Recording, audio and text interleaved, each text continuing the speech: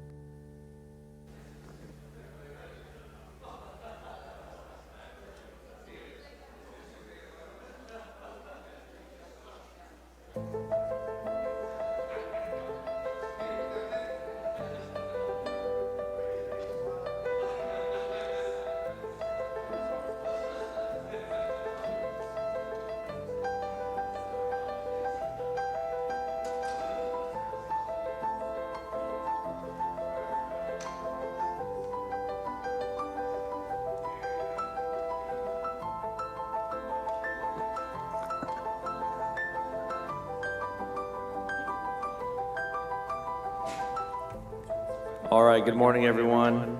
Going to get our second day of budget hearings started here for the 2026-2027 fiscal year. Let's go ahead and begin with roll call. Thank you. Good morning. Councilmember Perea. Here. Councilmember Carbasi. Councilmember Arias. Council Vice President Maxwell. Councilmember Vang. Present. Councilmember Richardson. Here. Council President Esparza. Present. 6 members being present, we have a quorum. All right. Council Vice President, will you please lead us in the Pledge of Allegiance?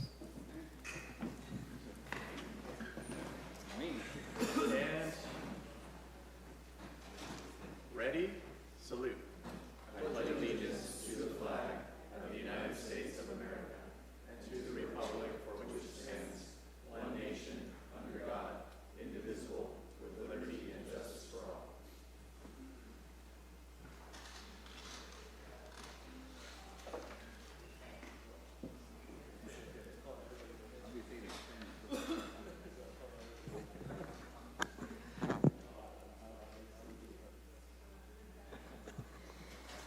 All right. I'll entertain a motion for approval of today's agenda.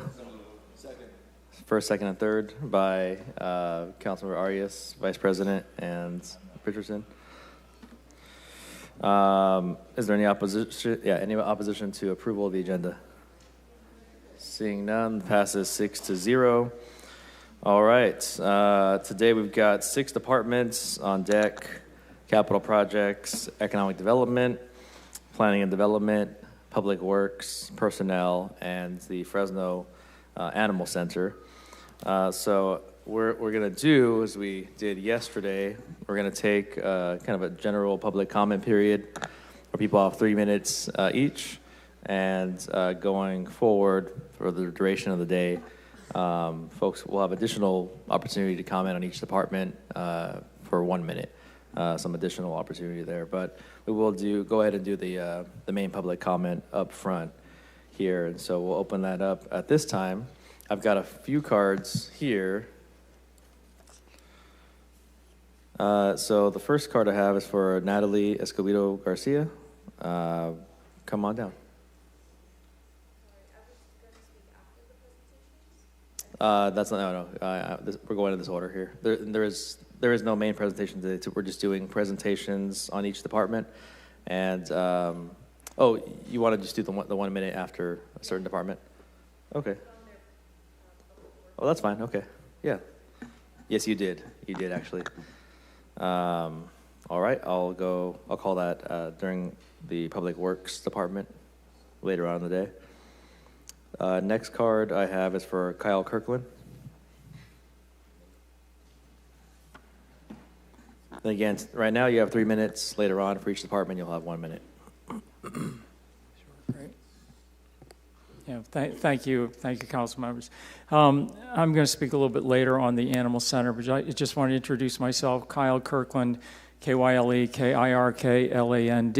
I'm president of Kirkland Foundation, and I'm here to talk on the Animal Center budget. I'd like to see the presentation before I pass judgment on that, but I'd like everyone here to have a little bit of a frame of reference. When I read through the budget, and again, this is my cursory review of it, not having consulted with city officials, but what I saw was a $9.6 million budget, roughly 7.7 of which was earmarked for salaries and wages, and about $380,000 allocated to veterinary expenses.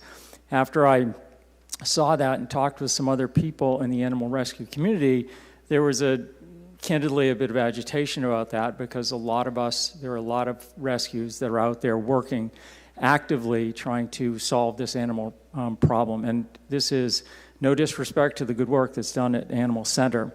I would encourage the city council to understand that there are rescues out there that are doing a lot of this work and taking animals that are being turned away from the Animal Center and actually treating them at a significantly more cost-effective rate. And I would encourage the council to think about perhaps offering those folks some funding. And I'll give you an example. In 2025, my foundation spent $900,000 to deliver value on animals. Of that, about $260,000 was on personnel.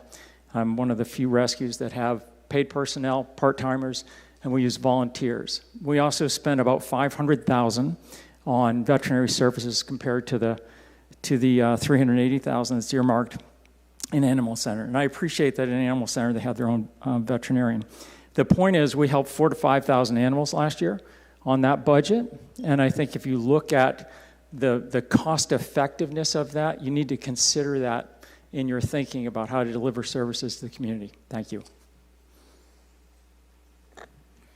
All right, thank you. So actually, not looking at all the cards I have, they are for specific departments. So at this, I won't read the cards off. I'll save them for when we get to those departments. Council President, I do have just a question. What is it? In terms of protocol, I know the Animal Center is on the agenda today, and there's a lot of outside experts around animal control. Would it be appropriate for us to ask questions of some of those experts in the audience, or are we limited to just asking questions of our staff? I think when we do that department, it's never stopped us before in terms of being able to kind of engage with some of those experts that have happened to be here. All right, thank you. So I don't think it's an issue. So at this time, I'll read these cards off later, but anyone is welcome to comment generally on the budget, or if you would want to comment on a specific department right now. You will get the additional opportunity later to comment for a minute under each department, but right now is the general public comments with a 3-minute limit. If anybody would like to speak.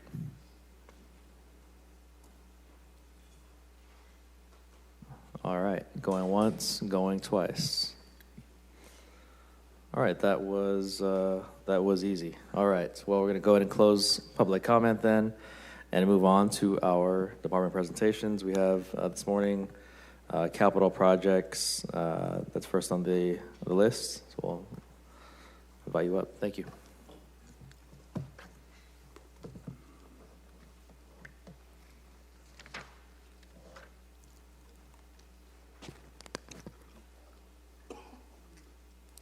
Good morning. Do I have to do this in 3 minutes?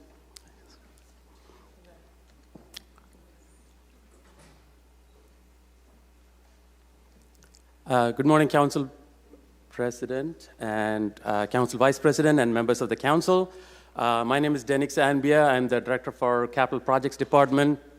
Today I'm in front of you to present the fiscal year 27 budget for the Capital Projects Department, also called CPD.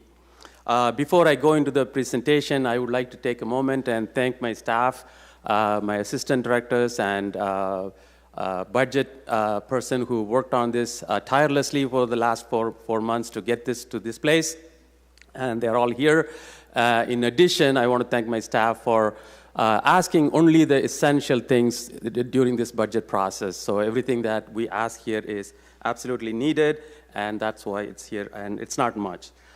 With that, let me go into the presentation. Oops.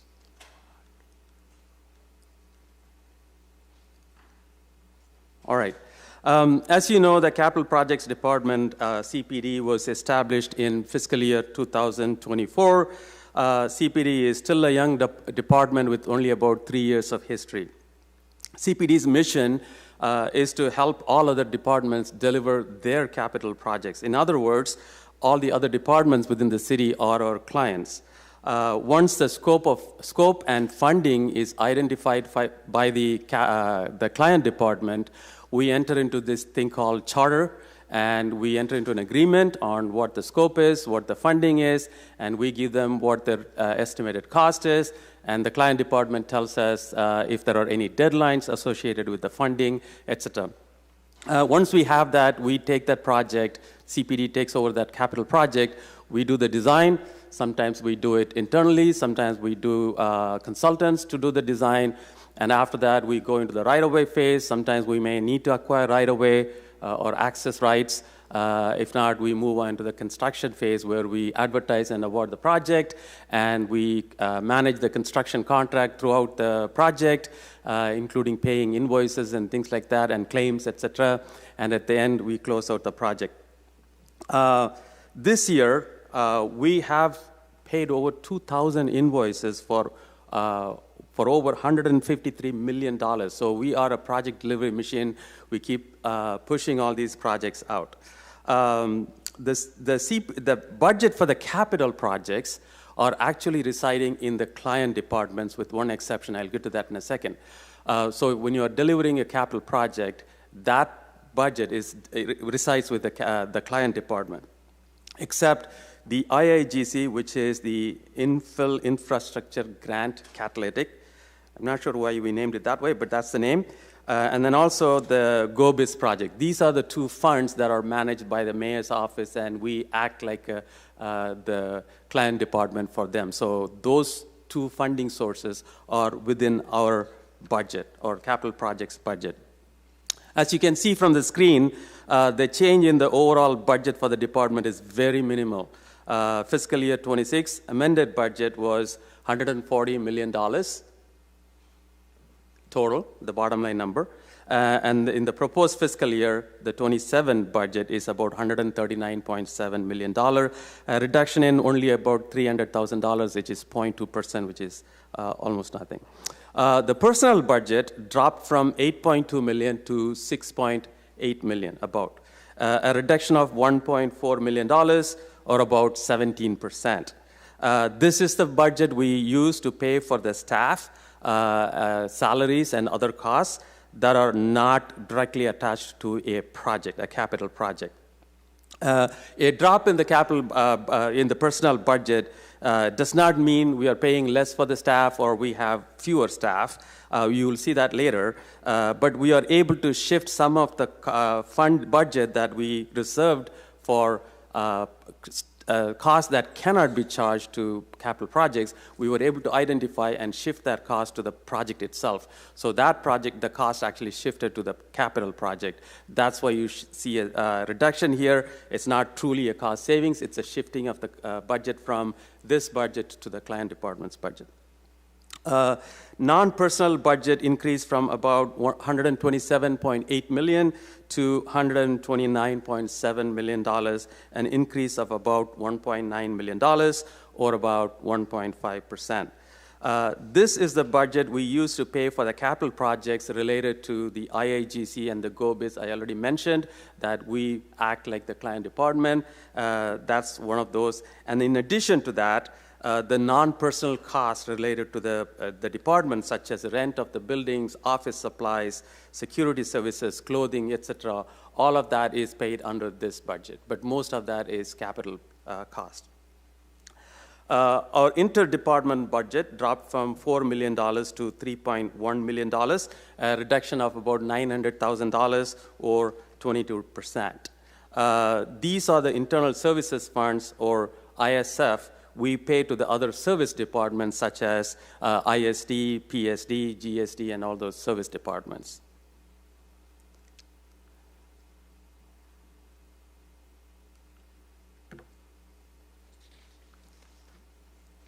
All right. In this slide, you will see the positions. As you will notice, there is no change in the number of positions between the amended fiscal year 26 budget and the proposed fiscal year 27 budget. The department has currently 140 approved positions, and we are maintaining the same into the upcoming fiscal year. The department is made up of 5 divisions you can see on the slide. On the left side, admin division is administration or admin division is comprised of budget, compliance, real estate, personnel, and project management. Basically, they provide the admin support for the rest of the department, the other 4 divisions that are listed below. Design services division houses mostly design engineers. They primarily work on public works project. However, once in a while, they do get other projects from other clients. If that can be designed internally, this is the division that takes over that. Transportation project management, or TPM, works on bigger or specialty projects that are designed by consultants, but the project management is managed by this division. Then we have the utilities and on-site. I'm sorry, that order got reversed. Utilities and on-site project management division that manages utility projects and parks projects and vertical constructions like garage and fire stations. For the most part, these projects are designed by outside consultants. In order to make the CPD client-focused, we are in the process of combining design services and TPM because they both serve, primarily they serve the Public Works Department. So we are merging them into one division, and we will call it the design services. So their primary client will be Public Works. And then we are splitting the utilities and on-site project management into two to keep it, again, client-focused. The utilities division will be focused mostly on the DPU because that's our second largest client, and the on-site will take care of all the other clients, including the Parks Department. The fifth division, which actually is fourth on the slide, is construction management. Once the project moves from design into construction, irrespective of who the client is, this division takes over the construction, managing the contractor, paying the invoices, and the claims and all that is handled by this division. It should be noted sometimes this construction management team will work on projects that are designed by other clients, and we will take over only the construction portion of the project. So there are some projects that will come directly from the client straight to the construction management. Currently, as the department has 21 vacant positions. That's about 15% of our total position, 140 positions. Around this time last year, we had 23 positions. So we had made some progress, but not a whole bunch. Last year, you heard from our assistant city manager at the time, who was the interim director. He was expressing that the challenges that we have in getting engineers on board, and that still continues to be the challenge. Of the 21 vacant positions, 13 are engineering positions. We hired some engineers and we lost some engineers. So we are almost at the same place where we started.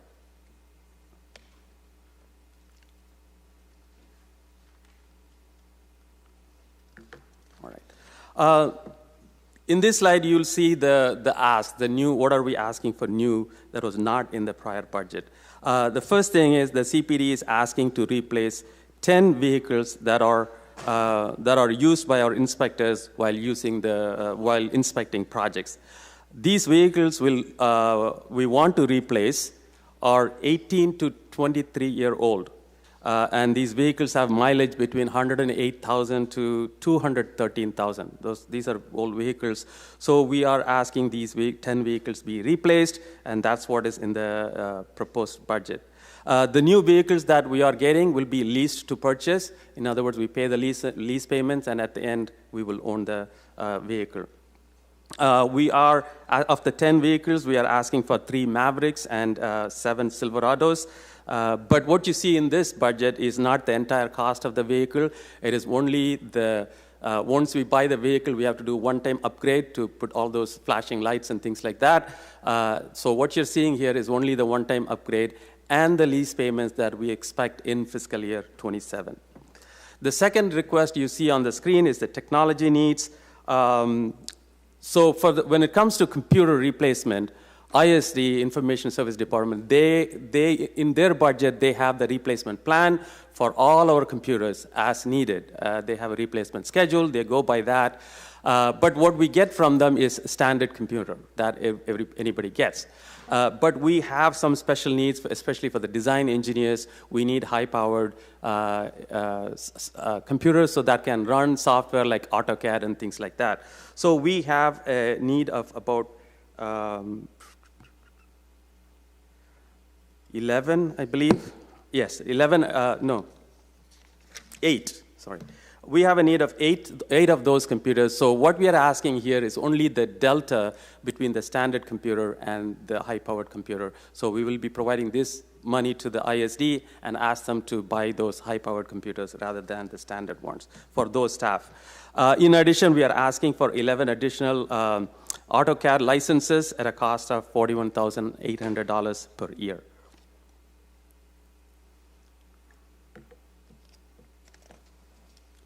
I already mentioned most of the capital projects we deliver are in the client department's budget. The exemptions are the projects or grants administered by the mayor's office. We house those grants and projects in our budget. Currently, there are only two types of grants under this category, which you see on this slide. The first one is the GoBIS grant. For fiscal year 27, we anticipate receiving a $100 million grant. This will be the last piece of the grant that the city will be getting or anticipate getting. And that's what you see on line number 1. In current fiscal year, we received $100 million, and of that, $19.4 million is budgeted in fiscal year 27. And then the first year, fiscal year 25, we received a $50 million grant, of which about $4.9 million is budgeted in fiscal year 27, which is in line 3 of your slide. Like I said, the other grant is the IIGC, or Infill Infrastructure Grant Catalytic, and the total grant was about $43.7 million. Of that, we are budgeting $5.4 million in fiscal year 27. That's the line 4 that you see on that slide. So that's on the funding level, but here you see some of the projects that are being funded with those funds.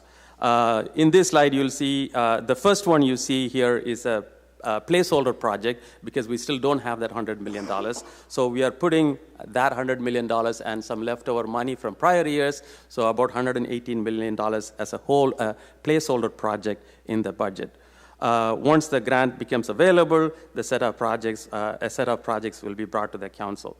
The second one is the water and sewer project that is happening right now in downtown area. You may have noticed that. The third one is to reestablish the Broadway connection between Tualamin Street and Merced Street. And then the fourth one is the parking structure at the northwest corner of Mono and H Street. You authorized the construction phase back in May 21st council meeting, so we will start the construction shortly on that project.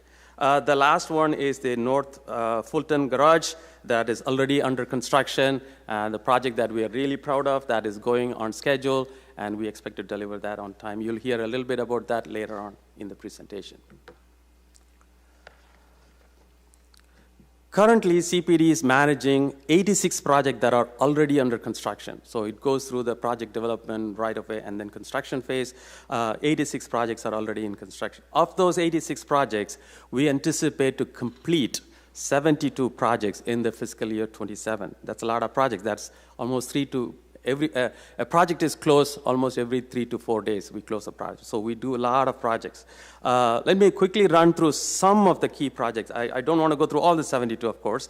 I briefly talk about some of the projects. This one that you're seeing on the screen, this project will replace about 16,000 feet of water mains and about 3,300 feet of sewer mains in the downtown area. In addition, it will also rehabilitate about 9,700 feet of sewer main. We started construction of this project in March of this year, and we expect to complete this project in December of this year, this fiscal year. So this project, we briefly talked about it. This project will provide over 600 parking spaces, the one in North Fulton. This construction started in December of last year, and we estimate to complete this project in February of 2027. This is the 911 emergency call center. This call center is a 12,000 square foot facility designed to accomplish 10-year forecasted staffing levels with spaces for 37 phone operators, 12 radio dispatch operators, 8 supervisors, and 2 managers. Construction started in July of last year. We expect to complete the construction by December, and then we will need some time to switch over or the cut over from the existing call center to this call center. So that'll happen. We have already started coordinating that with our ISD department and then also our police department. But this will take some time even after the construction to cut over into this new facility. The next one is the Fresno Sports Complex, Southeast Fresno Sports Complex, located on South Peach Avenue. Phase 1 includes synthetic and natural turf sports fields, accessible pathways, shaded play areas, and an outdoor calisthenics fitness zone. Now I know what it is because I looked that up last night. We started the construction in August of 2024. We expect to complete the construction in December of this year.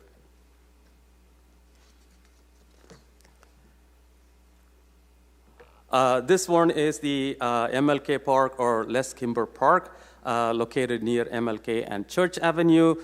This is a 10-acre park with a themed play structure. The project includes swings, percussion, musical panels, spinning bowls, which is a lot of fun, picnic tables, barbecue grills, and other facilities. This project was started back in March of 2024, and we should complete this project around November of this year.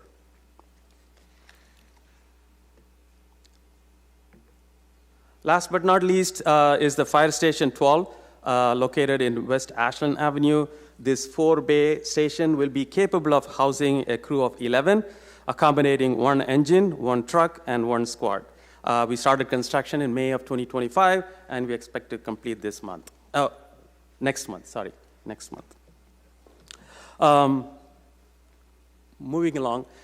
Those are some of the key projects. At any given time, CPD manages over 270 projects from various client departments. As you can see here, Public Works is our biggest client, and that's why we were combining the 2 divisions into 1 division to serve primarily the Public Works Department. Currently, we have 108 projects out of the 270 projects from Public Works. The second biggest client is the Public Utilities. Currently, 68 of the 270 projects are from DPU. And 54 projects are from Parks Department. Although we have fewer projects in other departments, they tend to be the key projects or priority projects that are coming from other departments.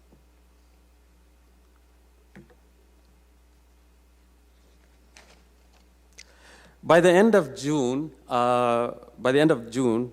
this month, CPD would have awarded 60 projects this fiscal year for construction. In this slide, you will see those projects by client department. Again, you see DPU has the most project, and you will see Public Works as the next bigger portion of those 60 projects. The next slide is my favorite slide. That concludes my presentation. I would like to take any questions if you have.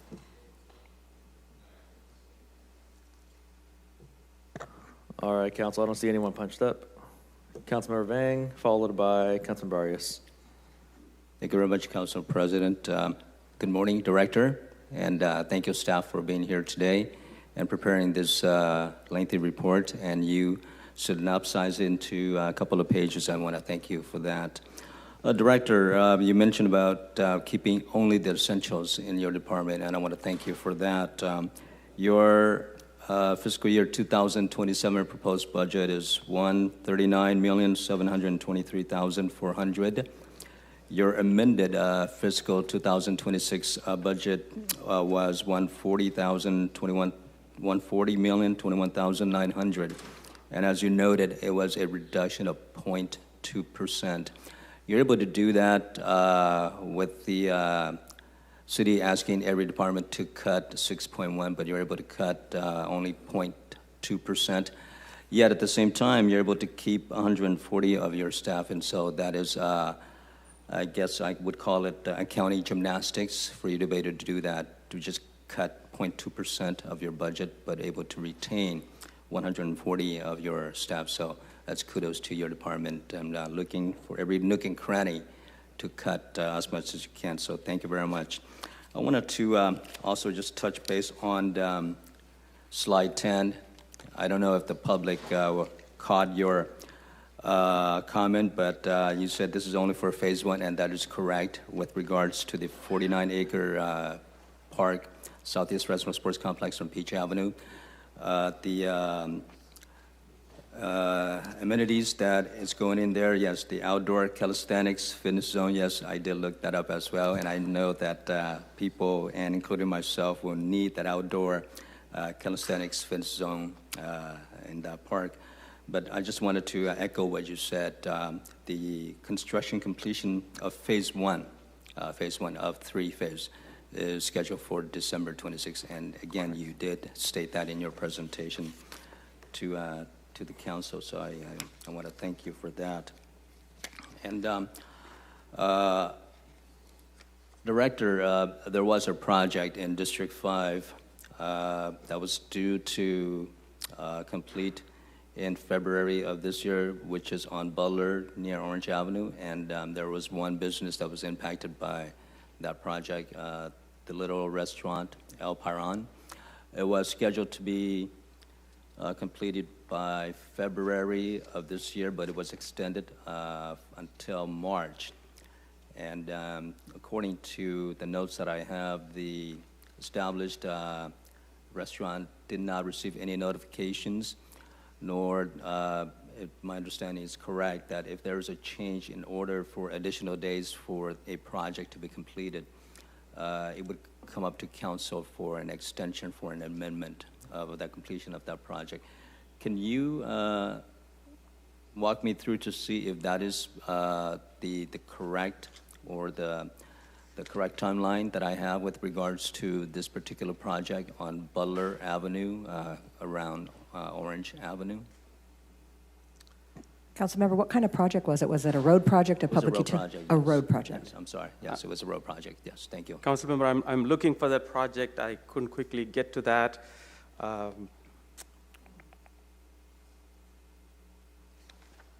do not have the information that you're asking currently with me. That's fine. I think this is just a concern brought to my attention by the established business there, and they just wanted to know what is the procedure. In that case, Director, what is the procedure in terms of notifying established business, or the procedure when it comes to in-house city staff and those performed by third-party contractors? So if there's going to be a delay in a project, what is the procedure, and specifically with regards to the impacted business? So we do have a unit within CPD which deals with all the right-of-way that I mentioned. It is within the admin division. So they are the one who would be contacting, doing the appraisal or any easement that we need with the businesses. They are the one who will be dealing with that. And it is strictly guided by federal and state legislation on the protocol on how we contact them and when we contact them and all that. So we will be following that protocol with that business. Okay. And in the future, I know that my office will work closely with your department to ensure that if there is an extension of a project that impacts a small businesses, and I know that every dollar counts for these small businesses, we'll make sure to be in contact with your office. And you mentioned a little about the possibility of rearranging the departments within this capital projects department, and perhaps consolidating one or two sub-departments together, and then separate the utilities department and on-site project management. Is there any reason as to why they changed now? Yes, like I mentioned, we are trying to be more client-focused. So in the future, the design services will be the primary contact for Public Works. So if Public Works has any issue, that's the only division that they need to contact, and they'll take it from there. Same thing with and Public Works is our biggest client with the number of projects.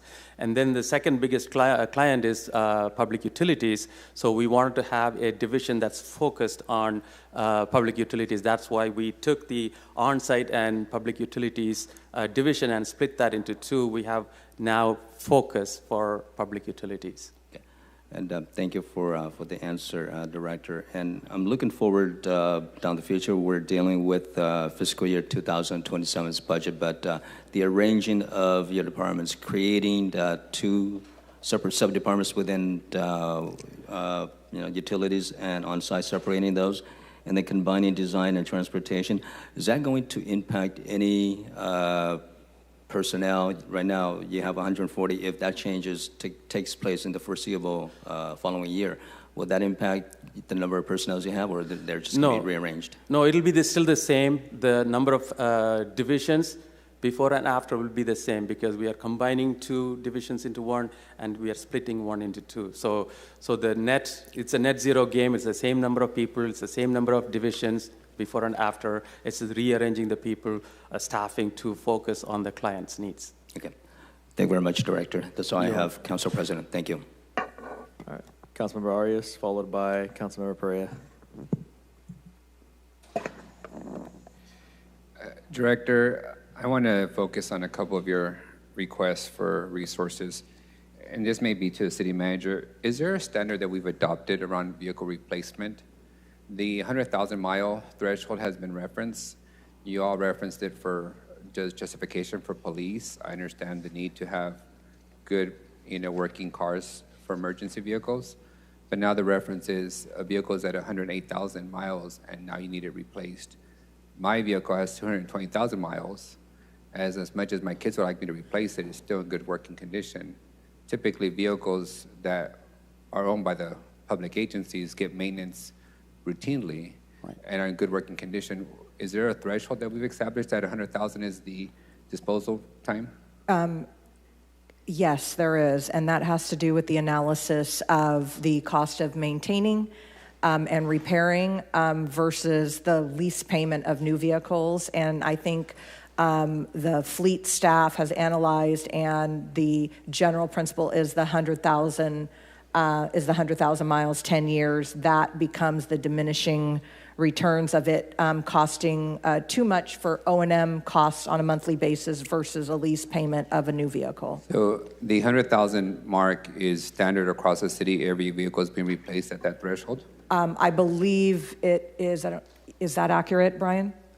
Yes, that is the standard. I'm going to tell you, like, they monitor the mileage and the age, and the fleet division, when they're building their budgets, they have those conversations with the departments.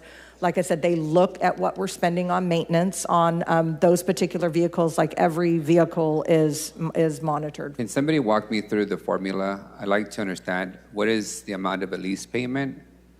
What is the amount of maintenance for the vehicle? And how does that differ for electric vehicles? I'm assuming you don't have the same 100,000-mile threshold for electric vehicles, correct? Brian, you're here, so Brian, can you handle it without fleet? I know your hearing was yesterday. You can just work me through the basic math, like how much is the lease payment on a new vehicle? How much do you anticipate spending on an oil change or maintenance at 100,000 miles? And why would that lease payment be cheaper? So give me 1 second. Because you also have the cost of changing the equipment on a new vehicle, all the lights, gadgets, all that kind of stuff. The insurance on a new vehicle is going to be probably higher than a used vehicle. So there's other costs associated to going new versus just maintaining a vehicle at 100,000 miles. So these are great questions, Councilmember. Brian Barr, Director of General Services. First of all, I do want to clarify that there are some vehicles in our fleet that are replaced at different intervals, specifically like street sweepers. Those are 5 years or 10,000 hours of operation. So it's a different measure. And then police motorcycles are 5 years, 50,000 miles.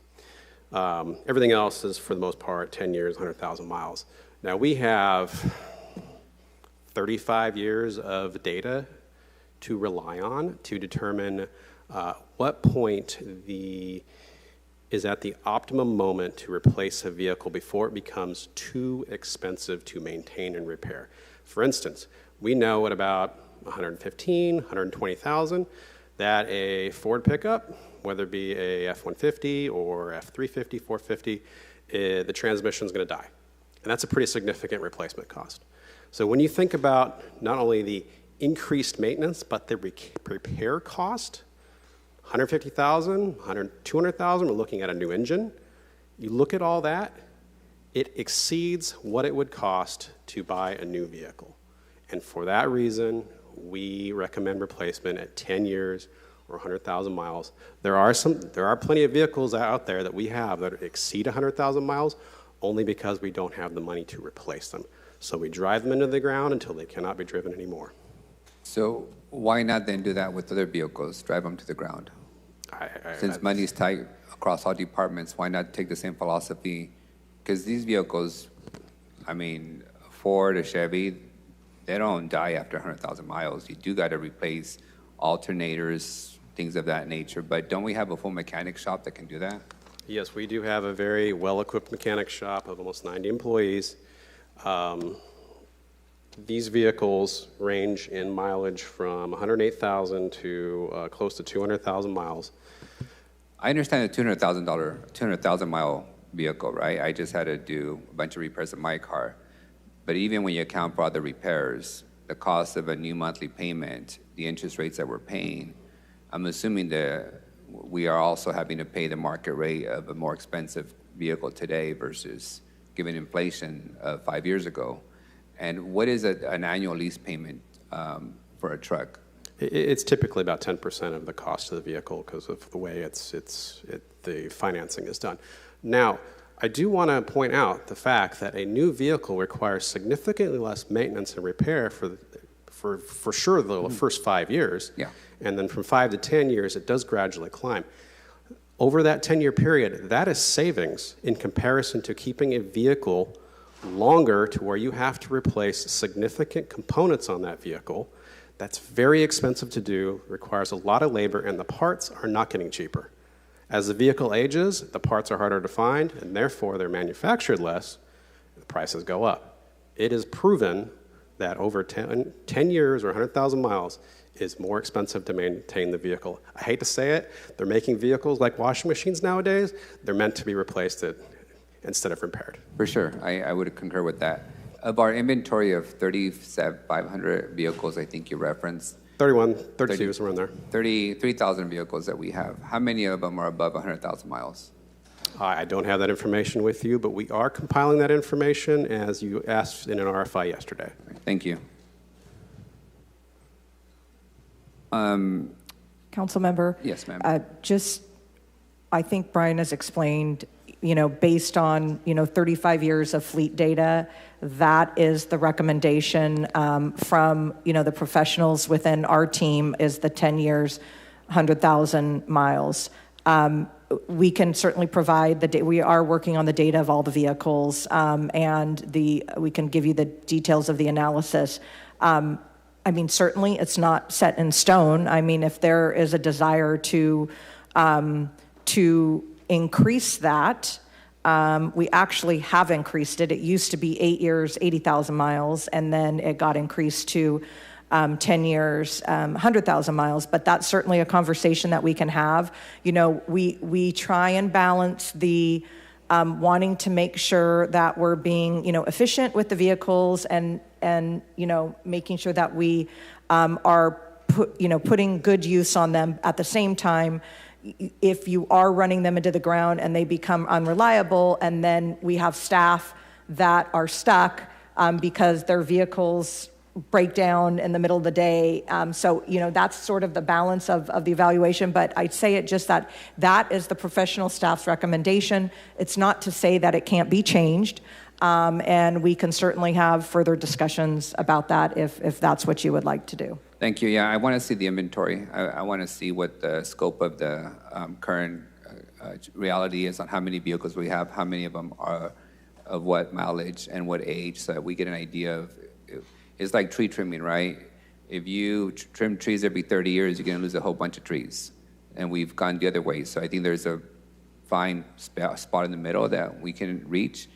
But you didn't address my question on the electric vehicles. What is the standard for replacement of your electric vehicles? I don't think there's enough data out there to give you a good answer. We haven't had electric vehicles. What do we do now? What's our practice now? We haven't had to replace any electric vehicles yet because we haven't had them in the inventory long enough. I think the first electric vehicles we received were just after COVID, and I believe they belonged to the city attorney's office, code enforcement.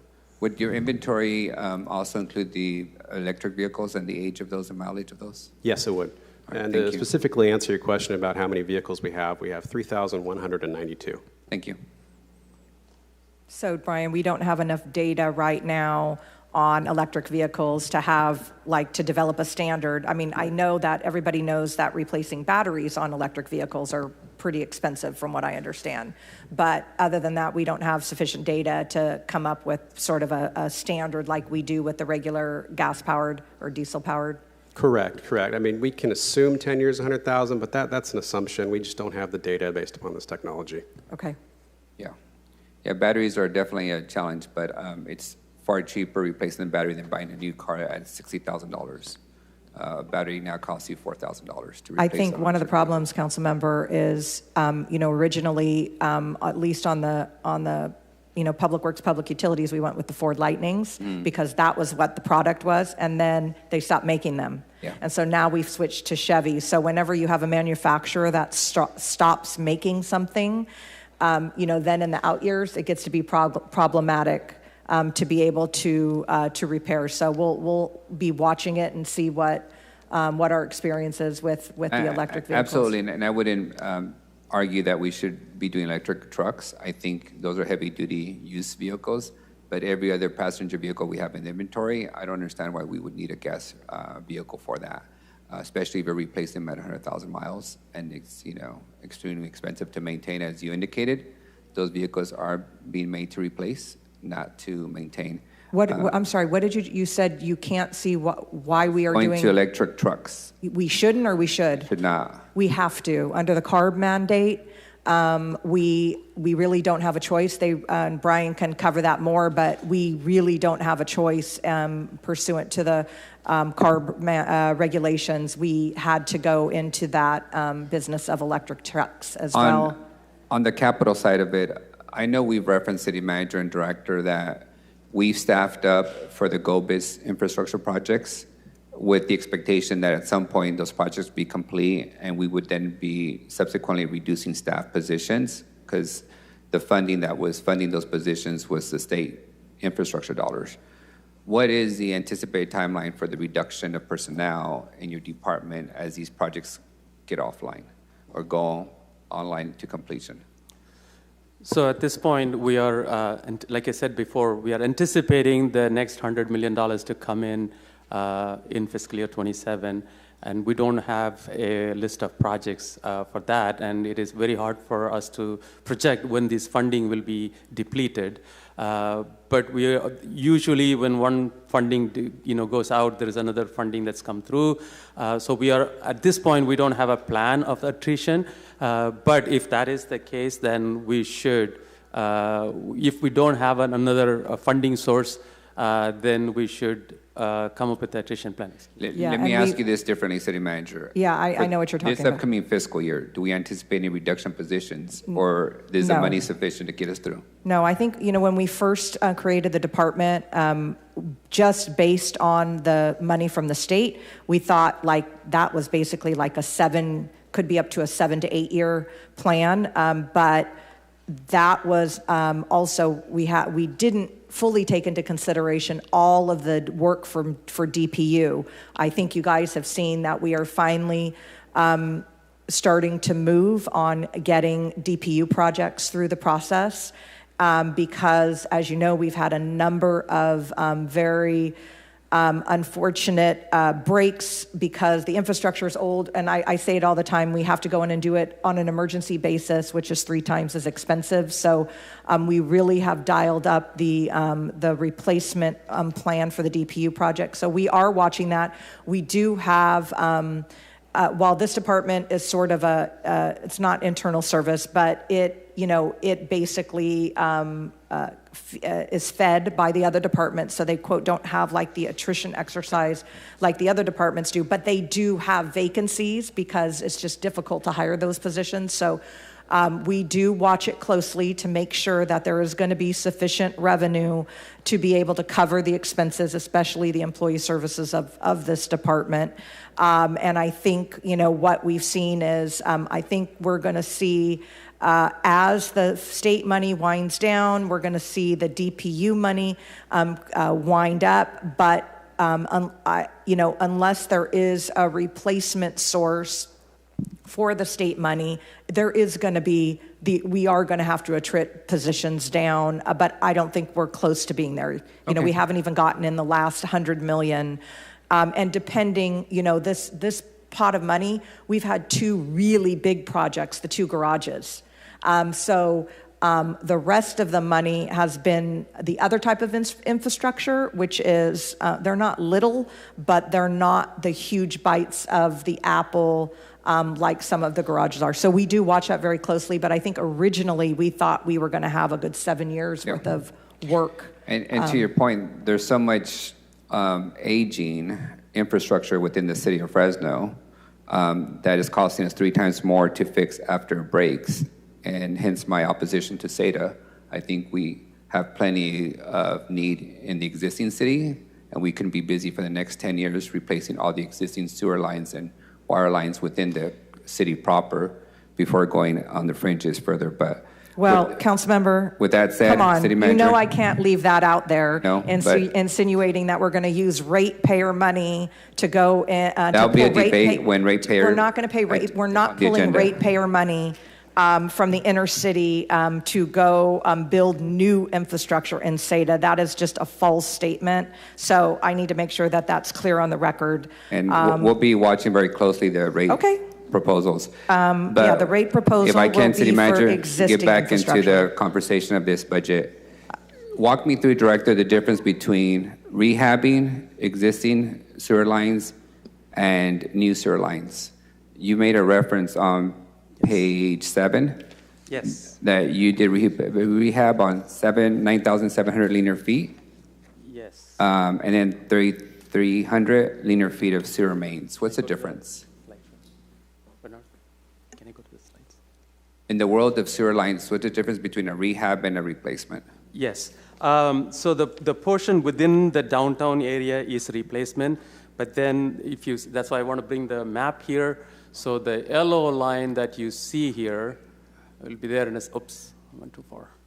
The yellow line you see there on the screen is the rehab. So we are not replacing those pipes. We are doing, with the existing pipe, we are doing some rehabilitation work, so it's cheaper to... But I'm trying to understand why the distinction. When do you make the decision to rehab a line versus replace a line?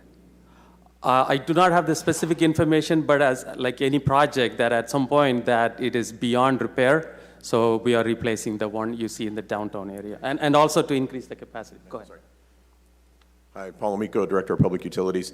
We replace lines if we need additional capacity for that line, or rehab if it's more cost effective just to leave it alone and it doesn't need to be upsized. Got it. So in the world of downtown, if we're building it for future housing, we need additional capacity. That's where you would replace. Correct. For an inner city neighborhood, it would simply be a rehab versus a replacement because you're not looking to intensify the use.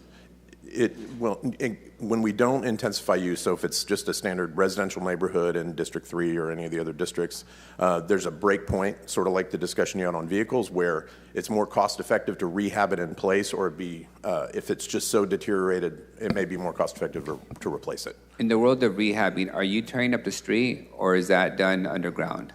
Most of it's done underground. You may need to dig up laterals or sewer laterals or certain things, but we try to minimize the amount of digging. Do you have an idea of how much of our current infrastructure when it comes to sewer lines are rehab versus replacement?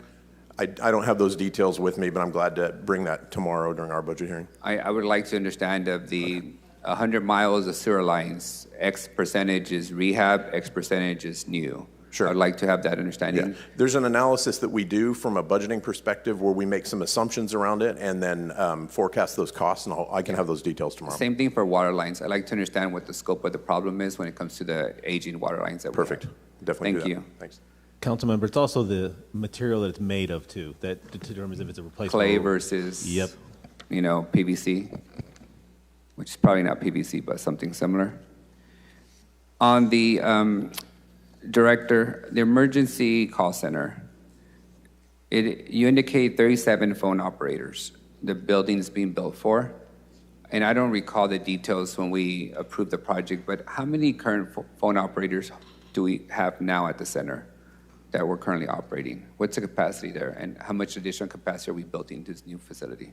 I do not have that information for the existing call center. Does somebody know? I don't know off the top of my head, but we can certainly get that for you unless the chief is listening and she can text me that information. Mayor, do you remember? You want to know how many dispatchers we currently have versus what we're projecting? I'm just trying to understand, like, how much additional capacity we're building in. Like, would this center last us 10 years, 15 years, or is it going to be maxed out in day one? Okay. I'm going to tell you that they've revamped the existing 911 center multiple times in order to increase the number of call taker positions. The new facility, based on the size, gives them the ability not only to start right off the bat with nearly double the size of the complaint takers and dispatchers, but then to have the room to be able to expand even beyond that.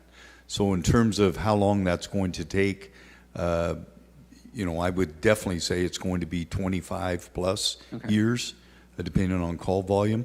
But I think this facility is large enough to accommodate us for the next 3 decades. And I'm assuming, City Manager, the police budget has proposed additional dispatch positions for the new center? We have not, but we have added 18 dispatchers over the last 4 or 5 years, as well as supervisors. But that's going to be based on call volume, call answer times. When the call answer times start to get too much, then that's brought to us, obviously, and we make a determination. But I do think it is wise for us to periodically add dispatchers for that purpose. Thank you, Mayor. On the MLK Park, Director, that's been delayed on and off for a while now. What's the latest update on where we're at, where that park has your department completed the underground work? So that delay is because of some series of unfortunate events, I would say. Originally, the delay was because the scope, the funding that we had was not sufficient for the scope we had. So we had to reduce the scope to match the funding that we had. Then what happened was then the subsequent delays were external. We were told at the time that PG&E would be undergrounding their facility along Church Avenue by the time we are ready. So we designed it in a way that we will tap the power from underground. Then we were told, no, they won't be undergrounding by the time. So we were asked, okay, now you tap it from the pole. So we had to redesign that portion of the project. We had to reapply to PG&E, and then that's how we were proceeding. But then they came back and said, no, we expedited the project. We were able to put it underground. So now redesign to go underground. Well, we already had the design for underground. But then the rules have changed by then. They said, no, because the stretch from where you tap to the park is so long, we need to add 2 more vaults on the way. So there was another change order to add vaults. So it is a series of events that were beyond our control. So anyway, what we think is that the project will be completed, the construction will be completed by August, but then there is a 90-day plant or turf establishment period. So we put in 90 days because we thought that's safe, but eventually Parks Department can take a look at the turf and say, well, 90 days is not needed, maybe 60, maybe 30, depending on how the turf is establishing itself. So it is somewhere between August and November, I would say. And I'm sure you're aware of that people are using the park already, even though it's still under construction. I was there 2 weeks ago, and I noticed some folks were used. There's been a couple of fires set on the park, which have been my concern for several months now. That delay of the park continues, and eventually somebody's going to set the playground on fire because they're openly setting fires in the barbecue pit areas and the cement areas, which I've reported numerous times to the Parks Department. What's the plan for security on that facility since it's still under construction? So at this point, it is still contractor owns the facility because he's still there. So he's responsible, the contractor is responsible for the fence and all the security associated with that. So any fire damage that occurs during the construction phase, the contractor's on the hook for? Exactly. Okay. My last question on your department, Director, is specifically around, are you guys involved in any way on the underground work on Fresno Street that high-speed rail is undertaking? Not CPD. So who is involved in the? That's the Public Works Department. Okay, so I'll wait for my questions then. Thank you, Director, for your time. Thank you. Councilmember, we have 114 dispatcher positions authorized. All right, Councilmember Perea. Good morning, Director. Just wanted clarity on the 100 million that we're anticipating. Did we say we staffed up anticipating we are going to receive that, or we will after the fact if we do receive the 100 million? No, we are not staffing up or down. We are only putting that project as a placeholder project, like I explained. We have not assigned any staff for that. Obviously, there's no project, so we cannot assign staff for that. So if we get the 100 million, you're saying we still will not staff up for that, to accommodate that? So I don't think we will staff up. We have to absorb it. So the way we manage the workload is sometimes we do the designs in-house, sometimes we do consultants. And that's where the managing part comes in. So if we have the staff internally that's available to do the work, then we will do the work internally. But if the work is coming in that's beyond our capacity or bandwidth, then we would hire consultants to do the work. So that's the way we manage the workload. Okay. And I have to give kudos to you and your team because you guys are taking on so much work. I guess my only concern is that I'm afraid of staff fatigue at some point. I know it is increasingly harder to find good qualified engineers, both in the government side and the private sector side.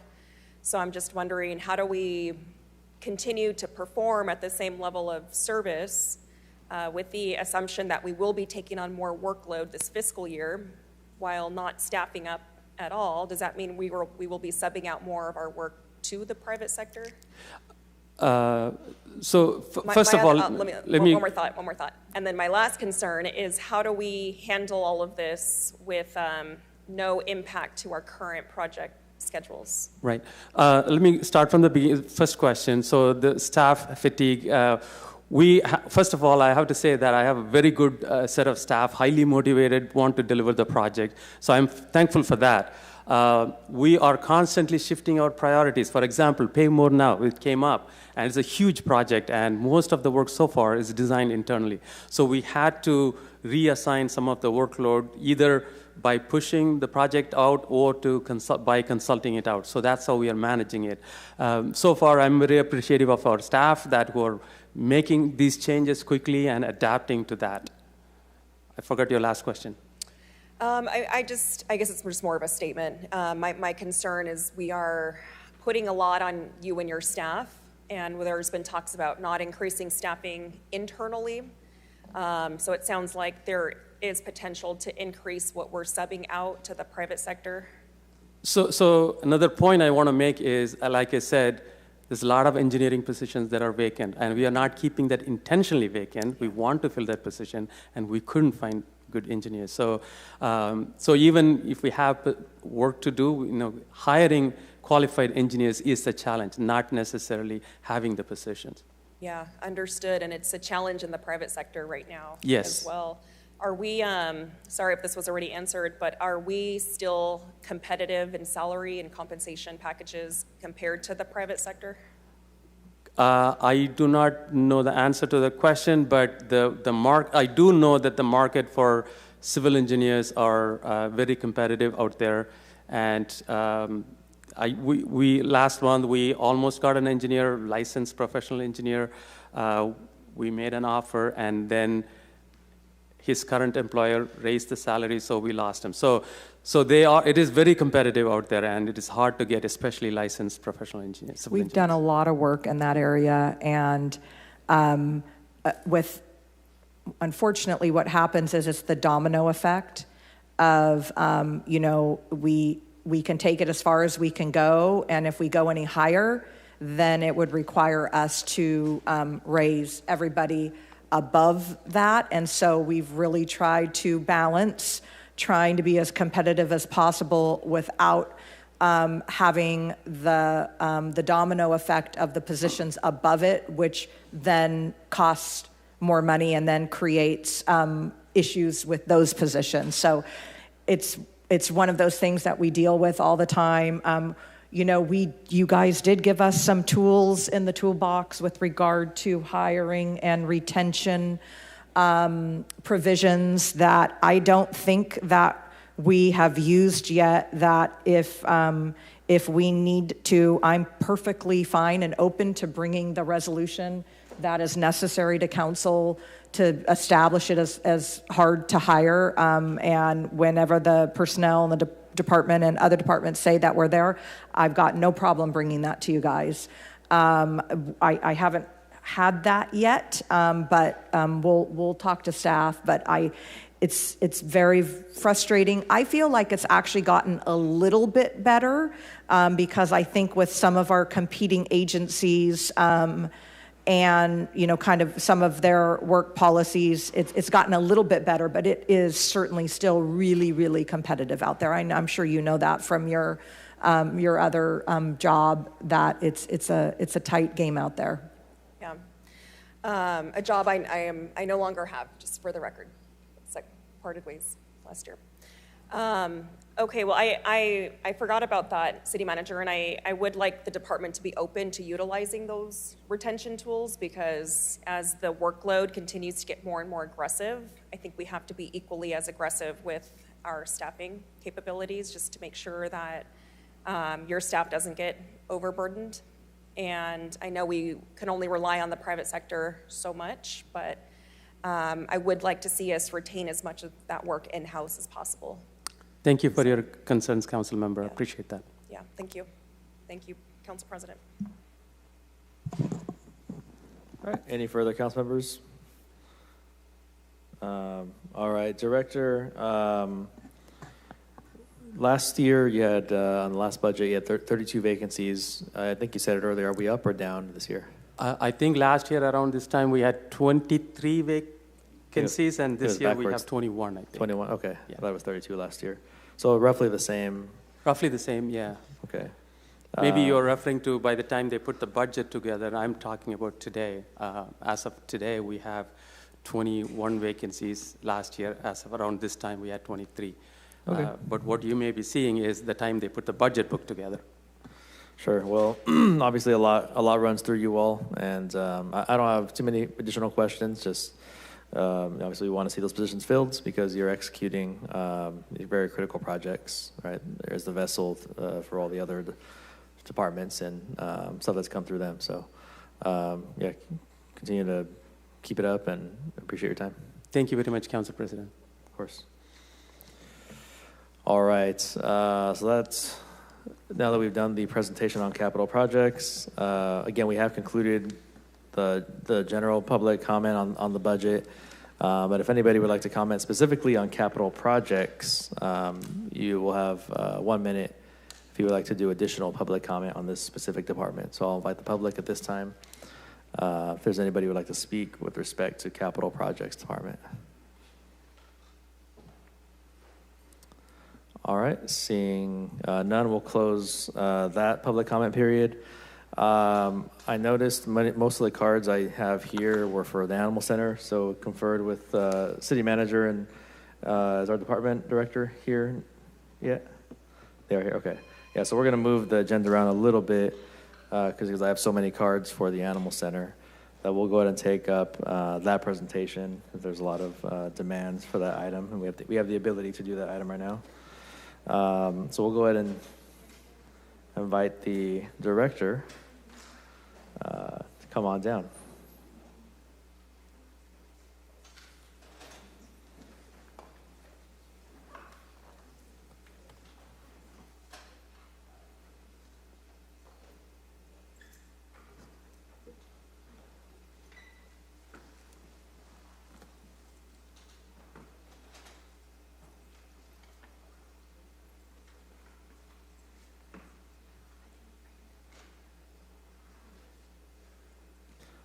Well, we're speaking of going out of order, City Manager and Council, and for the public as well, for folks who will be here tomorrow. So we're jumping a little bit out of order right now to accommodate all the speakers who are here right now. We're going to go a little bit out of order tomorrow as well. Probably going to take the agenda backwards, starting with facts, DPU, and then go into the public safety departments. So just to give everyone a heads up as they plan for tomorrow as well, in the order that we go in.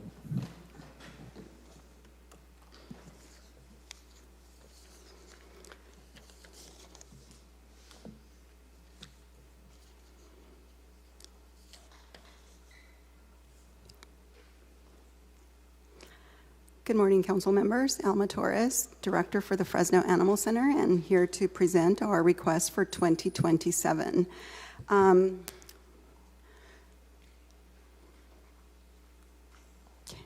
So our request for 2027 include 9.6 million, of which 7,054,200 is allocated to personnel services, 1.6 million is allocated to non-personnel services, and 957,000 is allocated to interdepartmental charges. Of this 9.6 million, 9,546,900 is supported by general fund dollars.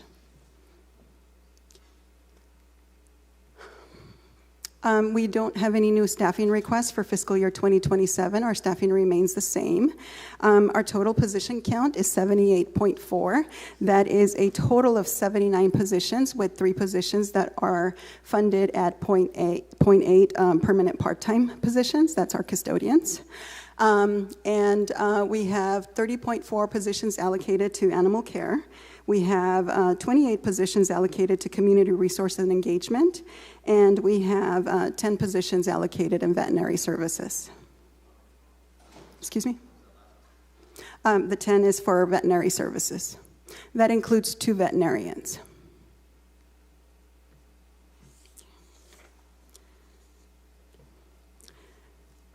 So for our operational impacts, we have the majority of our budget and our non-PERS is really dedicated to veterinary care. It includes $350,000 that are being proposed for additional support in spay-neuter services. Let's see, we are working with Fresno County on a collaboration so that we are able to also support our county citizens in providing spay-neuter services at our facility. The county of this $225,000 is slated for outside contracting, and then the county will be providing $125,000 revenue. We have $100,000 set aside for per diem veterinarians. If you recall, we did add the per diem veterinarians to our salary resolution. We have successfully secured a couple other veterinarians that are doing per diem work on a scheduled basis out at the animal center. But just as a reminder, we still only have 1 veterinarian that's full-time dedicated to the care of all of the animals that come into the shelter. Let's see.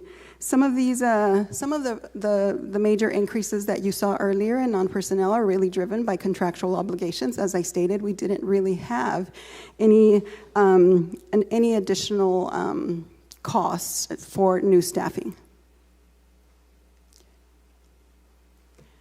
As far as federal and state grants, we really do not have any more funds that we have received. We have basically neared the completion of all of our funds. However, there is still funding for spay and neuter services that has been happening through the governor's $50 million California for All Animals that was awarded to the San Francisco SPCA.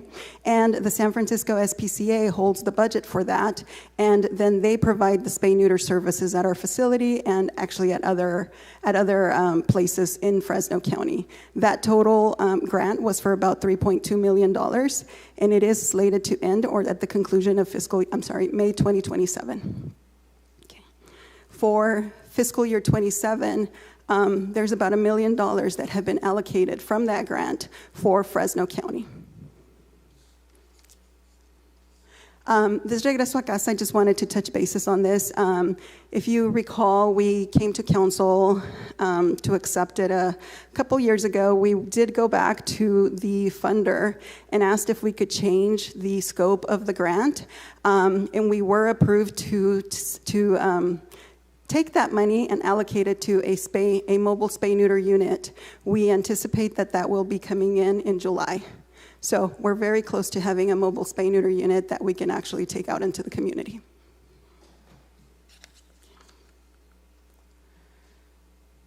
Some of the program highlights.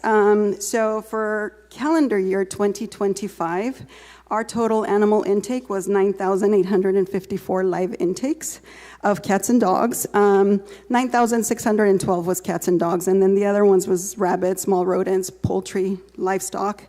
In 2025, we also issued 2,563 dog licenses. We're really, really busy out there. Over the course of the year, we received over 30,000 calls, 30,000 requests for services, and that ranged from, people wanting help to support keep their animal, or people wanting to surrender their animal, to animals injured out on the street, animals that may be found deceased, to, dogs that are biting, neighbor disputes, noise disputes. So our team receives a lot of calls throughout the year. We have been able to really get our team in compliance. The majority of our animal resource officers are now certified animal control officers through the state of California's Cal Animals program. So that really puts some validity into the things that we're doing. We're enforcing our municipal code. We're still working through, making sure that we're providing the resources for our community whenever there is a violation, including providing them with the ability to do low-cost spay-neuter if they have been cited. We have issued nearly 900 violations for illegal breeding, animals at large, unlicensed pets. To date, as of the end of May, we have issued 50 illegal breeding violations. And here you can see some of the program projects and highlights. We continue to host San Francisco SPCA. We continue to host Animal Balance at our clinic to provide public spay-neuter. We have been partnering with the San Francisco SPCA to conduct vaccine clinics out in the community. Council Member Perea has also, provided for hosting some of these. Some of our challenges is really having the veterinary staff available that can actually make this happen. As we continue to grow our veterinary pool, we're able to provide more resources. And we've been attending a lot of events, making sure that our community knows about what we're doing, and really that we exist and where they can come and reclaim their pets.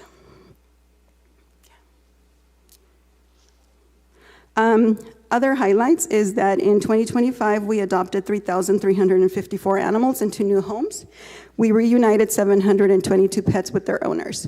That is significant, and I'd like to really point that out because this means that a lot of our community, despite the fact that we do not charge reclaim fees, despite the fact that we are really wanting these animals to go home, maybe just do not know that we exist, or there's other challenges that are keeping them from being able to reclaim their animals. The majority of the animals coming into the shelter are not feral. They're friendly animals, and they certainly did have an owner, so we really just need to communicate to our community that we exist and that this is a place where they can come and reclaim their animals. We also transferred 2,326 dogs and cats to adoption partners. Earlier, as I said, we continue to host sterilization clinics. We hosted 49, and overall, including animal center pets, we sterilized 6,854 animals. We hosted the 3 vaccine clinics, and we provided a combined 3,355 rabies vaccines to 1,800 dogs and cats. And we're really focused on making sure that we continue to reunite pets with their owners, and we continue to do free microchips. And in 2025, we implanted 6,591. So that continues to be a free service for our community to help us make sure that we reunite the pets with their owners.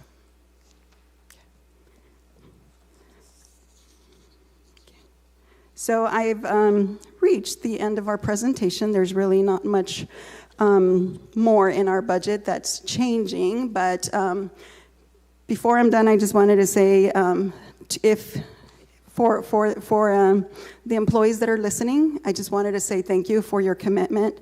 Thank you for continuing to show up every single day in this field that's definitely difficult, and for your passion and for everything that you do to make sure that the animals that come into our shelter deserve the dignity and care that that we can provide for them. Also, thank you to you for being able to sort of understand some of the constraints that are out in the shelter. We have, we have to abide by the law. We have a lot of requirements when it comes to animals because in the state of California, they're considered property. So those are important factors in many of the decisions that are made out there. And also thank you to the administration for, their patience and guidance and really, allowing us to be able to be proactive in supporting this community to the best of our ability. I'm open for questions. All right, thanks, Director. We have Council Vice President Maxwell, followed by Councilmember Perea. Good morning, Director Torres. Hi, good morning. Hi. Thank you for that presentation, and thank you for the work that you do, too. I know that your department is one of our newer departments, and there's some trial and error involved in figuring out what's the best way to get these animals the best care that they deserve. And your position is truly one I don't think that I could ever do. As somebody that's been a longtime cat person and recently become a dog owner, I'm too much of a baby to ever do what you do. It is really tough work, but it is very, hopefully, fulfilling, and I know that it's very meaningful to so many people that live across the city of Fresno that rely on these services. Most of my questions today were clarifying ones, things that you'd already touched upon, but just want to make sure that my understanding is complete, Director. You mentioned that we're having some personnel increases, and that dollar amount was about $400,000? We don't have any staffing increases. The amount that's actually being increased is really driven by contractual obligations. So that would be just negotiated MOUs, step advancements. If you recall, most of our staffing is fairly new, so they're still in the advancement process throughout the steps of the salary resolution. So no new positions for this budget, just contractual obligations, mostly to do with salary increases for existing personnel. That's correct. Okay. And we have 78.4 current personnel, 3 of which are not full-time. Correct. 0.8. Mm-hmm. 34, you said animal care? No, so we have 25 animal care specialists in our animal care operations, and then we have 3 animal care specialists in our veterinary services. Can you talk about what animal care specialists do, please? Sure. So the animal care specialist is the person that initially receives the animal. They do all of their assessments. They do all of the vaccines. Every animal that enters the shelter upon intake gets assessed. They get their vaccines. They get a behavior determination. These are also the people that every day show up to make sure that the animals have food, that their kennels are clean, that they're clean throughout the day, that they get at least a little bit of walking time if possible. But they're also the people that communicate with our community because they are the people that are working with the animals on a daily basis. So whenever somebody comes into the shelter and they want to do a meet and greet, they are also the greeters. They're also the ones that bring this animal up to the front and they tell them everything that we know about the animal. Sometimes that's not a lot because maybe we've just had it in for a few days. But our animal care specialist team is really doing a whole lot of the duties throughout the shelter, making sure that, we're addressing all of the deliveries, that we're helping microchip animals. Unfortunately, they're also the team that is tasked with the hard duty of euthanizing. So we have this team that we ask, hey, care for this animal as well as you can, but when we are unable to find an outcome for it, please help it, put it to sleep. And are they licensed in any way, Director? Yes, all of our animal care specialists are required to, as part of their job specification to receive euthanasia certification. Okay, so that's the part that they're licensed for, is the assisted... Certified euthanasia training, yes. Thank you. And then 28 community engagement. Mm-hmm. How does that differ from the animal service specialist? That would be our front-facing team, so that would be the team that's actually out in the community, really dealing a lot with our public. So we have 11 animal resource officers or 11 animal control officers. These are the staff that enforce the municipal code. These are the staff that are out there issuing citations, that are issuing, visiting homes when we have any reports of animals being abandoned. Other things that they do, they actually also provide first aid. aid. So any animal that comes in that might be after hours, they will be the ones to provide first aid based on our policies and procedures and protocol and veterinary protocols. Most of our team has received training in medical. They have received training in behavior. We really use them very much as generalists, so that they're the eyes on our animals, so that then we can escalate it to the veterinary division, that we can escalate it to the behavior manager. So other parts of the community engagement team also include our community coordinators and our animal programs coordinators. These are the teams that are actually representing us between our community and the various organizations that we work with, including our rescue partners. So much of the work that they do is they coordinate transfer, they answer questions, they go and they provide pictures and information for Rescue partner meaning? So there's plenty of nonprofit organizations that also are in the animal welfare field that will pull animals from us. Like these folks in the audience today, essentially? Or is that what you mean? Yeah, there's a few. Okay. There's a few. Okay. But we work with a lot of rescue partners, not just here in the city. We also transfer animals out of state. We transfer animals all the way to Canada, and we are willing to partner with anybody that needs animals in their community. There's animals that get flown out to other areas. So there's a network. We ourselves also transport over to the Bay Area. We transport to Santa Barbara. That is one of the ways that we're able to make sure that animals have a chance at a live outcome. Thank you. And then let's talk about veterinarians. We have 10 budgeted in this budget, but we have only one on staff. So we have 2 budgeted veterinarians, but we have not been able to recruit a full-time veterinarian to support.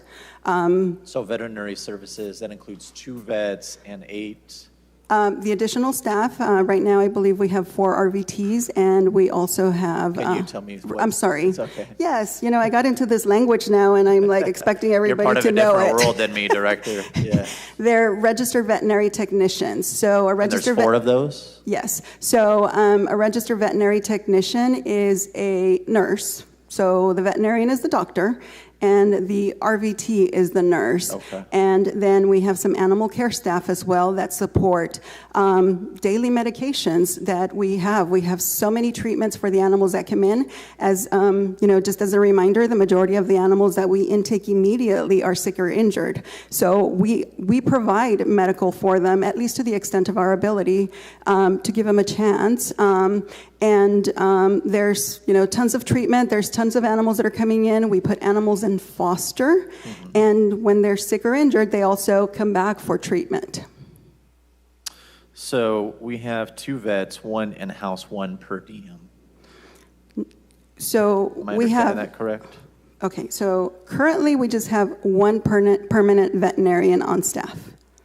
We have several per diem veterinarians, and we have 2 contracted veterinarians. So that's just a little bit nuanced. We have 2 contracted veterinarians. So what are those per diem folks? What category do they fall under when it comes to this page on positions? None. They don't have a position. Alma, what are the 10 positions? I'm going to come at it what are the 10 positions that are listed under veterinary services?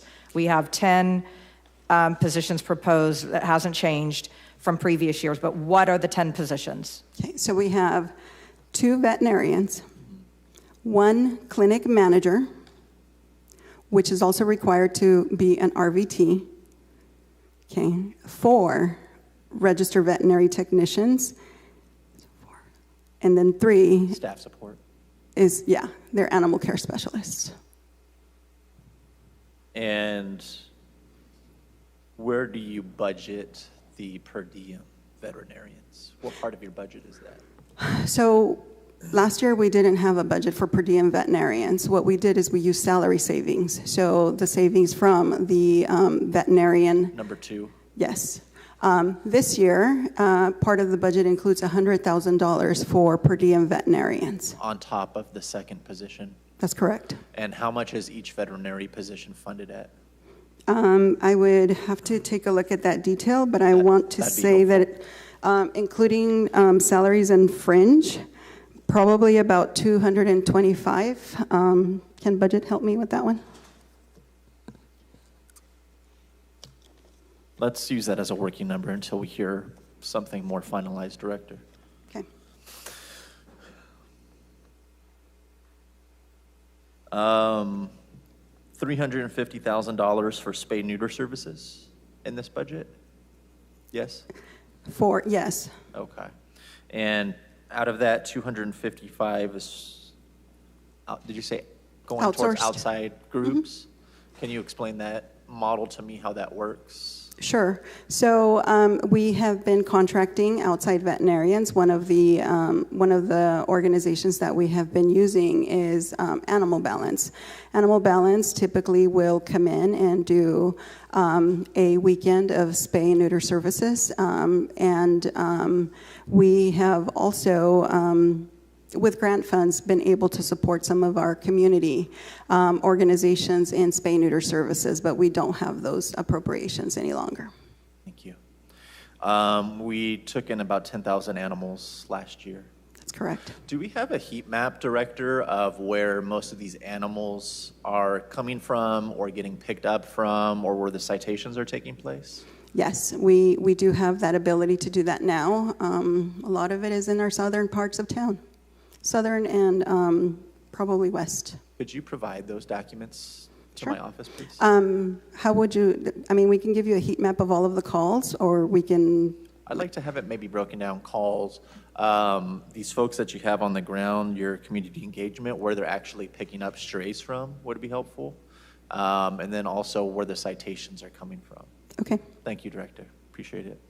Out of the 10,000 animals that we took in, what is the euthanization rate? So overall, last year, we euthanized about 27% of the animals.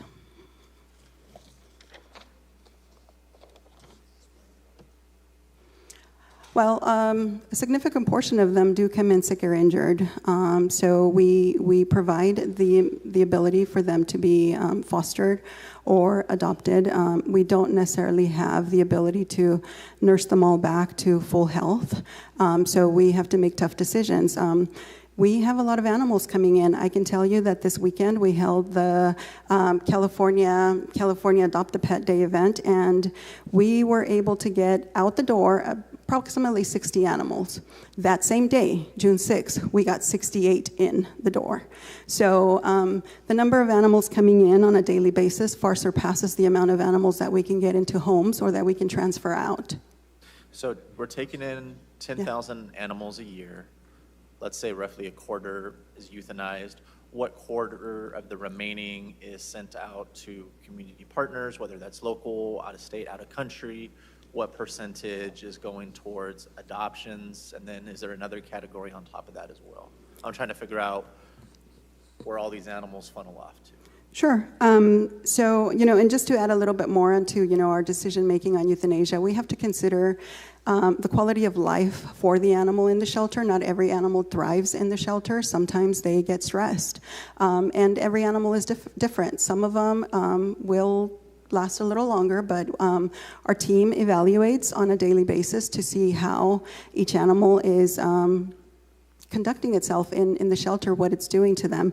But I can tell you that I don't have the percentages, but in 2025, of the 9,612 animals that came in, 3,354 went to adoption, 722 returned to their owner, and 2,327 went to an adoption partner. Thank you, that's helpful.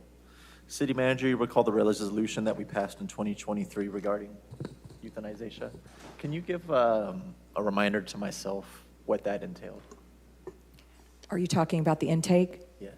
I think, well, basically what that intake, what that did was at the time, we were advised that we were borderline committing animal neglect by the volume of animals that we had in our center and our ability to care for them properly.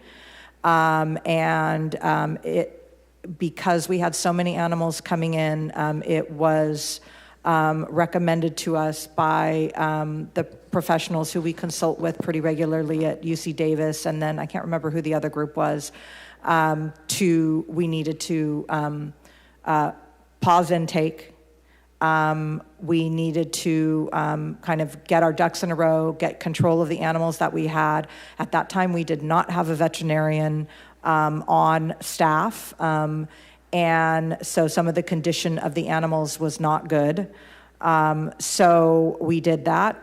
Obviously, since then, we do have a veterinarian on staff, and we have started back with what we call managed intake. And on Alma or TJ can go a little bit more into that, but we do take animals into the shelter. We just don't do it in the way that we did previously, where it was just sort of a free-for-all, because otherwise, I think what Alma just said, we're going to be right back to where we are. We get 60 out, we get 68 in. Yeah, I understand that, but I think when this was sold to the public, it was sold as a temporary measure. Have any significant steps been taken for us to be able to repeal this? So I would say we've instituted a managed intake. If we open the shelter, I'm going to tell you, we are not in a position to just open it up for anything and any animal to come in, because we will absolutely be where we were previously. So I think where we are, I don't know, we can talk about, can go back and look at the specific language, but I think with the managed intake, which, you know, certainly totally recognize that does not make everybody happy, because that still has animals out that are strays, but we just simply cannot take every single animal in. So like I said, I think the managed intake is what is a little bit different. But even with that managed intake, we're still euthanizing 27% because some of them are coming in sick and unwell. So how does that factor into this managed part of managed intake? You want to cover that, Alma? Absolutely. So I think that the way that we can think about managed intake, it's just our ability to provide care. If you recall, during the COVID days, not everybody that went to the hospital had that, urgent scene immediately, because most of the immediate cases were prioritized for intake. Since January, we have not turned dogs away. What we have asked our community is that we offer them the opportunity to be able to house them and then schedule them in for an appointment. So that has really probably changed a little bit of the perception. At least I have not seen any complaints from your respective districts related to intake, at least since then. So everybody that comes and visits our shelter, and the animals have to meet city jurisdiction. We will turn away animals that are not found within the city, and that is just, we will refer them to the right area. We may also turn away cats. Cats are considered free roaming, so if a cat is not unwell, or if it doesn't need our immediate care, we will turn them away. However, all of the animals that have been brought in, whenever people come in, we offer them the opportunity to help us be a part of the solution, to take them home. We provide vaccines. We provide everything that the animal might need. We also provide scheduled, low cost, free for that one, is spay-neuter. And then in the meantime, we are trying to find an outcome before the animal comes in. So that has been implemented since January. So I would probably refer to it more as appointment-based intake. You did ask about this last budget year, and this is the solution that we have provided based on the things that you requested. Thank you. Out of the $350,000 plus any free services that we offered for spay and neuter, do you know how many individual animals that we provided that service to the last fiscal year, spay and neuter? And how much of it was paid for, how much of it was provided for free or at a reduced rate? So one of the things that we found, unfortunately, is that when we were, if you recall, initially we were providing these services for free. Correct. When we provided the fees for free, 30% of the appointments did not show up. So we implemented a cost model. With that cost model, we have less than 3% of people not showing up for those appointments. So when this has really just we open it up. If anybody actually does have a cost constraint and is unable to afford that, we will work with them. We will schedule them personally. So the 350 is for subsidization? The 350 is going to, no, the 350 is to pay outside veterinarians or outside services in order to be able to continue to provide this service. That's only 2/3 of the funding set aside, though, right? 350 for spay and neuter services, 255 goes to outside services. 350,000 will be used, 250, 225 will be used for outside contracted veterinarians through Animal Balance, through any other mechanism that we're able to find it. We're collaborating with the county on that. 100,000 is for per diem veterinarians. So that would be per diem veterinarians operating out of our facility, or hopefully our mobile spay-neuter clinic. So this would be payment directly to veterinarians to operate, including the staff that it takes to support them. So it's not just the veterinarian going out there, it's also the staff, and it's the preparation, and it's all of the supplies. How much do we charge for spay and neuter of each animal? $35, and that includes microchip, vaccines. It includes all of the services, e-collar out the door. It's pretty reasonable. Out of the 78.4 employees, how many of them are City of Fresno employees? All of them. Well, we don't have all of the positions filled. As you can see, we also have an attrition rate that we have to realize. Yeah, those are all city employees. They're represented city employees? Represented city, with a few the that are exception not. of a handful, Alma, and a couple other people who may be unrepresented, but I would say 99% of them are represented employees. Yes. Thank you. Thank you, Director. I got some questions for folks in the audience. I might call you up here momentarily, but thank you again for the presentation, for the work that you do. Thank you. I'd like to call up Kyle Kirkland if he is available to answer a couple questions. Good morning, Mr. Kirkland. Good morning. Thank you. You and I have sparred words up here once or twice. We so have. You believe me when I pay you a compliment. Yeah, we have history, but I think we've moved past that. When I pay you a compliment, you know I mean it then. When I say that your nonprofit does fantastic work in this community. I've seen that firsthand. I've seen firsthand accounts. I've heard testimonies of not just you, but folks across our district. You know Brandy obviously really well. She does some amazing work in my district and across the city of Fresno. Some people with some of the biggest hearts that you could ever hope to meet, showing up at odd hours at your house to provide medications and support and services at no cost. I mean, really, I think a lot of people would consider this a miracle and really a blessing for our community. And so can you talk a little bit about some of the services? Tell us a little bit about who we have in the audience today and about some of the services that get offered by our partners. Sure. And there are a number of really dedicated animal rescues throughout the community. And thank you for the kind words on that. As you know, we have had differences, but I think we found common ground through animals and other things, and other progress in Granite Park. Some of the rescues that I know are here today, Fresno TNR, which was sitting behind me. We've got Brandy, Cassie, Pat, Chris, others that represent them. They're entirely volunteer-based. We share offices with them over in Northeast Fresno. I know that some of the dog people are watching, Mel's Mutts, Bandits Buddies, others, Paw Squad, I think is watching as well. There are just a lot of highly dedicated animal people out there doing work, trying to pick up the slack where, frankly, you know, we come up short as a city.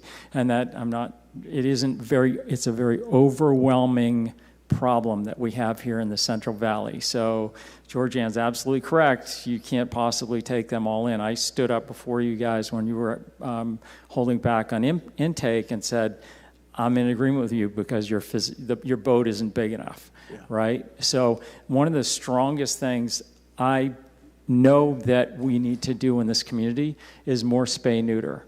And the problem is, veterinary resources and making it as cost-effective as possible. The folks at Fresno TNR have done amazing work with cats. It's much harder to do. We did the county program for a couple of years. We've stepped back from that, trying to regroup on how we'd actually provide dog services if we were to do that. That's a much more difficult task, bigger animal, tougher to get done in volume. So, I think whatever the city can be doing in terms of thinking about spay neuter and frankly stopping the leak in the ceiling, if you will, as opposed to getting a bigger bucket, that's where we should be putting attention. I also think that it's a mistake not to use the nonprofits that are in the community, because as Director Torres pointed out, you have a lot of represented employees, and they tend to be more expensive than the volunteers and others that we're using out there in the community. That's not to say that we're trying to misuse labor. It's just we got a lot of dedicated folks that complement, provide value. Supplant. Right. There's also folks like, I think in your public comments, you have a letter from Dogwood Animal Rescue. They've offered to match spay and neuter over, I want to say 200,000 up to 500,000. That's $300,000 of money that can make city funds go further. That's something you should definitely take advantage of. There are a lot of people focused on the Central Valley because we're ground zero for animal overpopulation. Governor Newsom wants a no-kill state. It's not happening without getting the Central Valley taken care of. So whatever we can be doing to do more spay neuter, and it is incredibly overwhelming, the number of calls that all of us get. I know Animal Center gets 30,000, if I heard that correctly. I know I get thousands of calls and texts all the time. A lot of people, when Animal Center has to direct them away or turn them away, they then come to Mel's Mutts, Fresno TNR, us, and others, and then we have to take that on. And you guys do 24/7. Yeah, we don't close. Right. I have the bad, I'm involved with a casino that has no locks on its doors, so people know they can call me. But I think it's more of a, I think that Animal Center, frankly, from us and the rescue community, and others want to come up and speak, but I think understanding the stresses that we're going through too, in taking those animals that are turned away, it's incredibly emotionally draining. The compassion fatigue is a real thing. All of us react to the posts of the injured animals that are out there, that are at Animal Center with a deadline. So I think just trying to make better use of those community and the rescue resources is a good thing. I know we had a program early on in this process when Animal Center was staffing where we were allocating a certain amount of money to nonprofits, and $50,000 allocated to one of our nonprofits goes a lot further than maybe it does in, frankly, a city agency. Just to be candid, right? So if you're really trying to solve the problem and make your dollars holler, consider using those resources and pushing some out there. I appreciate that. Thank you. Okay. We'll have another opportunity for you to come up here again shortly. Okay, thank you. Thank you, Mr. Kirkland. And then if she is willing to, would Ms. Sherman be willing to come up for just a quick moment as well?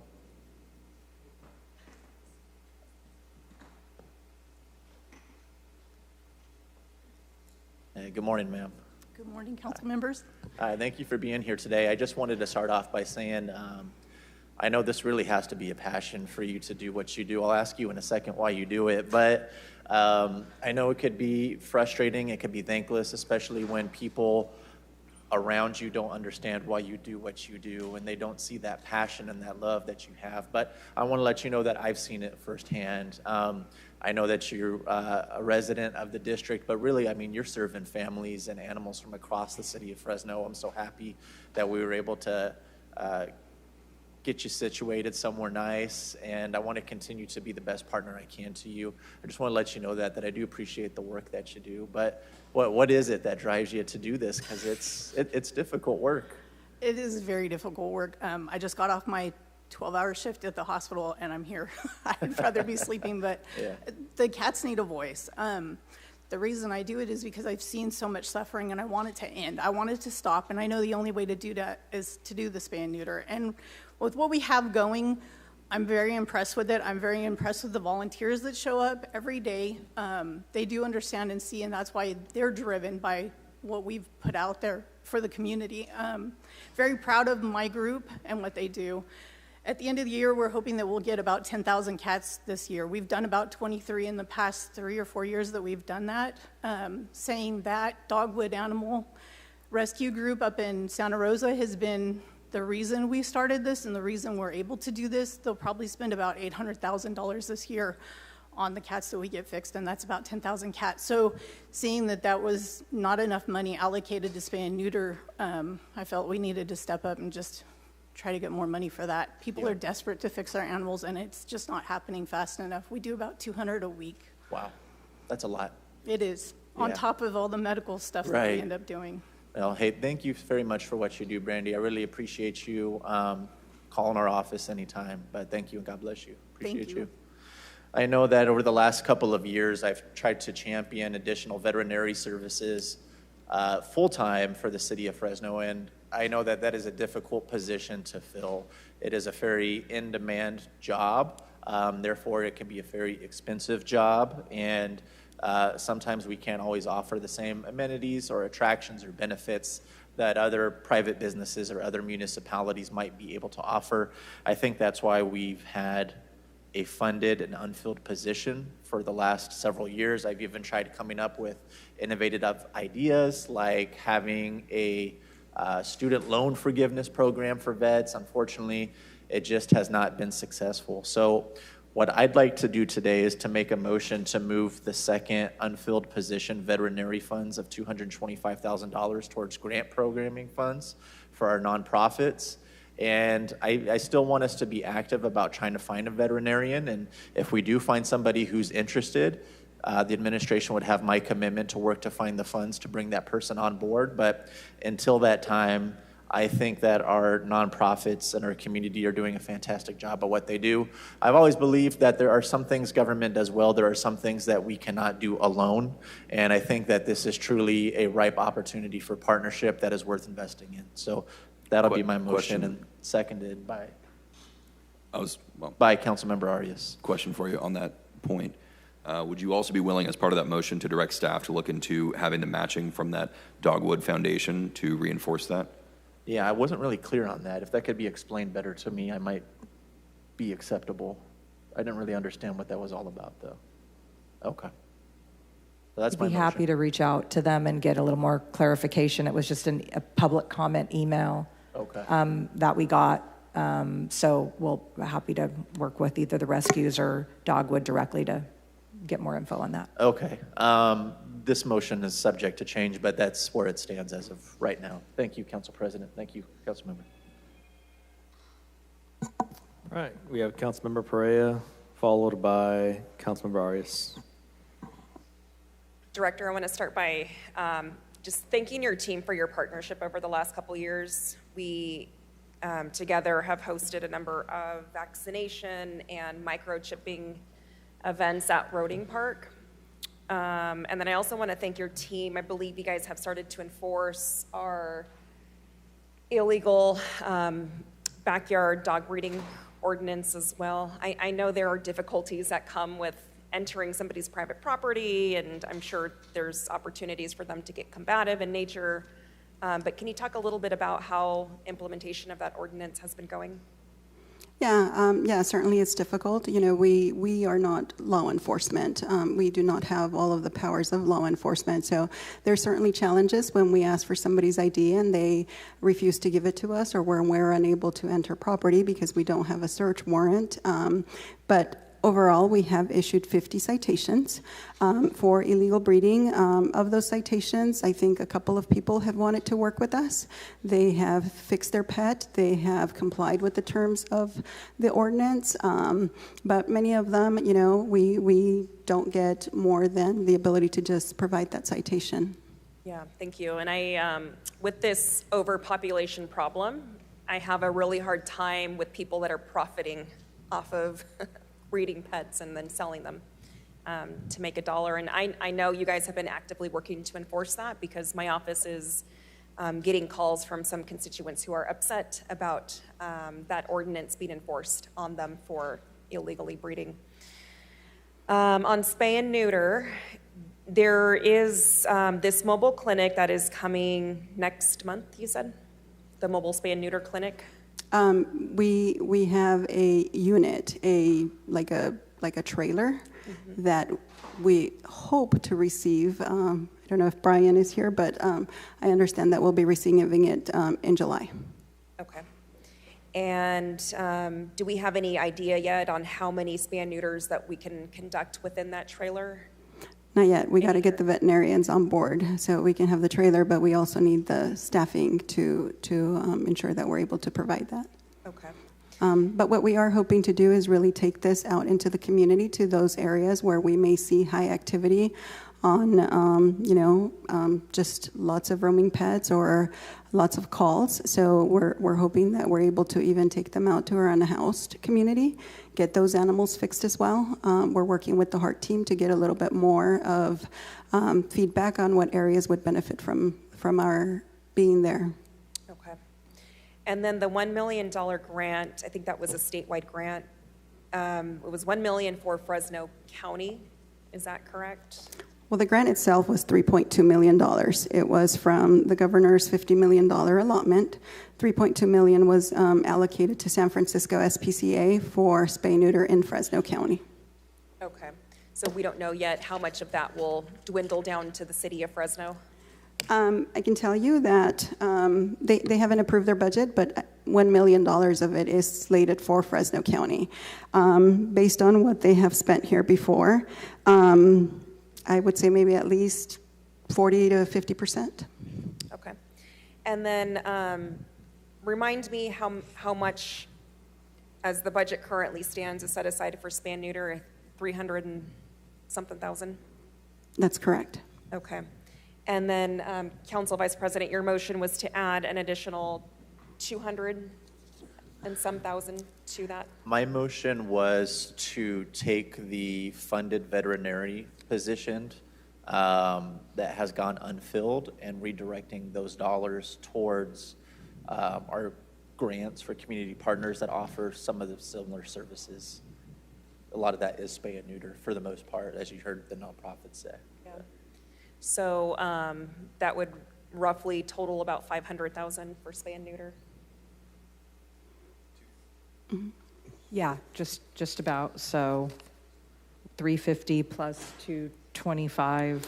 It's probably less because it's an unfilled position. I know it's Yeah. technically Mhm. $183 or $185,000, but it's whatever the council member wants to put down. That was based on you saying that's what you thought it was, but it's fine. No worries at that point. But I think what Councilmember Perea, we have 350,000, and if we added this roughly 225,000, takes us a little over 500,000 for spay and neuter efforts. Okay. I want to clarify that. In what the council member is redirecting from the vacant vet is for partners with our nonprofit community that likely will include a spay and neuter component. It's not just you only can use this for spay and neuter. I don't want to put words in your mouth. Sounds like that's a majority of their current funding, but it could also be eligible for other services as well. I'd be fine with it. So City Manager, what I heard you say is the cost of that budgeted position is closer to 100 and, what was the number? 183,000. 183,000, okay. And how much during this current fiscal year that we're in now has gone to our nonprofits for similar services? The fiscal, when you say current, you mean fiscal year 26? 26. I'm not, Alma, do we have anything from the 26 budget that went to nonprofits? Oh, we had the money that we gave California Spay and Neuter that I don't think has been fully expended yet.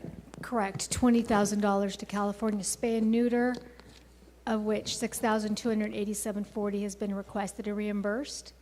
The remaining, we have not received a request. Alma, do we have any additional besides the $20,000? We do have agreements with Fresno Hope Animal Foundation. We provide vouchers for our community to schedule their own spay neuter through Hope. It's at a cost similar to what we do. That's a $35 fee. So we have that. How much is our agreement with Hope? We just increased it to 100,000. Okay, so we've got the 20,000, 100,000, and then is there anything else in 26?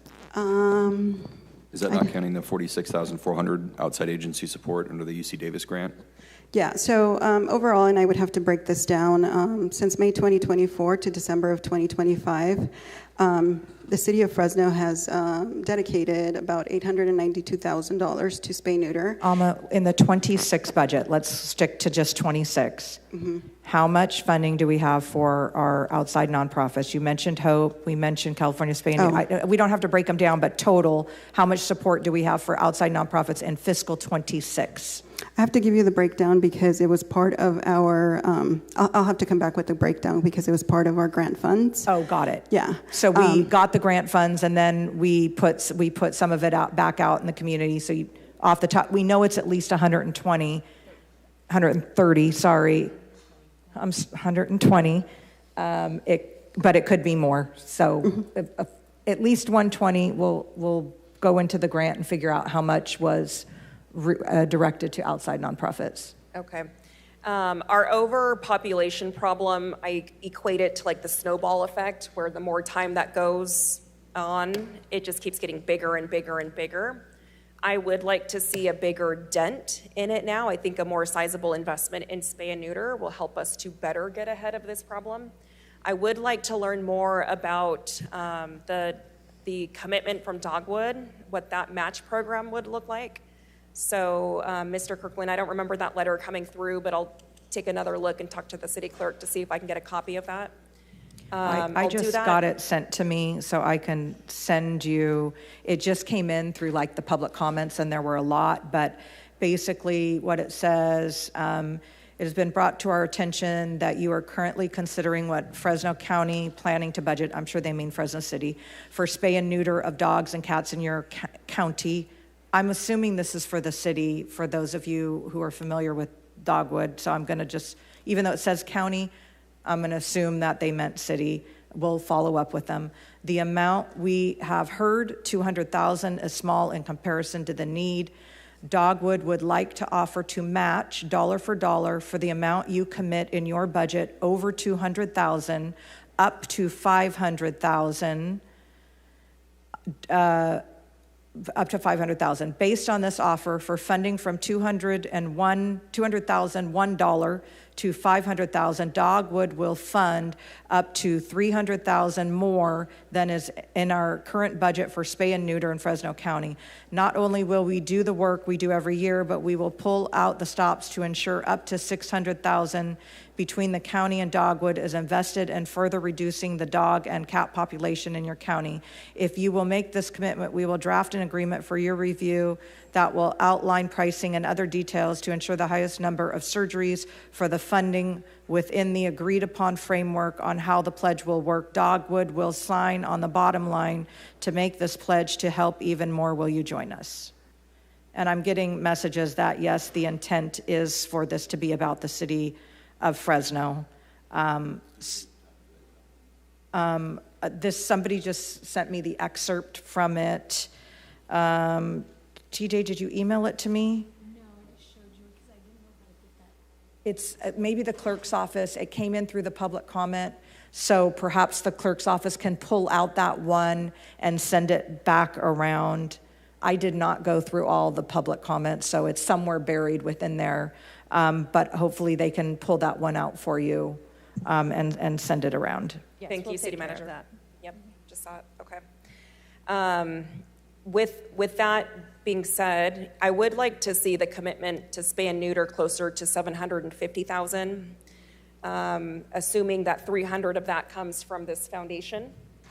A portion of that comes from this unfilled position. A portion comes from the money we had originally set aside in this budget, 300 and something thousand. And then the delta of that to be determined from an undetermined funding source. I think the bigger of an investment we can make ahead of time will be more cost effective than trying to continue to tackle the problem on the back end. So that would be my motion, would be to overall set aside $750,000 for spay and neuter, assuming 300 of that does come from that match. And then we can work on that calculation, I think, a little bit later. Thank you, Councilmember. Thank you, Director. You guys are doing incredible work, Director. My family and I fostered a puppy, and I think it's easier to raise human babies than puppies. And so I can only imagine what the work, not just your staff and you are doing, but the nonprofits out there. Council Vice President said it nicely, but you all have huge hearts, and I just want to thank you and your team and our community partners for the good work everyone's doing. Thank you. All right, Councilmember Arias, followed by Councilmember Richardson. Thank you, Council President. I think this spay neutering is going to get a little more expensive after I'm done today. Just to kind of give you some context, I now have 4 rescues at home, and I've done spay neutering on all of them. And one of them, I paid $600 at the vet for. The most recent one, which was last week, I paid $150 at the Hope Foundation. But here's been our experience.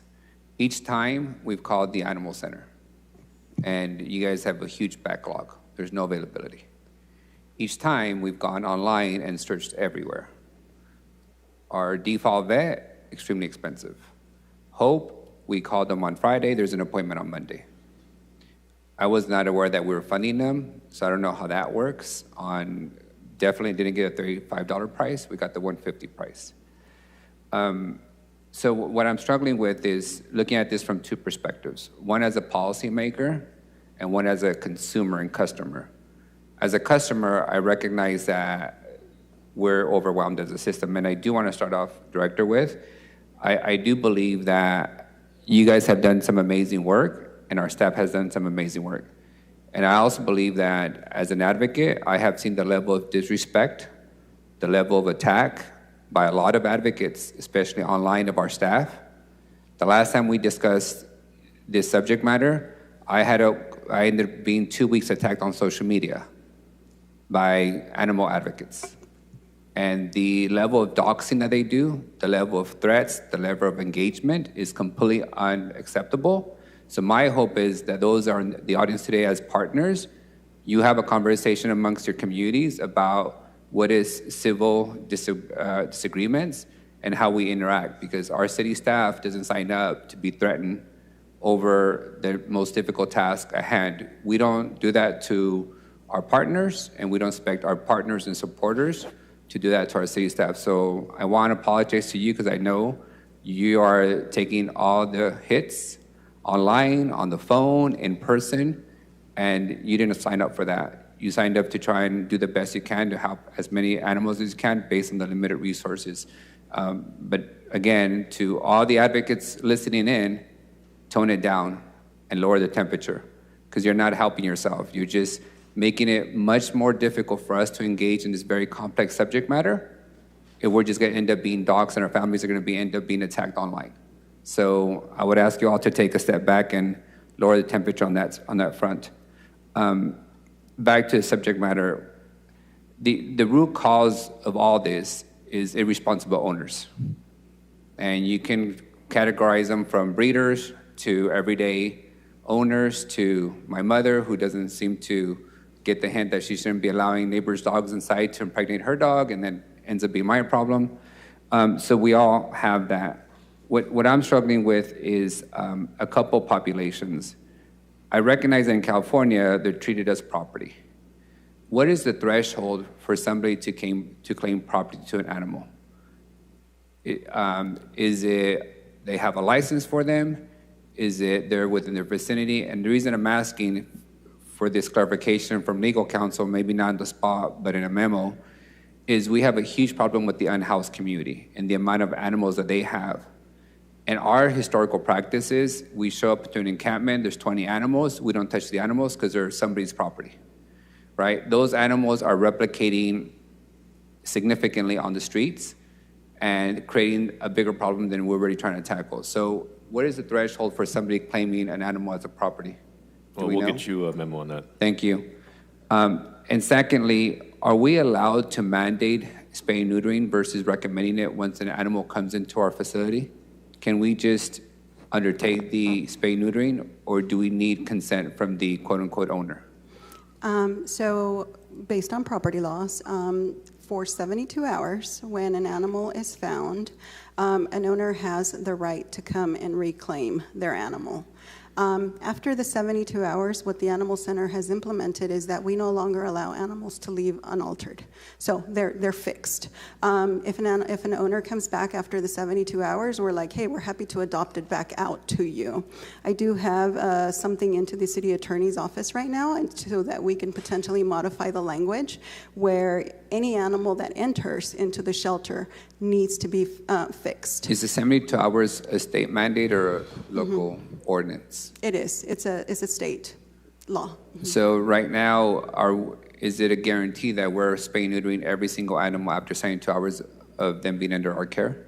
There is some caveats to that. That would be some safekeeping holds.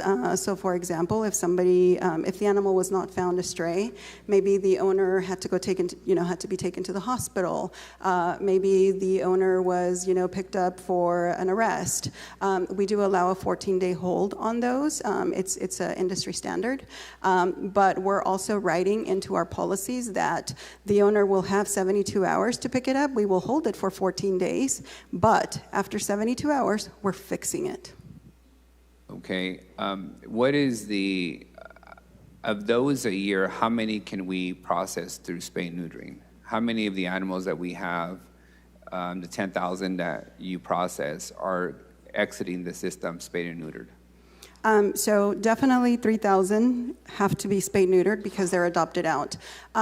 They're the ones that are transferred out to partner organizations, then that responsibility based on state of California is part of their requirement that they fix the animal if it has not yet been spayed or neutered. However, if an animal is at risk, it's an animal that we've considered that, hey, we tried to find the best outcome for it and it may not be able to find that, then we will actually offer spay neuter for any organization that may need that for us to transfer the animal. What's your current backlog for spay neutering?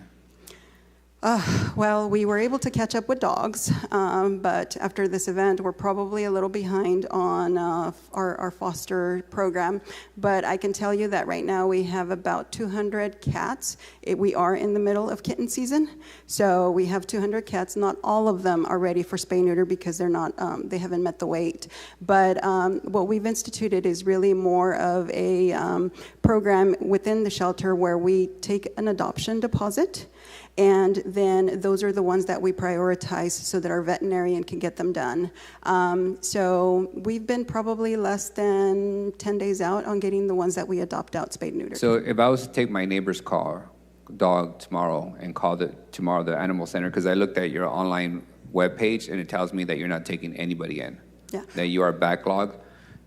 What is the process for me to go and get an actual appointment since your website indicates that you're not taking anybody in? What's the process? So if you were to come in and you would say, hey, I need some help, the very first thing that we're going to do for you is we're going to say, here's a voucher to Hope, because that is the quickest that we can get you. To get a voucher, I have to go to Animal Center. I can't get it at the Hope Foundation. You cannot get it at the Hope Foundation because we have to make sure that we are validating jurisdiction, and then getting your address, and then we give you a voucher. We can mail it to you. You don't have to come in. Just spend a little more time on that. Right now, when I go to Hope, they need my driver's license to conduct the enrollment process. Why isn't my address in the city of Fresno sufficient for me to get the voucher at the Hope? It's something that we can work on. The reason I ask is, as we do these partnerships with nonprofits, I want to make it as easy as possible, right? Getting to the Animal Center is a whole additional step for people. If we're going to, at some point, display that these 5 nonprofits all have vouchers for people to get services there, then it should be as easy as you confirm the address of the city of Fresno at the nonprofit, you get the voucher, and you're done. Yeah. I don't think anybody's going to be cashing in false vouchers in this industry that we're operating. It's not like other places. So right now it would be Hope Foundation, you direct me there. Is that the only option, is the Hope Foundation at this point? We also have some open appointments through our, if we're working with you, we will make some appointments available, but a lot of our appointments are set aside for animals that are found. So once again, as I mentioned, we do provide that for free. So, and we also provide some of those appointments to our partners. So some of our partners here receive appointments from the clinics that we host. Yeah. It feels like the city has so many animals that our animal shelter is overwhelmed just by the pickup process, the amount of animals that we're getting calls from the public to pick up, correct? I would say that we're overwhelmed more by the number of animals that are brought to the shelter rather than the number of animals that are picked up by staff. Oh, so even just brought to a shelter before proactively picking up? Yes. So you get animals essentially from three categories: people who drop off an animal at the shelter, people who call you to go pick up an animal, and then people like me who want to get a service from the animal center instead of my vet based on price point and availability. Mm-hmm. And you're already overwhelmed at the first stage of people dropping off animals at the shelter. If we were to be out of the spay neutering business as a city shelter, just completely outsource that whole process, what would that do for your operations? So if we were completely out of the spay neuter, it certainly would free up some time, but our facility is the one that is used to support. So we would have the facility just used for our use. That's what I'm wrestling with is whether we just treat this more like a medical, triage facility where you handle the higher risk animals, you handle the animals that are dropped off to you, and whether we just outsource all spay neutering, because it seems to me spay neutering is $1 million problem in the city. It's not a $200,000 problem in terms of the amount of spay neutering that's still needed in the city. Is that accurate, or is $1 million too much for spay neutering? Well, if we look at our problem, $1 million is not enough. Where would you put it at, if in the ideal world, irrespective of this budget and our limitations? Well, I think that also the things that you have to consider is our ability for veterinarians within our community to provide that as well. Previously I've come to council, and one of the things that has been identified is that, here in this region, our access to care is very low. We do not have sufficient veterinarians for the population and for the cost. Yeah. Based on a study that has previously been done on a value of 100, where 100 shows that you have easily accessible veterinarians, easily able to afford cost, your community is able to reach it even within, a reasonable distance. When you can meet all of that, you get a score of 100. We were at a 12. Mm-hmm. Hence why we have to leverage the existing organizations that have capacity, because we don't really have it here, and we struggle to hire a second vet, mm-hmm. Right? It's a challenge. Back to the animal population related to our in-house community. Are you proposing any changes on how we deal with those animals? So we have been working with the in-house community. We also work with organizations that work with the in-house community. With the way that we have been addressing it is similar to whether you are a property holding individual. You are held by the standards of the municipal code. We will work with you in order to reduce the animal population. But the municipal code limits my ability to 4 animals at home.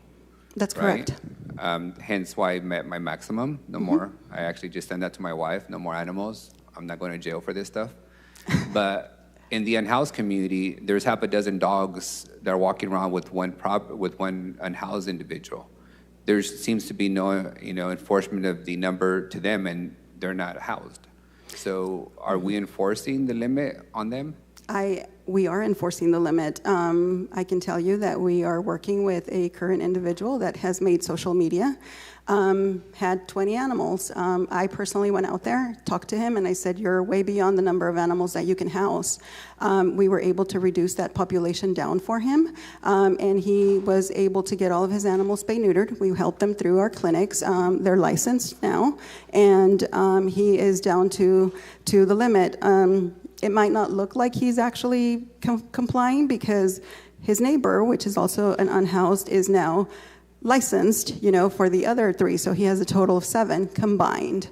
So that may not always appear to be that we fixed the problem, but now all of the animals have ownership, they're licensed, they're fixed, and they've complied with the requirements of the municipal code. The other requirement in municipal code is that you have your animal on a leash, correct? Yes. So when I drive on my daily drive in front of Pavaralo and see 25 dogs, none of them on leashes, do we not have the right to go and pick up all of them? Yes, we can. There are leash laws in the city of Fresno. But the challenge would be the capacity at the animal shelter. That's correct. Many times when we take animals in, as you can see, we don't have the equal number of live outcomes, so that would mean that we would not be always able to find them a home. But at least they would come out spay-neutered. That's correct, and we provide that. If the council was to take action to force the enforcement of leashed animals on everyone, including the unhoused, and as a consequence, we pick up the animals and take them automatically to a shelter and spay and neuter them, would you be able to handle that workload if we were to direct that? I would have to take a look at the numbers, but what I'm hearing is 2 things. One is the first component of this would force the unhoused community to take the animals in and basically force them to spay neuter. But the second component is once they're returned, they may still be off leash. So we pick them up. Okay, so I mean that is already situated in the municipal code. But we're not enforcing it. No, we're not necessarily taking all of the animals away from the unhoused, but we are helping them comply with certain aspects of it. Yeah, certain aspects of the code. Yeah, what I'm more concerned about, and I've had this conversation over the years, is the unhoused have as many rights as anyone else does, but they also are required to follow the same laws as everyone else does. When it comes to the animal challenge, we've essentially left them alone.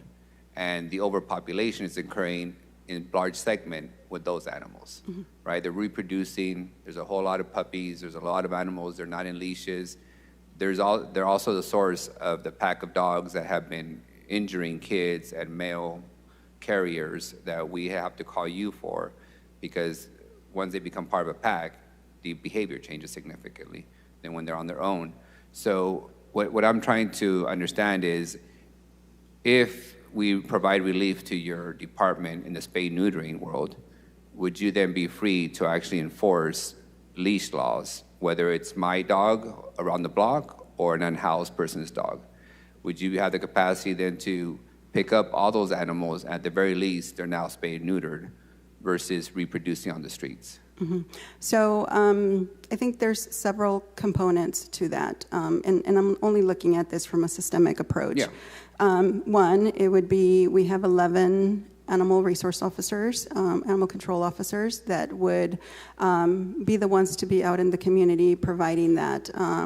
Second is, if we impound, we are still, for up to a certain amount of hours, we are still bound by law to return these animals based on our municipal code. To the owner. Yeah. Or they have to show up and get them, right? That's correct.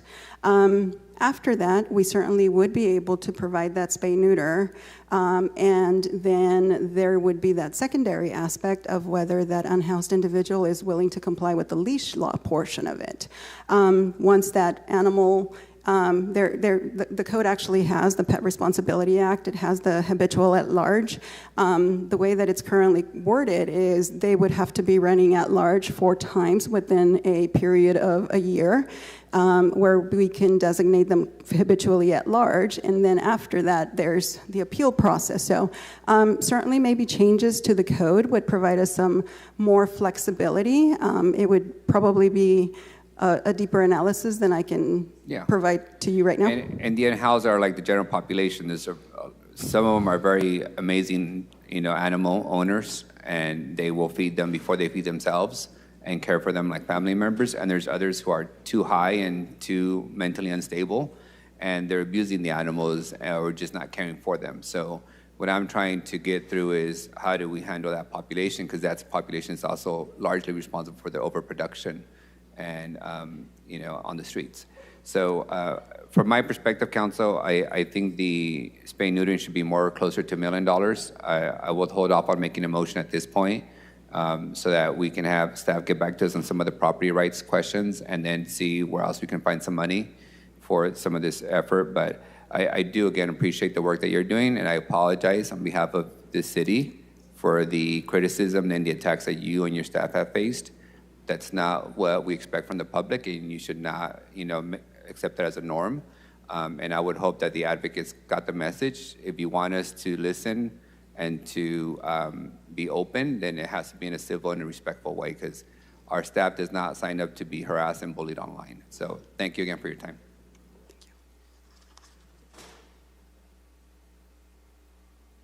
All right, I'm up next. Good afternoon. No, still morning, Director Torres. Goodness gracious. Quick question for you. Who in the city is responsible for the collection of dead animals? We are. Okay.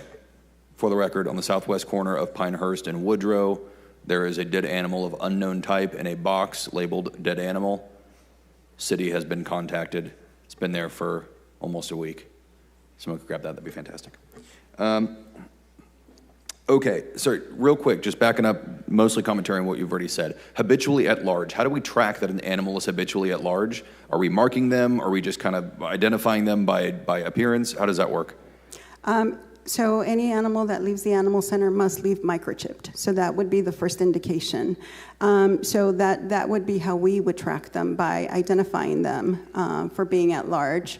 There's several instances where we may not be able to identify them because we only got the information from a neighbor and a brief description. They might have two dogs that look alike.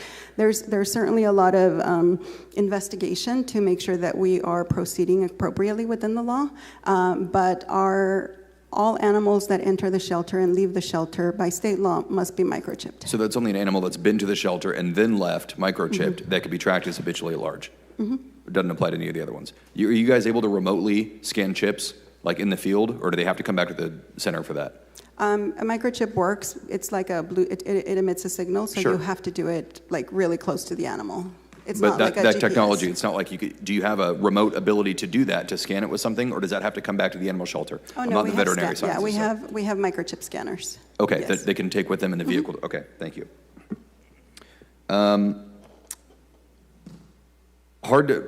City staff, city manager, the certain positions within the city are designated hard to hire. Is there a specific criteria that has to meet, or is it just designated after a while, well, this is a specialized skill, this is just hard to hire, or are there certain black and white criteria? TJ, was that only related to engineers, or was it open? It's open.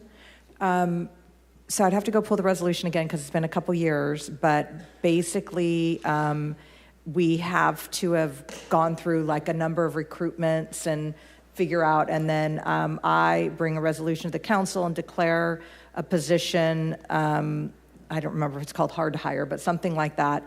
And what that does is it allows us to Essentially pay absolves them either a from hiring attrition or savings. retention payment equal to a certain amount in the salary resolution. Okay. And then this is probably more for the city attorney's office. We talked, so this is kind of a two-part problem, right? We've got the animals once already strays, and then as Councilmember Arias mentioned, this is all just like issues with kids. Issues with kids are rooted in grown-ups, right? Issues with animals are rooted in owners. So we talked about all the things that we can do with the animal positively to help them out and help them exit out of the unbridled reproduction community, right? And get into a stable home where they're responsibly, whatever. Is there anything outside of leash laws that we can do to kind of tighten the reins, if you will, on owners who are negligent? And by owners, I mean anybody, sure, who is breeding with the breeding ordinance that came out in the last year. That was fantastic. We have the leash laws. That's great. What about those who are encouraging these stray animals to stay out on the streets and continue to reproduce unchecked? Is there anything that we can do, either incentive-wise or disciplinarily, with the change in the municipal code, that would put any sort of disincentive for me to be a resident who says, yeah, there are stray cats and dogs out here. I'm just going to continue propagating this stray community? Well, on the cat section, it would probably be a little difficult. State of California does allow cats to be free roaming. I think that one of the things that we have previously discussed is perhaps allowing the free roaming, but only when animals are fixed. So that would definitely take a change in the code, but State of California, like I said, does not necessarily require that animals be spayed neutered for cats. And even within our code, our code states very clearly, no animal shall be roaming except a cat. So that would definitely take some change. As far as leash loss for dogs, there's certainly a lot of things that we can take a look at it. We can work with the city attorney's office to see what changes can be made that would be a little bit more harsh. Well, and unfortunately, I don't mean to cut you off, but unfortunately, this seems to me like another kind of half-ass governmental attempt at fixing a problem from Sacramento, in that, okay, my animals, namely cats in this instance, not a huge fan, but I still care about their well-being, they are not allowed to be free roaming. However, if I'm a resident who encourages these free roaming cats to continue to feed and get water and reproduce and sleep and everything else and continue to propagate, there's no sort of punishment or no sort of discipline or anything for that kind of person. Is that true? That's correct, not in our ordinance. I mean, I could even have a cat that says, all cats should have homes, but then continue to propagate this stray community. Is that something, City Attorney, that potentially we could look into, people who are continuing to propagate and allow the stray communities to grow without any sort of interaction with a nonprofit partner or with the animal center? We can definitely take a look at that and get back to you. Just food for thought here. No pun intended. All right. Is there any limitation on, if we have a nonprofit partner or a for-profit partner for that matter, how much we can assist them or get them budgeted monies, as were proposed by my colleagues up here, and I support? Is there any issue with them collecting any sort of profit, city manager, if we enter into a deal of that sort?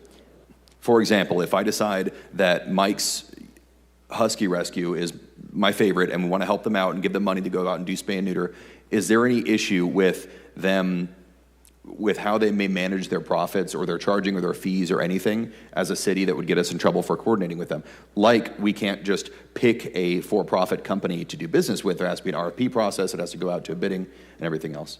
Yeah, so I think, normally when we do grant programs, there is some sort of competitive process where we sort of outline kind of what the guardrails are for a program or a grant program.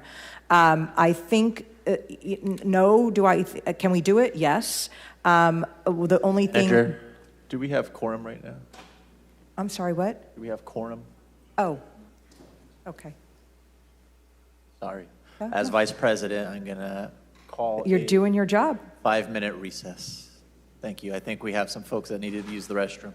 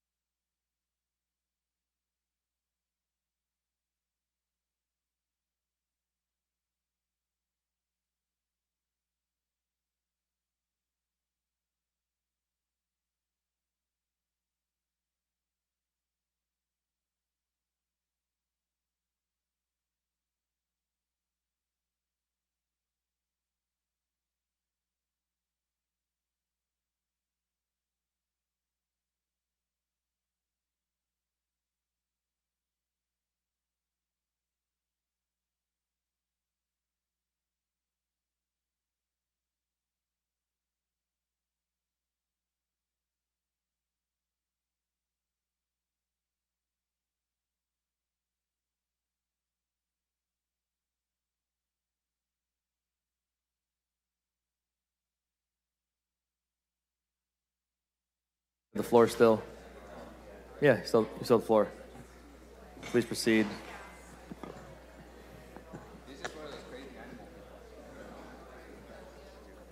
Go for it. Proceed. We have quorum.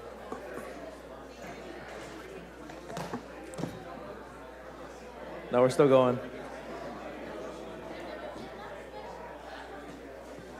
All right, we're back. Director. Next time I'll count the chairs before I go fill up my water bottles.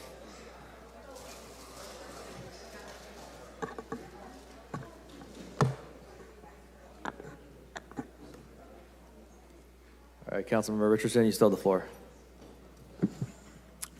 Thank you. Director Torres, welcome back. Still good morning. Question for you. Can you go over maybe the top 3 services that are provided at the Fresno Animal Center and the level of qualification that is required to perform that service? I.e., we do this operation, this requires a vet. We do this procedure, this requires an RVT. Can you run through that for those of us who are not veterinarians? Okay, so Please. you're only focused on the medical portion of it? No, enlighten me. Okay, so our top work is accepting stray animals. That requires, our first person that's involved is an animal care specialist. And that is, it's an entry-level position, but we provide extensive training. Within that, there's also evaluation for medical. That will then get elevated, and that requires medical training, especially if it has to be elevated all the way up to a veterinarian. So that's our biggest intake. I would say that our second one, and at least a big driver of intake as well, is going out to the community. We have written into our job specifications that our animal resource officers need to be certified. That requires PCA 32 training, and that requires for them to go through the Cal Animals as a voluntary certification that they receive the training, and I think it's about 70-hour academy that they have to go through. And everything else, certainly for our medical professional or all of the animals that are taking in, the majority of them are taking in immediately because they have some type of medical issue. So we have different levels. We have, I mentioned earlier, the RVT. We have some constraints. Not everybody can work with an animal while it's still owned. So we have to make some decisions based on that because, we're just a depository. We're holding an animal until the owner comes forward. And we're able to provide some emergency medical care. And then after that 72 hours, or once the animal becomes our property, we have a lot more leeway because then, just as any other California owner, we can have more of our staff work with it. Great, okay. Apparently, I got to be faster and funnier. So the next question I had, no animal, first of all, are we missing a level here? We talked about vets, we talked about the RVTs, we talked about the animal care specialists. Is there another level in the hierarchy I'm missing? Well, we have administration, and that's everything that complies with our city policies. Okay, as far as animal qualifications, though. Mm-hmm. Got it, okay. No animal unaltered. You mentioned caveats. Are there any other caveats that, for example, last year we fostered a little dog for a little while who we brought in, couldn't get it fixed because she was too young, is my understanding. Is it weight-based? Are there any other caveats we're missing where animals are going to the animal center and leaving unaltered? Legally, they cannot leave unaltered. Does that include vaccinations?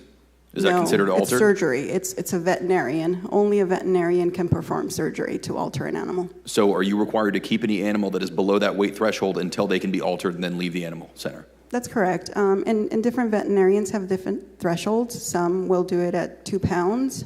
Some will do it a little bit lower. But it is based on veterinary directives on when we can get them in for spay-neuter. So we left the same day with that animal entirely unaltered. but you didn't adopt it. You were holding it as property of the city of Fresno until such time that we are able to bring it in where it meets the qualifications. That's what I was looking for. So all the animals that have a stay there leave unaltered, not the ones who come through. Got it. Not all of them. If they are transferred to another nonprofit organization, then that responsibility falls on them as a state of California mandate. Okay, fantastic. How many cats can the Fresno Animal Center hold? We have, I think, Kelly stepped out, but I think we have less than 100 cat condos. Okay. So, If you were to give an estimate, you talked about, well, all of the animals who left, we know were spayed and neutered, so it had to be at least this number. How many roughly are you doing a month? How many spays and neuters?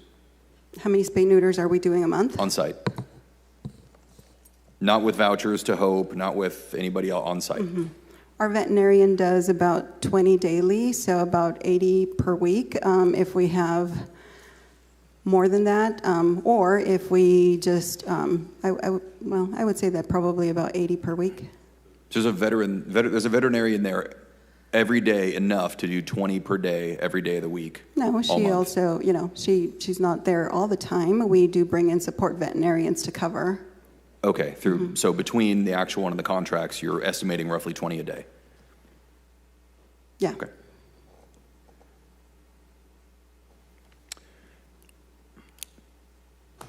No charge for adoptions. This has been brought up, and this is brought up a lot in the comments, and this is the last thing that I'm going to talk about after a quick question. So, no charge for adoptions. I 100% understand the benefit there. You want to be able to get these animals adopted out to responsible homes. That makes sense. Correct me if I'm wrong, this is a double-edged sword. I know that unless someone in general puts some sort of stake into something, they are going to care about it less. It is transient. The thing that you are given doesn't mean nearly as much as the thing that you earn. Now, I don't want to ever institute a monetary penalty on people or a barrier for you to become a responsible home or pet owner. However, when they have to come back to the animal center for other services later on, for example, if the animal's underweight or if the animal has some sort of disability or they're waiting on a shot or anything like that, veterinary care, a checkup, whatever it is there any appetite to have a deposit that you make when you adopt an animal, thereby when you go back to the animal center and you need services, great, you know what, you paid your deposit, it comes out of that, no charge necessary. Is that a possibility? Is that something we could look into to kind of help this process and maybe put a little bit more stake for the owners who are adopting from the Fresno Animal Center? Mm-hmm. Research has really shown or debunked that their commitment with an adoption fee really doesn't increase how much they care or whether the number of animals that come back changes. However, to answer your question, we do not provide services after an animal has been adopted. After an animal has been adopted, it becomes the responsibility of the owner. We may work with them to provide them vouchers. We are looking into providing some additional support right now, but after it becomes adopted, it becomes the responsibility of the owner. Okay. At Fresno Fit Fest this year, do you guys have any success bringing the animals out and getting them introduced to people? Any adoptions or anything like that result? Yes. Fostering? Sam, do you have the stats for Fresno Fit Fest? I think we just were out there letting people know about the various programs that we have. I think we were really hitting hard our Embark program, which people can come in and take an animal out and maybe take it for a run, take it for a walk, and then bring it back if they're not interested in adopting. That's certainly a program that would probably go hand in hand. Don't get up, we'll lose quorum. Okay, thank you. I think, Director Torres, that's all I had at this time. Mr. Kirkland, would you mind if I ask you a couple questions real quick?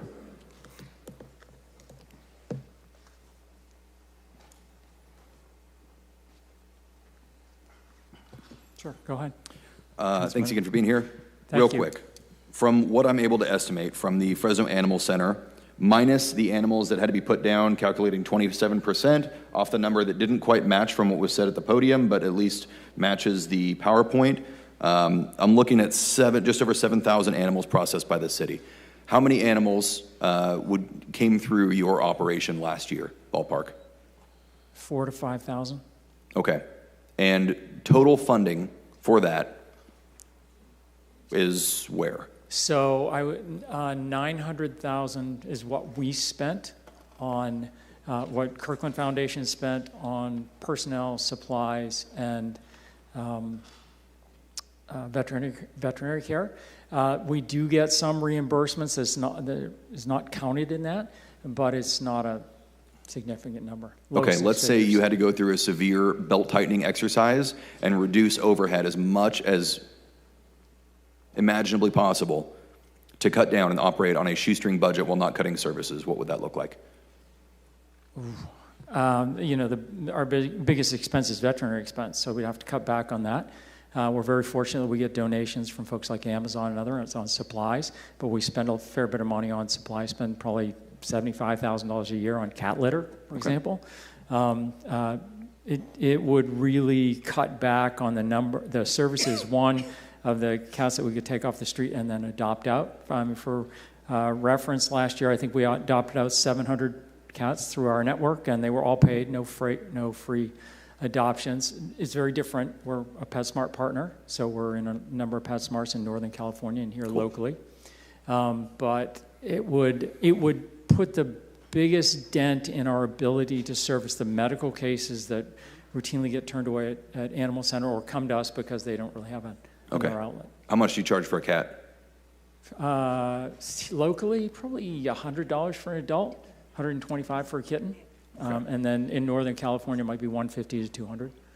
Okay. And for reference, we put about $300 of services into every cat between spay, neuter, chips, worming, socialization, transport, the whole bit. We estimate that there's about $300 of services in every cat we adopt out. So we're subsidizing every animal that we put into a new home. Okay, I appreciate it. Everybody's pet is priceless to them, and a human life, sorry if you ask me, is worth more than an animal life. However, this is the cynical business of dollar to service, and that's part of government, so we got to do it. So thank you for being here, and thank you for answering that. All right, thank you. That's all I had, Council President. Councilmember Vang. Okay, thank you very much, Council President. Director, good afternoon. We just passed the morning session into the afternoon, and thank you very much for being with us from morning to afternoon. How are you doing, Director? I'm good. Thank you very much for staying late, or in this case, early. This is a very emotional subject matter, and it should be. And I want to commend both sides of this issue, the animal advocates as well as your staff. I know that 78.4% of the staff could be elsewhere, but you are here. You decided to work for the Animal Center for the City of Fresno because your heart is in the right place. So I want to thank the staff for choosing the Animal Center as their place of work. And I just have one question towards the end, but you mentioned in your presentation earlier that the majority of the calls or activities that you service is in the southern part of the city. Would you mind elaborating? I know that you're going to provide the information to council and administration in terms of where the calls are coming from, but in terms of geography, would you say south of Shaw, south of Shields is your, I guess, your logic when you said the southern part of the city? Yeah, I would probably say south of Shaw. South of Shaw, okay. And you also mentioned that there are 11 control resource officers that deals with co-violation. They've been trained in first aid and medical as well. Now, in layman's term, are they also dog catchers per se? Yeah. Okay, so there's 11 quote-unquote dog catchers out there. Now, hypothetical and as real, I've encountered a few questions when I was out there in the community. What is the procedure when the owner of the dog is loose, either by digging through the fence or an open door and the dog is loose out there in the community, and that dog bites someone and then runs back to the owner? What is the Animal Center's procedure in that real life scenario? I know that if it happens to the constituency of District 5, it is likely to happen elsewhere. And so could you take me through what the procedures are in terms of the policies that is in place for the Animal Center? Yeah, we follow the municipal code as outlined in FMCE, I believe 10325, 10326, and 10327. So whenever we receive a notification that somebody has been bitten, we start an investigation that is handled by our animal resource officers. We evaluate the conditions on how that bite took place, what was happening. The code is actually very specific on the things that we need to evaluate. If we even take a look at the level of the bite, there's different levels that we consider. If we deem that this was a bite that was so severe that we are not comfortable with the animal being out in the community, we will impound that animal. The code does allow for in-home confinement while there's an investigation taking place. We have about 21 days to conduct an investigation. And from that investigation, we may move forward with deeming a dog either potentially dangerous and or dangerous. And it's not just bites to humans, it's also bites to other animals. Once we determine that a dog is either potentially dangerous and or dangerous, the owner has 5 days to submit an appeal through the hearing process in the city. So they may submit an appeal, and that Who hears the appeal process? Excuse me? Who hears the appeal process? Our hearing officer, the hearing officer for the city. Okay. So that typically takes, I would say, at least 90 days to get that before the hearing officer. If our designation is upheld, then we proceed with the specifics of each of the designations. A potentially dangerous dog is able to return home with conditions. A dangerous dog is euthanized. If somebody is, and we have had these instances in which we may deem a dog potentially dangerous, owner complies with several of, all of the requirements of the municipal code, we continue to monitor, and sometimes we just wait for that call that there was a violation, maybe it left the area. Then that is a violation of the code itself. The way that the code is worded is that we then impound, and it allows us to create a disposition for that. Based on the attorney's review, we're actually allowing for a secondary hearing to take place if we are going to be moving forward with an outcome that basically to allow the owner to contest whether our evidence really supports whether they were in violation or not. Thank you for that. Now, in that scenario, there is an owner and that owner is identified. What happens in the case if there's a stray dog or an owner that has not been identified and animal center has control of the animal? What is the process in terms of determining whether that animal is dangerous or not, to be euthanized or not, or to be adopted or not? Mm-hmm. Well, once again, we take a look at the conditions in which things happened. If an animal was potentially, just attacked a smaller dog, we take a look to see whether it was really a behavior issue that cannot be controlled, or, dogs have prey drive. We will evaluate that. We do comply with the SPARK decision, which allows nonprofit organizations to pull animals, unless there's very few conditions in which a nonprofit cannot pull an animal from the center. If we are not able to put that animal out for a way that they would comply with a potentially dangerous dog, the requirements of the potentially dangerous dog in the municipal code, then we may proceed with euthanasia. There are 11 dog catchers out there now. Not all 11 are active out there working at any time. What is the number of the control resources officer that are out there at any time at the maximum number? Well, we have 11 that have to cover 24/7.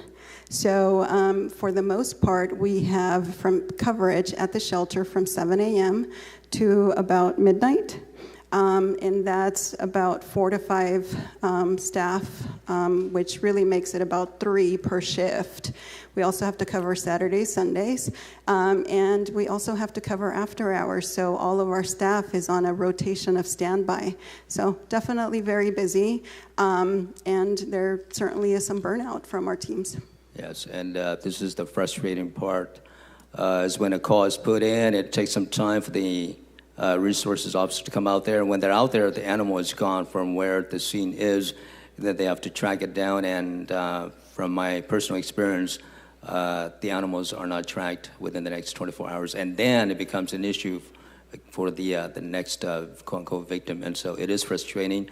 We're spread thin throughout the city, and I am in agreement with the motions made today to nip the bud, so to speak, this issue from the very beginning with spay and neuter, and also with microchipping the animal. If it's lost, we can, at the very least, try to find out where the animal is. Now, you stated that there are 6,591 microchips administered to animals, and they're free of charge. That's correct. If I were to... For City of Fresno residents. City of Fresno residents only, yes. What would the market rate be if we were to microchip every animal and of the 6,591? If we were to microchip every... Yeah, well, what's the market rate if we were... how if much I were does to a take microchip cost? Yes. Okay, we actually just recently switched over to a cheaper microchip, but we were paying, I would say, about $7 per microchip. Okay. Yeah. Okay. Now, is there an additional cost attached to that once an animal has been microchipped? Is there a cost to the owner to keep that active, and so we can locate the animal if the animal is lost? There is no cost. There are some pay-to-play programs that could be attached, but that's up to the owner. We, through our programs, we register the microchip ourselves. Now, you know, the microchip organization may try to upsell, but that is not a requirement. Okay. Just a testament to my own experience. One of my neighbors had to intervene a dog attack. It's about half a mile from where I am. And understanding who I am, you know, he rushed to my house and knocked on my door and tracked me down, saying, "This is what's happening," about 5 minutes ago. And so appropriate procedures were taken, but again, by the time the resource officer came there, the dogs were gone. And so that's the frustrating part of this.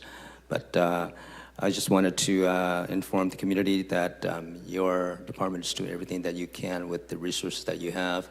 And 99.99% of your budget is from the general fund.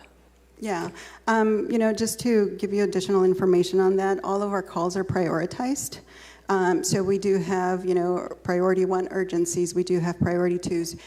We respond to the most urgent priorities. You know, earlier, Council Member Richardson stated about not being able to pick up or an animal that had not been picked up. That is one of our last priorities. The animal has already, you know, is deceased, but we do respond to active, you know, bites. We do respond to animals injured. And once again, we receive plenty of calls. We may not always necessarily have the staffing to respond immediately. And also, you know, a lot of the times we do get out there and the animals are not there anymore. One last question, Director. The 3 or 4 control resources officer out there, are they stationed strategically, geographically throughout the city at any one time, or are they housed at the animal center, and when the call comes in, they will go out to where that call is from? So we did try the beat system before to where they would be responding to certain areas. However, based on the number of calls, it really wasn't working for us for our ability to respond. But right now, we do monitor who is the closest, and we dispatch whoever is the closest and available. Okay.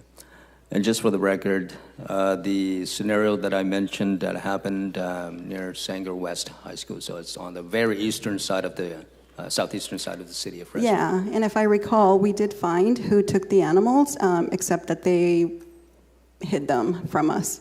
Is that correct, Sam? It was, because we did go out there, we found that it may be that one, but they did not give them to us, and then they claimed to not have them any further.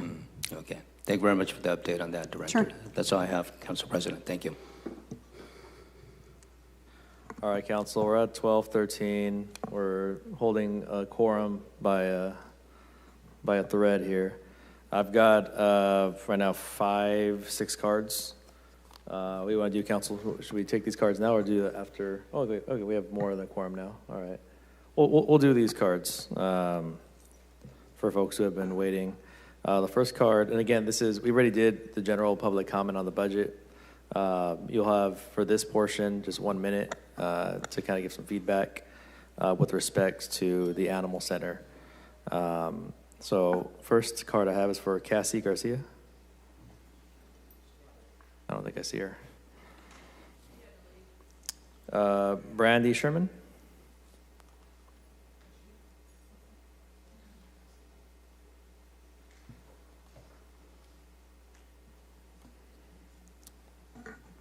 Welcome, Brandy. You'll have a minute. Thank you. I just want to say thank you for listening to us today. Thank you. Next card is for Chris Thompson.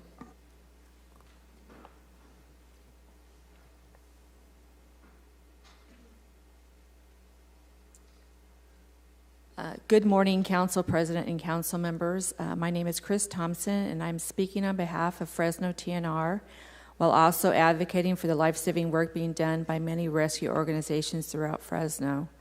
Today, I respectfully ask the city to make a bold investment in prevention by committing $500,000 towards community spay and neuter services. This investment would unlock the matching commitment offered by Dogwood Animal Rescue Project from Santa Rosa, effectively turning the city's contribution into $1 million dedicated to reducing pet overpopulation in Fresno. This is a rare opportunity for Fresno to double its impact. Every day, rescue organizations are seeing the consequences of underfunded prevention, overcrowded shelters, abandoned litters, rising euthanasia numbers, and unhoused individuals struggling to care for the pets they love. Organizations like Fresno TNR are working tirelessly to fill those gaps through volunteer efforts, donations, and partnerships. But the need continues to grow faster in available resources. Thank you. Thank you so much. Mel Garcia.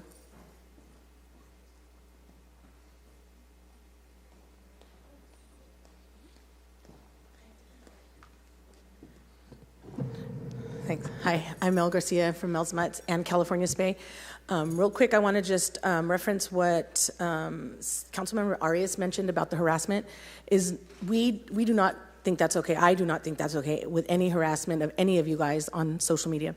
I do want to bring something to your attention, though, that we also get that harassment. And we get that harassment every day. In fact, when people go to the shelter right now to go take their dogs back that they adopted, they are told by the staff, and I actually am on your pamphlet, to contact us, to contact me to take that dog back or to assist them. I don't get paid. I don't get that funding. I currently have 69 dogs under my care, and I am one person. You guys at the shelter, they have a max of 200, and they have 80 full-time employees. There's no reason why they should be sending people my way to help with these animals, because then it puts us in a bad position, and then we get even worse, more harassment than anybody else. And then we have to tell them no, and it's a slap in the face. It is, and we're not funded for that. So. Thank you. All right, next card I have is for Larry Holt.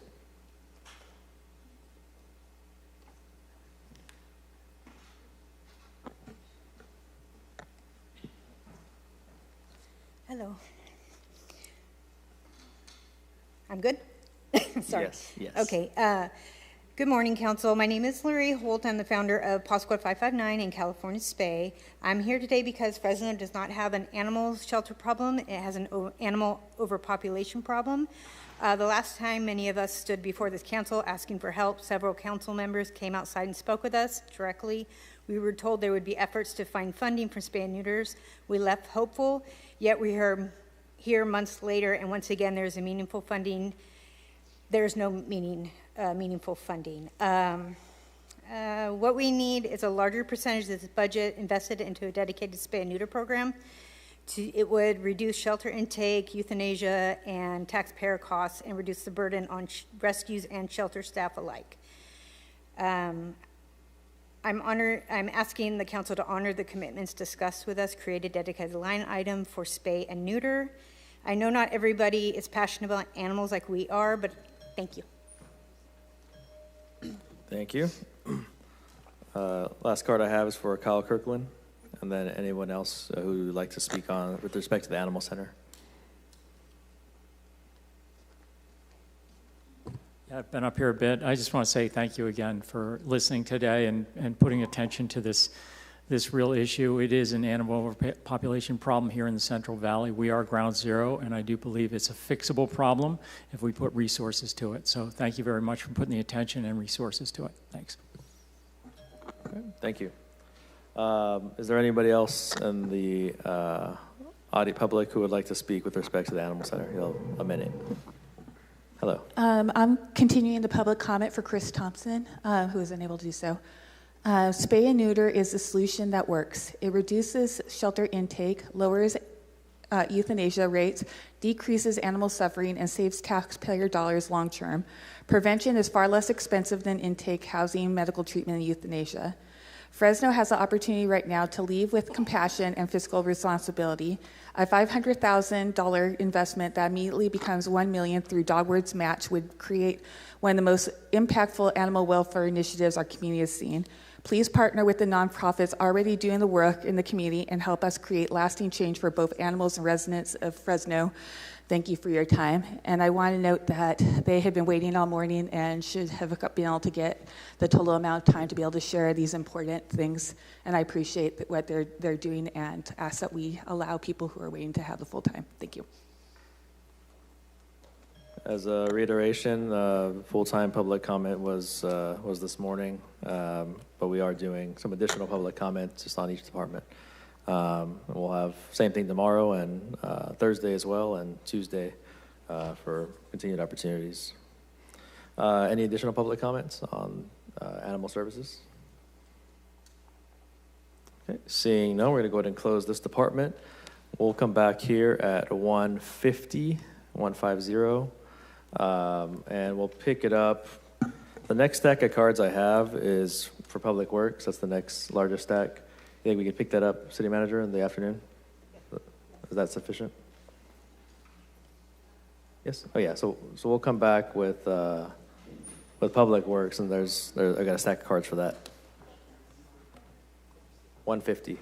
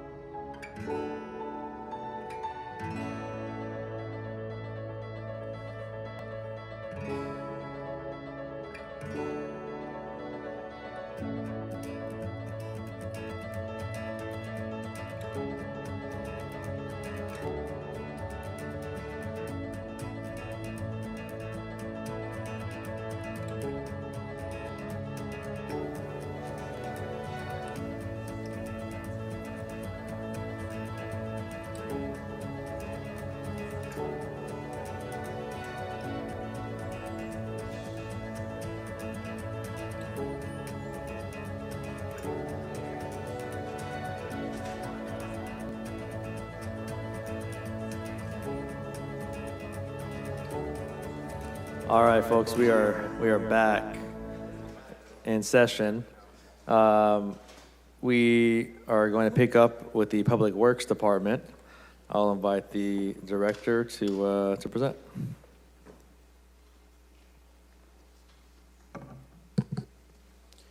All right, good afternoon, Council President, Council members.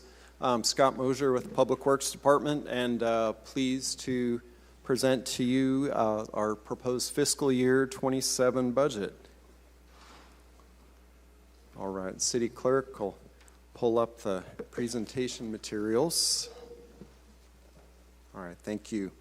All right, so to start off, just a big picture introduction, especially for the public who are viewing about the Public Works Department. We're composed of several divisions ranging from traffic and engineering services, special projects, capital management, street maintenance. That's often the first thing people think about with Public Works, traffic signals and street lighting, landscape maintenance, and administration.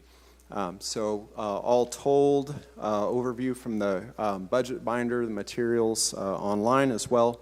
Total operating budget of $98.98 million proposed. Total capital $367.5 million, and a total is shown here $466.4 million. So drilling down a little further, personnel.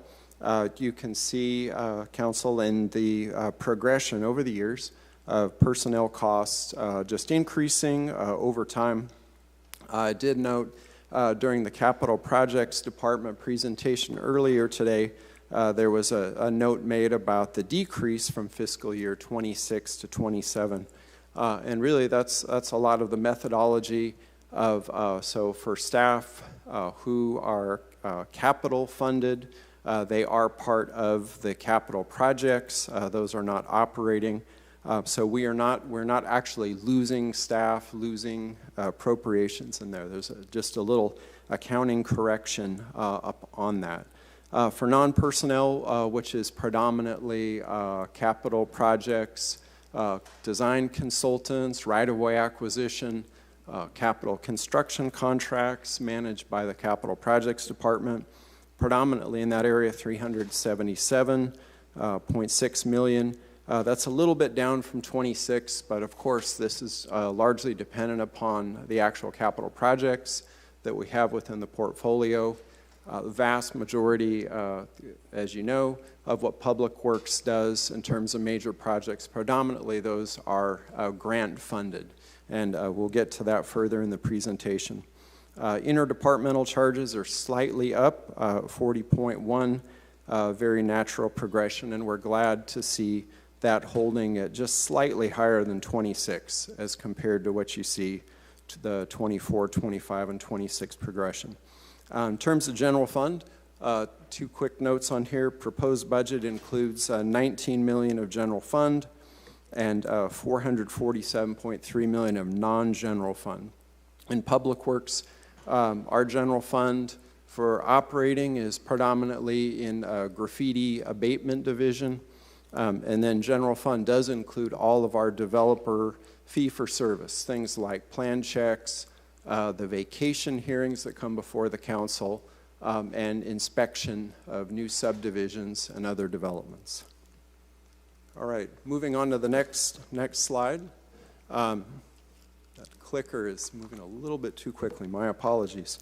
In terms of budgeted positions, want to highlight overall, the -1 position, much like you've heard with other department presentations, this one does not represent a reduction of staff, but rather one position that is moved budgetarily from the Public Works Department into Information Services Department.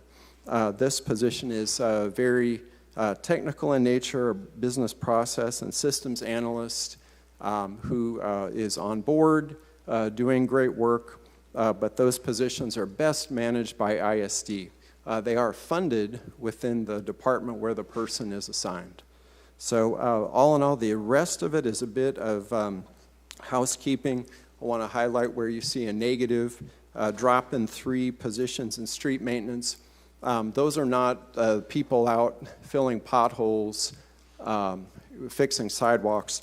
Those are positions housed within our street maintenance, landscape maintenance, administration office for functions like payroll, personnel, and so forth. And this represents a better realignment of the work. So you see landscape being up 2, streets down 3. So just some minor housekeeping with position assignments. All right, in terms of operational impacts, we want to highlight some major items proposed within the budget.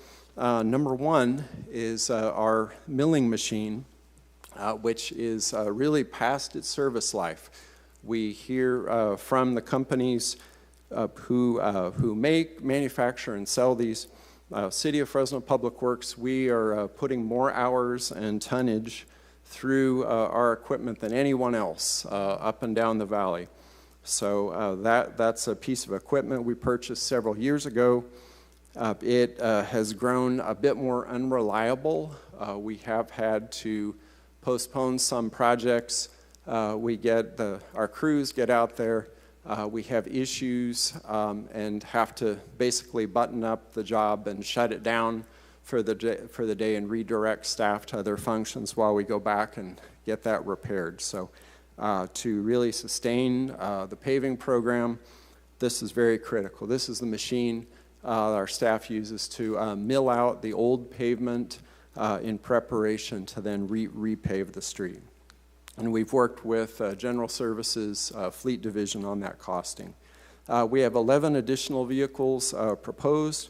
Those are all replacements, for some past the service life, in some cases non-operational.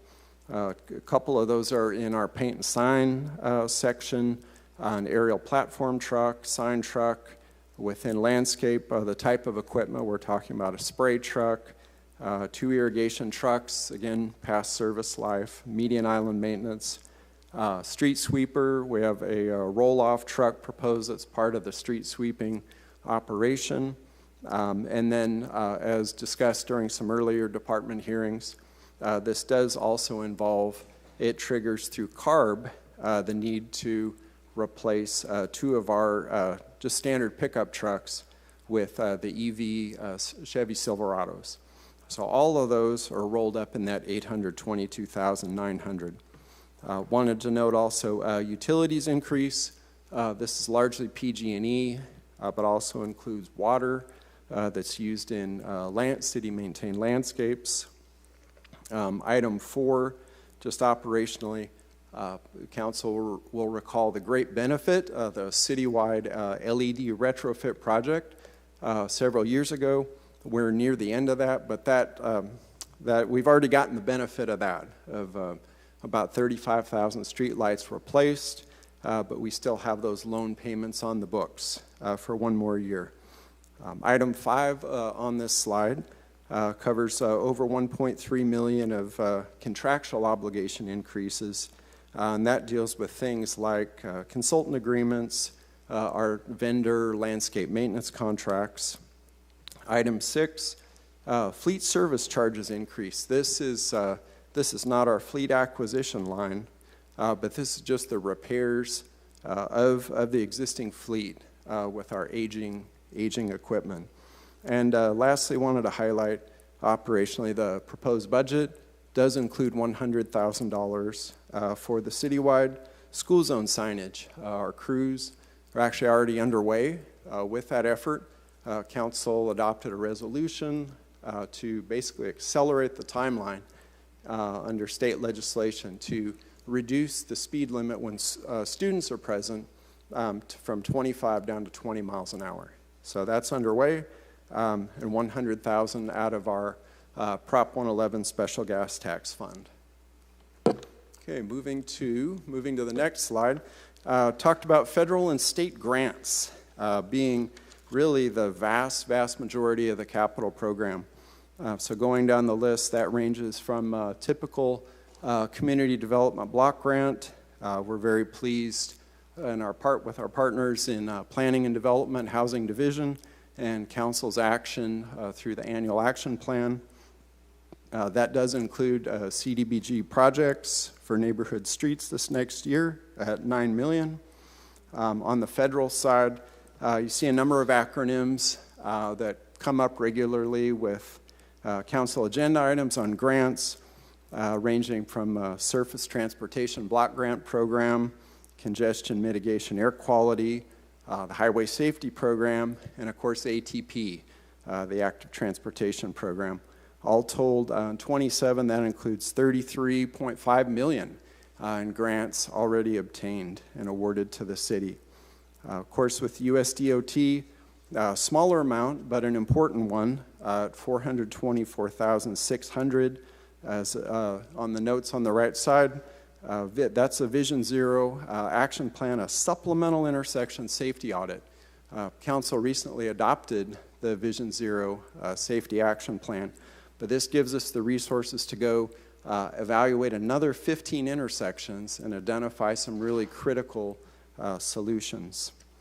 Moving through, of course, the largest capital project that we have in the portfolio, we're working with CPD on is the Blackstone-McKinley Railroad grade separation. Those funds are secure and in the budget at $89 million of state funding. On the ATP side, I won't read all those, but there's a list noted here. Note 5, quite a number of projects that serve safe routes to school, enhancing mobility, cycling in the community, and traffic safety. And then also I'm very pleased to note that the budget includes over $9 million of state funds through the San Joaquin River Conservancy, and that's for the River West Eaton Trail extension. Okay, moving to the next slide. Measure C is an extremely critical component of Public Works budget. This slide notes the capital portion of that at over $63 million in the budget. This is the last year, of course, of the current Measure C extension that is due to expire at June 30th, 2027. But still included in there, going strong, with the Tier 1 regional projects at $18.4 million. That includes 2 projects on South Peach Avenue, along with, we have a little bit of work left at Veterans Boulevard near Bullard and Carnegie related to the street closure. Herndon widening the overpass at BNSF, and then the California Enhancements Project from Fruit to Mayor. Transit-oriented development program is providing $5 million in capital funds for previously awarded grants. Where noted, also just wanted to highlight for the council, we are working with the CPD team on the new technology reserve program. Those are wrapping up mostly in the ITS arena, traffic synchronization and advanced traffic connectivity. And that ranges from dynamic downtown up to northeast Fresno near the Friant Road corridor. And then we also have within that, not part of Measure C, but obviously other ITS corridors such as Kings Canyon, others throughout the city. And lastly, also you noted on the previous slide about state funding for Blackstone-McKinley. Here also is the largest use of Measure C right now, Blackstone-McKinley grade separation at $35 million. So again, that's $63 million in capital. What's not shown on this slide is all the Measure C operating that is contained in the mayor's proposed budget. That's over $18 million that takes care of everything from pothole program, street paving, to all of our traffic operations and a lot of the transportation planning we work on with the Planning and Development Department. All right, it's moving to program and project highlights.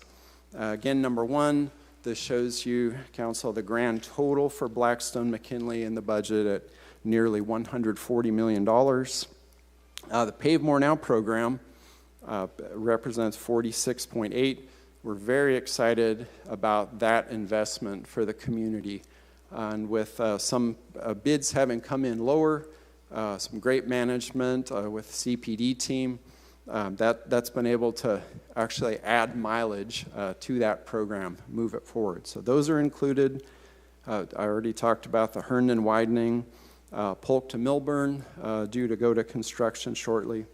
And then some other key items. Concrete strike team continuing to move forward. Same program as years past. We do have the 7-week program included within the proposed budget, as the council has been accustomed to seeing. Geo-based tree trimming. We, as Mayor noted during the budget kickoff, costs do go up for vendor. Wages go up, fuel prices go up. And so what was once a $2.8 million program to hit the 10-year cycle, we've been able to identify funds for that to be over $3.3 million and achieve a 10-year trim cycle. In other words, trimming 10% of the citywide urban forest. The pothole program remains at $2.1 million. Same program every single day, dedicated team filling potholes and dedicated team doing the hot patch work, which is in between, not just a pothole fill, not a complete street repave, but dealing with those high priority areas. We want to highlight the tree planting program. Once again, resources would be in place to achieve the 1,000 net new trees in the city. Glad to share that we've been able to hit that mark in past fiscal years. And lastly, number 8, and thank you, Council, for your patience on these highlights. There's a lot there. With highway litter control, the proposed $698,900. That will maintain a weekly service on the 41 corridor, twice a month on 99, 168, and 180. And the breakdown of that, of course, is we do have $200,000 committed from Caltrans, as has been the case in years past. Measure C provides $100,000 from the FCTA, and the balance is Measure P, Category 5, litter control and beautification. We wanted to include just some photos to highlight crews in action, and couldn't be prouder. It's a very humble opportunity to serve with a great team of individuals, really doing what they love best, paving streets, getting to repair sidewalks. Our theme for many, many years has been building a better Fresno, and we really take a lot of pride and joy in that work. On the community outreach front, we're also, as Public Works, are also looking forward, and we do have 3 efforts in the FY27 budget proposed. Number 1 is through Measure P, Category 5. The proposed budget includes a trail feasibility study west of Highway 99. We've been able to do that work in other areas of the community, but west of 99 we have quite a number of trails that are adopted on the general plan. They're adopted in the Southwest Fresno specific plan, but they've not gone to that next level of determining which side of the canal should this trail be on, how wide, what's the cross section, and all the connections, and that way to set up those trails, those corridors, both for either new development or grant funding to really expand that network. Item 2, Council did approve a grant application back in late 2024 that was awarded, and this was an enhanced connectivity for Southwest Fresno, both pedestrian and bicycle in nature, really across the 99 corridor, and that connection from downtown to southwest. So that has been awarded. We're still working with USDOT on that grant authorization. So, but the dollars are proposed in the budget for when we get that green light through Washington, D.C. And lastly, there was an item earlier this year on an awarded mobility design guide and getting the consultant underway. So all of those will involve a robust community engagement effort. So with that, Council, thank you for the opportunity to serve and deliver these projects and programs together. So we're available for questions. Thank you, Director. First up, I have Councilmember Richardson. Director Mosier, good afternoon. Good afternoon. A few quick questions for you. One, you mentioned the intersection evaluation program going on in coordination with ATAC, I believe, or the Vision Zero. Is that correct? That is correct. That's a new federal grant received to provide the city more resources for that effort. Can you just speak really quickly as to the time frame? How long is required to get a good sample size of the safety of the intersection and the traffic involved? How much money goes into that, manpower, things like that? What kind of stuff are they using? Absolutely. I would anticipate that effort being complete within 1 year of actual authorization through the grant.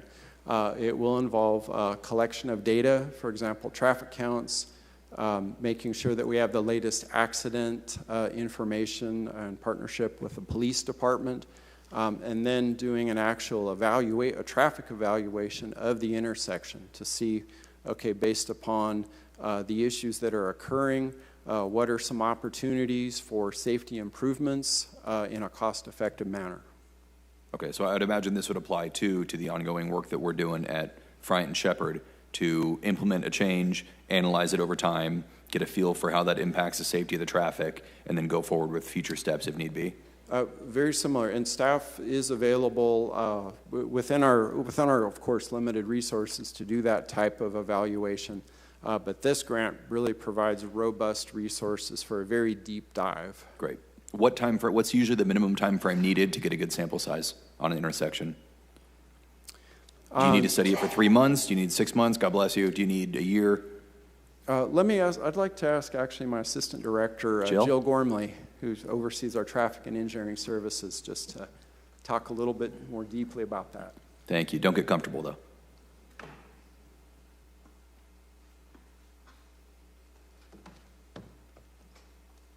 Good afternoon, Jill Gormley, Assistant Director, Public Works Department.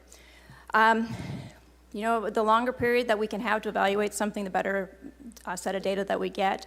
If we're talking collisions, we're usually looking 3 to 5 years worth of data, so we would go back 3 to 5 years, count data. You know, typically we look at like a week's worth of data is kind of standard, but again, as much as that we can get, whether that's in the moment or if we can pull past data from studies or other efforts that we've done. So something really short term would be like a speed study. Yeah, speed study. All righty, that's all I had for you. Thank you.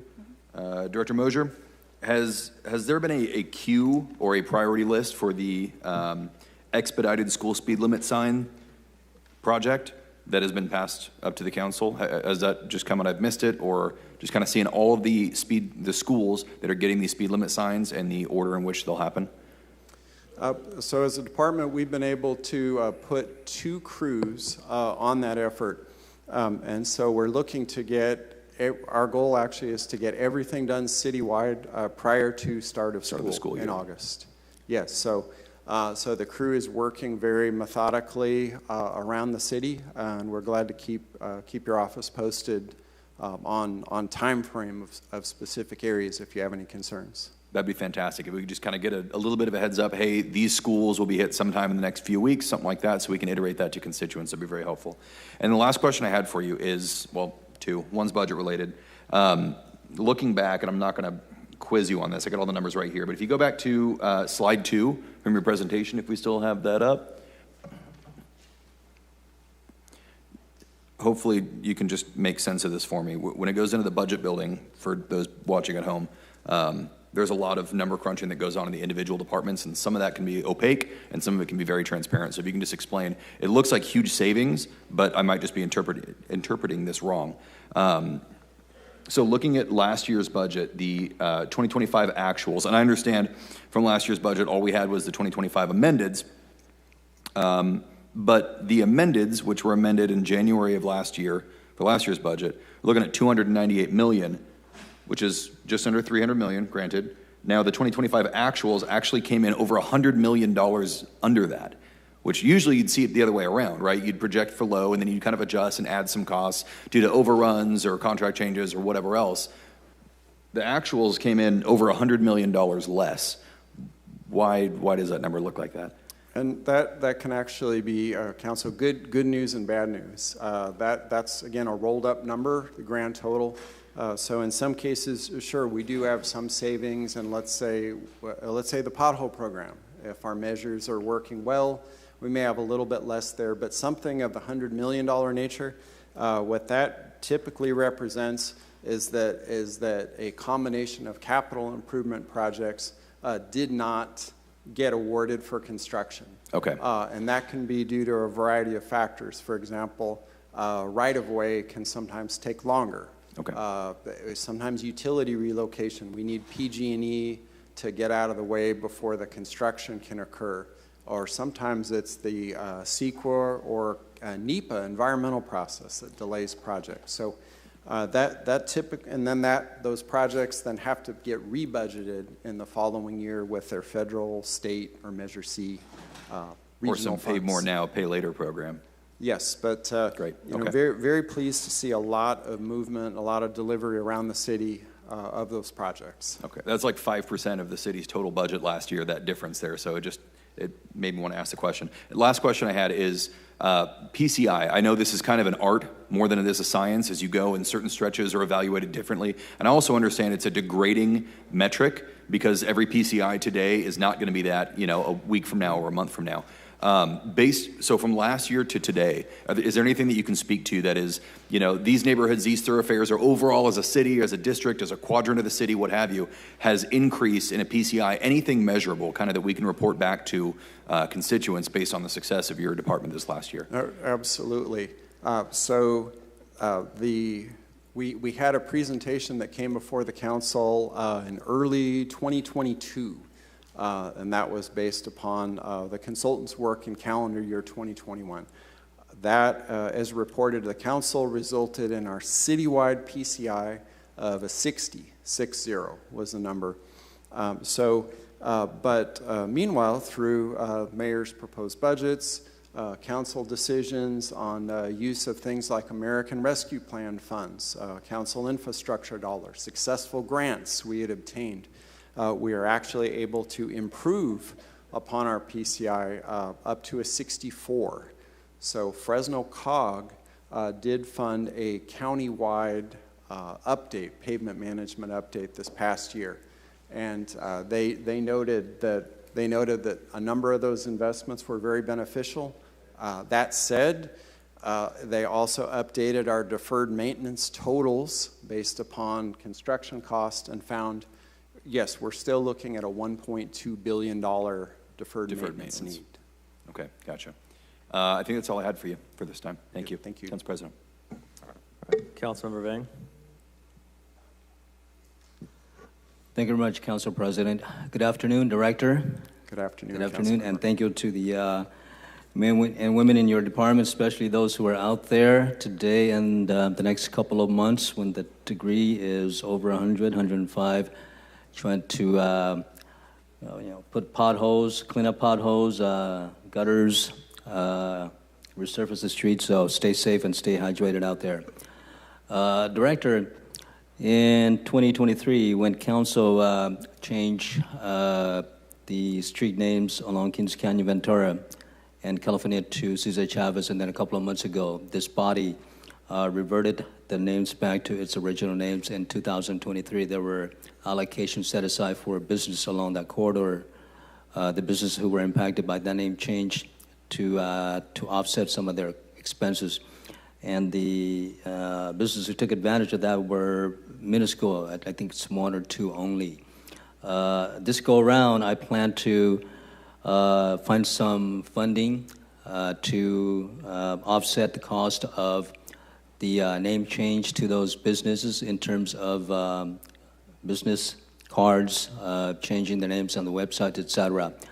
And I believe the last time the process was through Public Works and Planning and Development departments who were in charge of that distribution of funds.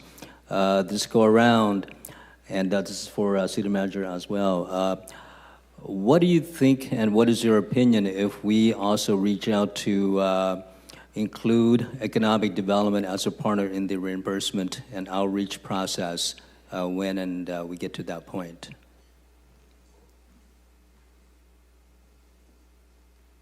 I would say it depends. On? Just the level of work that you're asking to have done as far from outreach. Yes, Obviously we have limited resources, and so if it's a matter of helping to process, should there be money allocated? If it's a matter of processing requests, then I think that that's certainly doable. If the expectation is that we are going to sort of pound the pavement, I think that is something that we probably are not resourced for. Well, it is safe to say that the first go around, the outreach was, at least according to the results, was not as effective as we would like it to be.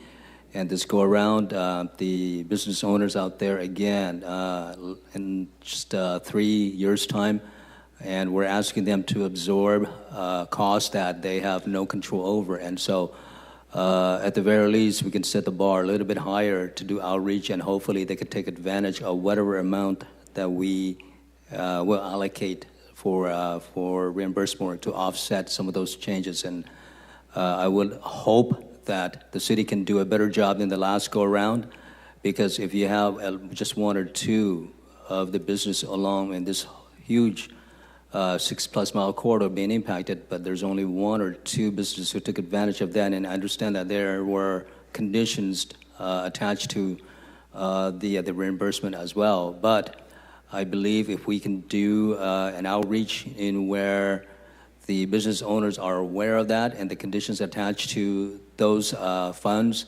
then hopefully the people and the businesses who took advantage of this program will be greater than, I believe the last time was one or two business only. And Councilmember, I would say I personally was surprised at the low response that we received. Staff did send a letter to each and every business owner, property owner. There's a letter explaining the program that contained a QR code. We set up a special website within the city that had all the forms, processes to make that as easy as possible. And you are correct. There were criteria council established. One was that it would pay for actual things like stationery, business cards, signs. It would not pay for the business's staff time to go through processes. They are simply required then to provide receipts, invoices with that request. Staff did receive 4 requests for reimbursement. They were contacted back just to provide invoices, and as noted in prior hearings, we only received 1 for, I believe, $77. But we certainly expected, given the large volume that were mailed out in that effort with the website, QR codes and such, that we would have gotten a lot more response. Yeah. And the anger is more this go around than the last time. Again, it's none of their fault that they have to absorb these expenses. And a majority of the businesses along the Kings Canyon Road in my district are smaller, if not mom and pop business. And so if they were to have to forego or absorb $100 to $1,000 in expense in changing their addresses to the original address, then that cuts deep into their pockets. And so even if it's $100 or $500 reimbursed for them, I mean, that will help them a little way. So I'm hoping as we move forward and the funds are there, the city can find a better way to do outreach to the businesses that has been and will continue to be impacted by the name change along the Kings Canyon, Ventura, and California corridors. That's all I have, Director. Thank you.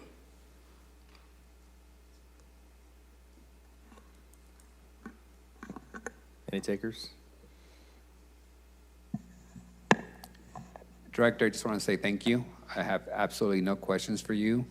In my 7 years, you've always been the most honest and direct personnel on city staff that cuts to the chase and just gives us the honest answer on all the complications of a project. So I do appreciate you doing that for the last 7 years of my tenure. That's all I have for you. So thank you, Councilmember.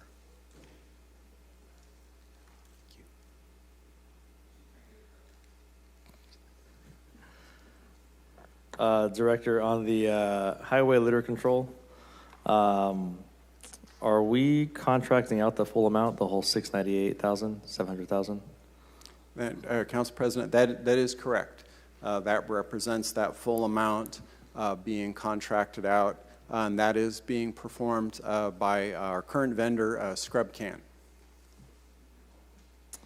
And what are the boundaries? And I ask because I'd like to see like a more proactive cleanup on the D7 portion along the 180 from Cedar to Clovis, kind of that eastern part. But that's kind of what I'm looking at. What would it take to add the 180? Very good, and let me walk through that program. So the 180 corridor, it has two components of that cleanup. One is just kind of a cycle cleanup, end to end, right? And it's within the entire city limits. So the vendor starts down at the Brawley Avenue end in Southwest, goes all the way to the city limits out near Temperance, cleans that entire corridor end to end 2 times per month. But then in addition, we set aside a little bit of that funding for what we call hotspot cleanup. That way we've not committed 100% of the dollars just to the cycle cleanups and not having any resource to go tackle a particular issue. So if there are any concerns, certain areas within Council President that your staff want to pass along or highlight or really anywhere citywide, please do provide that to us and we'll work at getting that tackled. We don't necessarily need to wait for the next time that we go end to end to pick up all the litter. Scott, Can you speak to the difference in responsibility between the embankments versus the median on the freeways there? Yep, absolutely. Thank you, Mayor. And one clarification. So by Caltrans policy, our vendor or crew cannot work in the center median of the freeway. That is limited to Caltrans crews. The scope of services for the city's vendor is really the outside, and it's whether the freeway is elevated or depressed, whether that bank goes up or down. Those embankments can be cleaned up. They also deal with things like where you have a loop ramp, an on-ramp. There's the area in the middle. As long as it's away from a high traffic area, the city's vendor ScrubCan can service it. When we do get in areas that are really tight and close to high-speed traffic, we do forward that on to Caltrans crews. We have a great working relationship, cell phones, text messages, and then Caltrans works to go out and tackle those that are in those high-traffic areas. And Council President, if you have issues where you're seeing trash out there, please feel free to get a hold of Jim Barrows. He loves those calls. Perfect. Yeah. All right. I see. Yeah. His face tells me he loves the calls. Yeah. Okay. Yeah. We'll get in touch about that section because I think the 41 and 99 are the only ones right now on the weekly circuit. So yeah, we'd love to get kind of a portion there where possible. Within our sort of jurisdiction, if you will. Very good. Thank you. Switching gears, on my first RFI, can you all provide a memo listing the streets that will be repaved as part of the 70 miles covered under the overlay and paving operations? We, Public Works, can provide that, yes. Thank you, appreciate that. Switching gears again, could you provide an update on the residential infill program? We can. We track that regularly, how many dollars are in the pot, who's in the queue, and their status. I know we have $1 million in this budget. What's the carryover that we're bringing from this last fiscal year? Let me check on that. Significant or not significant? 800 was a carryover? Yeah, about 875. And I think Scott wasn't already spoken for the vast majority of that? Yes, so total's about 1.8 million. Some is carryover unused from this year, and then adding the new million. So the amount of applications is actually greater than that 1.8 million. The program does it works on a kind of a first in, first out basis. We would love to see, it'd be a great problem to have all of these infill projects moving forward, but the reality is some do not. So we've worked to ensure that there are enough dollars in that program to meet the infill developers' needs to make the projects pencil and move forward. So is the full 1.8 million encumbered at this time? Not technically encumbered, but we do have approved fee waivers on the books that are in excess of that 1.8 million. But I believe that in order for those to be executed upon, building permits have to be pulled by June 30th. That's correct. The developer needs to obtain their certificate of occupancy prior to June 30th. Oh, that certificate of occupancy. So to again, dive a little deeper in that. So impact fees are actually deferrable to occupancy by developers. You come in, pull a permit, say build 100 multifamily units. You pay your utility connection fees up front, but you do not have to pay your park impact fees, fire, police, and so on at time of building permit. They're due at final inspection and occupancy. So that is the time when these dollars in the program then get transferred over to essentially pay the fee on behalf of the project. They move into that account. Scott, how many of those projects are far enough along that they would be able to meet that June 30th deadline of the 800 or whatever money is available? So the 800,000, that's what we estimated as the unused portion. So the answer really is, of the 800,000, how many projects would be able to use it? The answer is 0. Therefore, it'd be carried over. It's proposed in the mayor's budget to carry over. And then what about in addition the? But we have, and I think we could provide a report on that of how much has actually been drawn down. I think it's definitely going to be more than the 800,000, council member. Yes.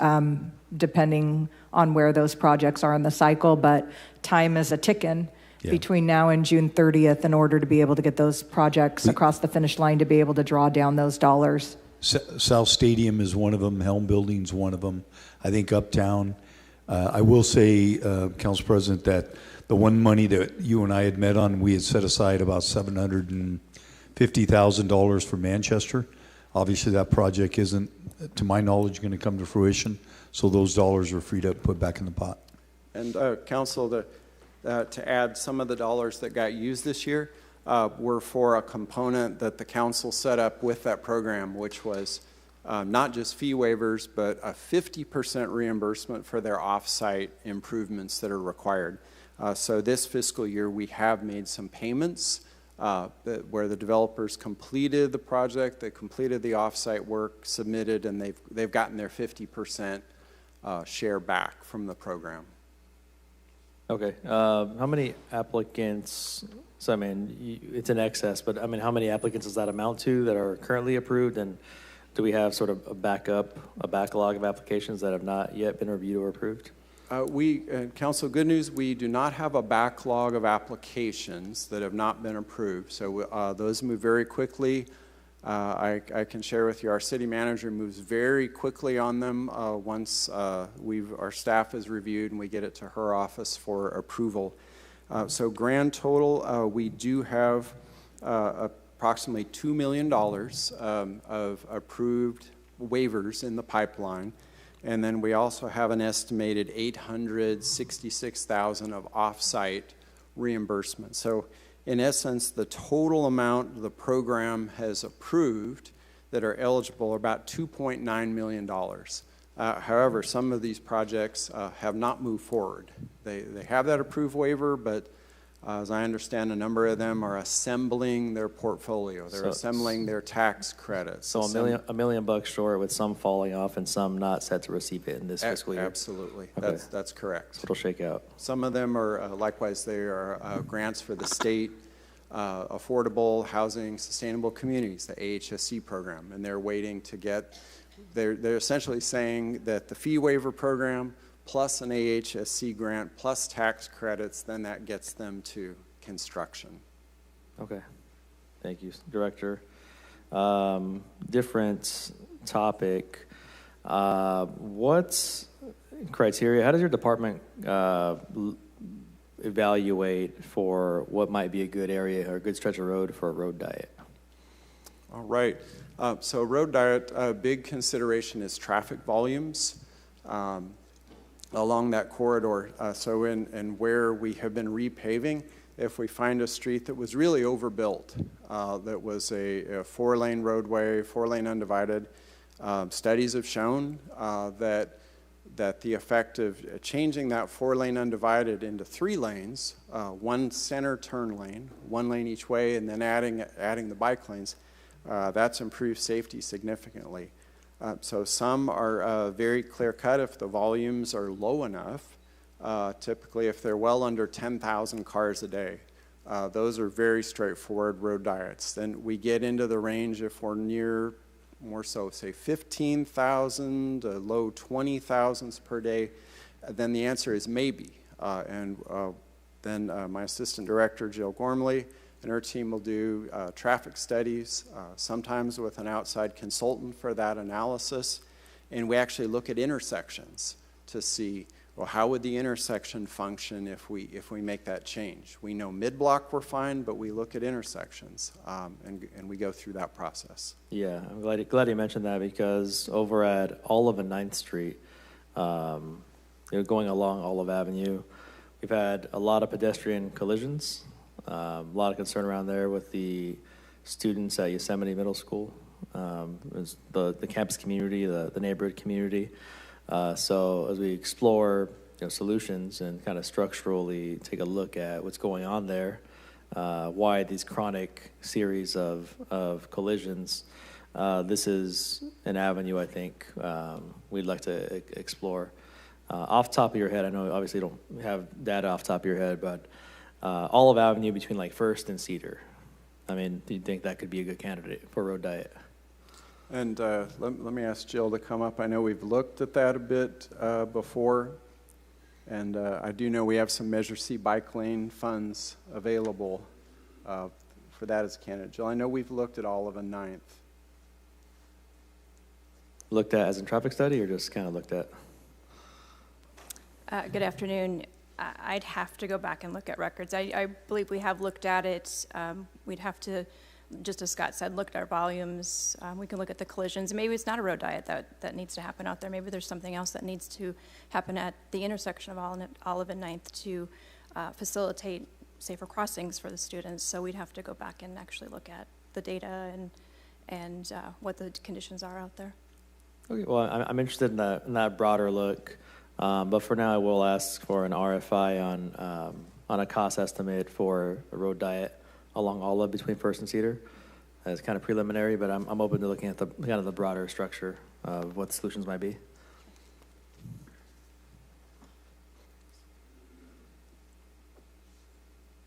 Director, last year I motioned for $100,000 in school traffic safety improvements. We won't go through all of them here, but could we also get a memo of a description of what improvements were completed there? And if there is any additional work that's necessary in D7 schools to improve visibility and traffic safety?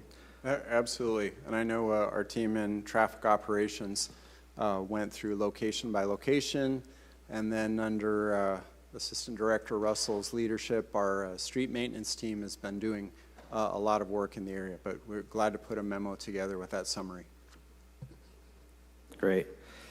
Does this proposed budget include funding already for installation of residential alley gates or speed humps? Is that the line item for those? So residential alley gates has 2 components. This budget proposes the same funding level as the prior year at $25,000 for new alley gate installations and $25,000 in maintenance of existing gates. On the speed hump question, the budget does propose $150,000 of funding for new speed hump installations. How many speed humps do you think that'll amount to?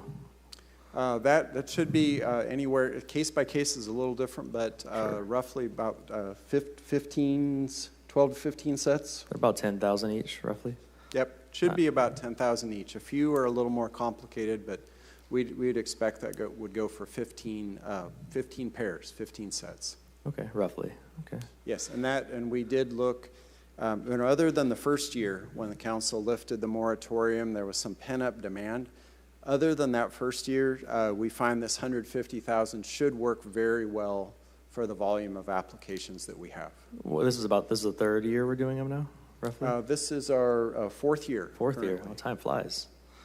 My gosh. Yeah, time flies. Council President, can I just ask Mr. Mosier for some clarification? I had asked a question a couple of months ago, and I believe you said it was $25,000 for alley gates for repairs and $50,000 for a new installation. Oh, I do stand corrected. Thank you, Assistant City Manager. Of course. Sorry, repeat that, City Manager? $25,000 for repairs and $50,000 for new installation. Yes, so it does, I misspoke. So it is the same as what was last year, which was $50,000 for new installations, $25,000 for repair. Thank you. So it maintains. Okay. Great. Lastly, out of curiosity, and again, I won't ask you to elaborate, but I'd like an RFI, a memo with the annual utility rate and cost increases over the last 5 years to operate street lights, traffic signals, and any other street infrastructure that we operate that obviously requires electricity. I'd be really curious to kind of see what that looks like. Very good. We have that data and can put that together. Fantastic. That'll conclude my questions for now. You want another bite at the apple? I just have one request for information. In a recent neighborhood meeting with the Wilson Island neighborhoods, I think I mentioned this to you, Director, I just wanted a formal memo. They've expressed interest in wanting to be converted to a gated community. I know there's a process for doing so. I think some of them believe it's just as simple as putting gates in every street that intersects with that neighborhood, but I know it involves establishment of a HOA, us walking away from all the public infrastructure and making the property owners responsible for that, and as well as, street lights, sidewalks, curbs, gutters. If you can provide us a memo that outlines the process and the estimated value of the assets that the HOA would have to be responsible for maintaining, that would be helpful. That way we can circle back and get them a response. We can put that together. Including, I think they have to change their deeds, the property deeds, to give each other rights, I think, and access points. That's correct, because basically what's a public street now would then be vacated through council action, and then the private properties essentially go all to the center line of the street, meaning that each owner needs to give access to the other owners to basically convert that into kind of an HOA-owned street, into a private street. So, but there is a process, and we'll be sure to work with City Attorney's Office to cover all the steps. That's fascinating. Just to piggyback off that, is that a process we've engaged in before, where we've converted an existing older neighborhood like that into a gated community? Not to a large extent. Sounds novel. Yeah. There have been some limited vacations. So for example, those who've been around in the community a long time remember when Divisadero went through, right, from the 41 all the way to the west, and there was a vacation for community regional medical centers. That made that into a private street. What we'd have here is, instead of kind of one owner who's assembled all the property and it's vacated and it goes to just one, it would essentially be vacating and going to, say, 100, 50 people, 100 people, and then you have to basically create an HOA to pull that together. So it's theoretically possible, but very difficult to achieve. Sure. All right. Thanks, Director. Thank you. Councilmember Vang, you punched up again. Just a follow-up, Director. You mentioned that letters were sent out to the people. Was it to the owners of the property or the business operators of those businesses? There were letters sent to both. Both? Both to property owners and to businesses. Okay. Yes. Were there English only, or was it English and Spanish? I'll need to... English, Spanish, and Hmong. Okay. Yes. Thank you. Thank you, Director.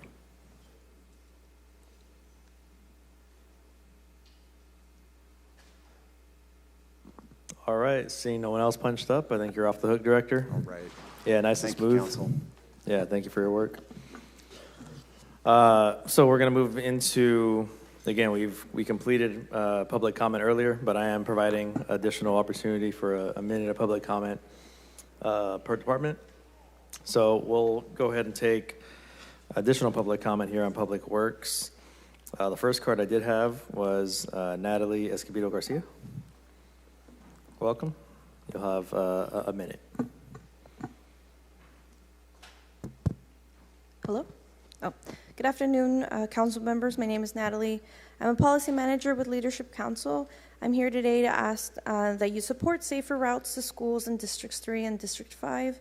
For District 3 residents, request the city allocate funding for safer routes to schools in the Jane Addams Elementary area by adding sidewalks to North Marks Avenue and North Hughes Avenues from Belmont Avenue up to West McKinley Avenue, and for the installation of a high-intensity activated crosswalk system on McKinley and North Hughes Avenue. For District 5, residents request the city allocate funds for road repair within Cesar Chavez Boulevard, South Orange Avenue, East Butler Avenue, and South First Street. In addition to crosswalks on 10th Street at the intersections of East El Monte Way and Montecito Avenue. Last, there are multiple intersections which require installation of streetlights, including in the alleys on Lowell Avenue.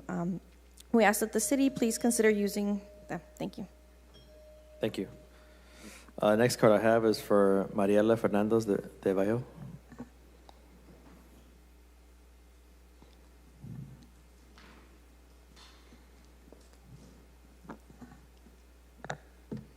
Hello, I'm reading for Mariela. Hi, my name is Mariela Fernandez, and I live in District 5. I am an active parent with Familias en Acción and Leadership Council. In my neighborhood, we have a high need for draining in our streets, particularly in and around Monte Way, Montecito, Low, and Liberty. When it rains, there's a lot of flooding in these areas. We also need more street lighting, sidewalks, and road repair, not just a patch, but actual repair to our streets. We need speed bumps to slow down cars that go at high speeds in residential areas as our kids play outside and can get hurt. Finally, we would like to thank Councilmember Vang for fixing some sidewalks. We ask that they continue to repair them along Monte Way, Ventura, Butler, and Cedar. Thank you. Thank you. And Clerk, if you could elaborate for the public, folks are welcome to speak in Spanish or, and it's translated directly up here. If you could elaborate for the public just how it works. Yes, absolutely. We do have translation services that are offered through the Wordly digital system. What this means is that anyone who would like to make a comment in a language other than English is welcome to come to the podium and speak directly. You do not need to bring an interpreter or a translator or attempt to translate that yourself. It will show the translation in real time up on the screens that each councilman has at their desk, and they will be able to see what you are saying in public comment. It will also be produced in a transcript after the close of the meeting. And likewise, you can receive those comments either in Spanish or in English yourself by scanning the Wordly QR code. All right, thank you, Clerk. Just want to be clear about that for folks who were curious. Next card I have is for Lilia Becerril. Lilia here? Lilia? Okay. Next card I have is for Juanita Ramirez. Juanita? Okay. That's all the cards I had for Public Works, but if anybody else would like to speak with respect to the Public Works Department, welcome to come on down and give public comment. Great. Okay. I'm also giving public comment for Margarita Escobedo from District 5. And so my ask is that the city invest in more streetlights across the streets for First Street to Cedar and also Ventura to Butler. We would also like metal fences and locks in the alleys due to a lot of drug activity between 2nd Street and 3rd Street. And then the cross street is Ventura and Butler. They weren't able to make a comment. Thank you. Thank you. Sorry, Council President, can I ask a question real quick? Sure. Ma'am, you mentioned between First and Cedar. That's like 13 miles north and south. Is there a cross street there? 1st Street to Cedar and Ventura Okay. to Butler. But I can follow up with her and send that information. That works. Yeah, Thank you. Thank you. I think they're referring to the east-west streets between those, I think. Correct, but that includes everything from Teague or Shepherd all the way.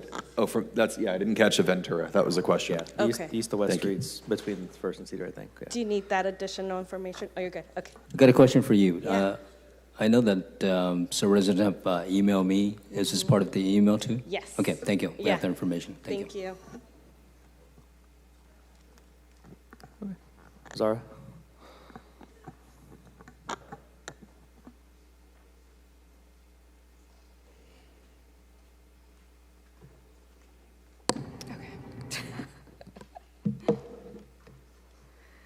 Good afternoon, council members. My name is Zara Marin. I'm the campaign director with Power California Action. Since January, Power staff, partners, and young leaders have met with several of your offices regarding incoming budget priorities, so thank you for that.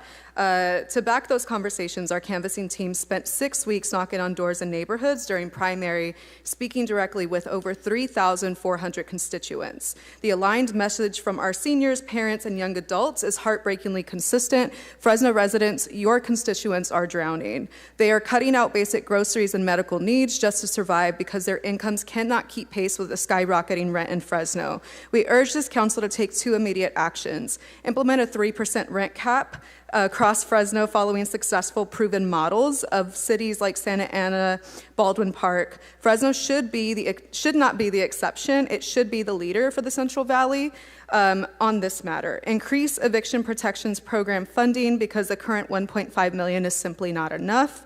I also want to be clear that these 2 actions, thank you. Have a good day. All right. Is there additional public comment with respect to the Public Works Department? Anyone in the public? Okay, we're going to close that. We're now concluding that department. And let's see, what's next? Who's ready, City Manager? We can probably snap back into order at this point. I see economic development. I see planning and development. Actually, I see economic personnel. development was number 2, and you're now, I think, number 3 or 4. So we'll take on economic development. Okay, come you on got up, it. Cliff.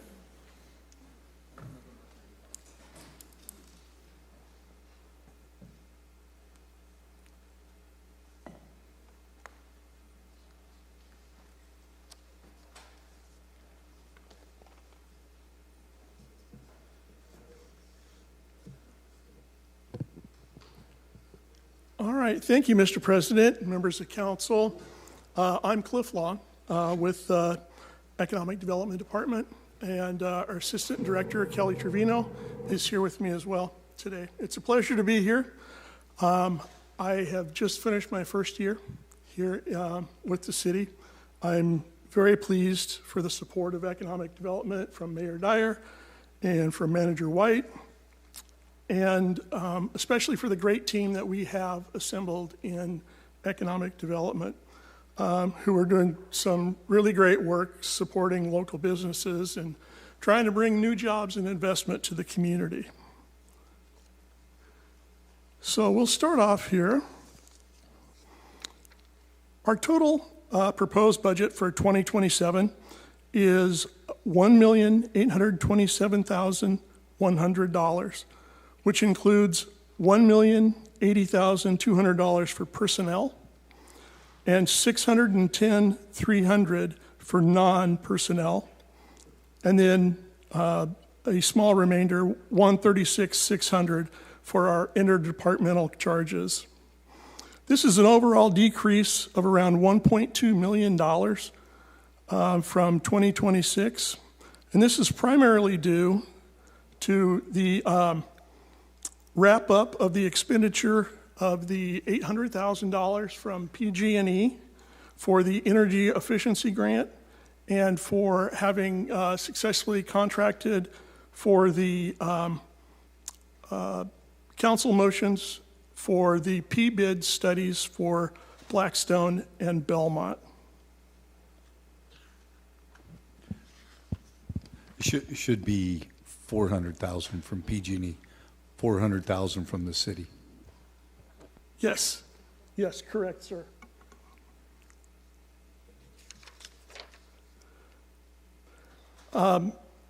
In terms of budgeted positions, we are a very small department. We have a total of 8 positions budgeted, including director, assistant director, an executive assistant, and 4 economic development coordinators. And those positions are all now filled. We spent much of this past year with a couple of vacancies in our coordinator positions, and we're very excited that we were able to attract some candidates with some skills to round out our needs, and we really appreciate that. We also have an economic development analyst position that we are leaving unfilled to meet our attrition target.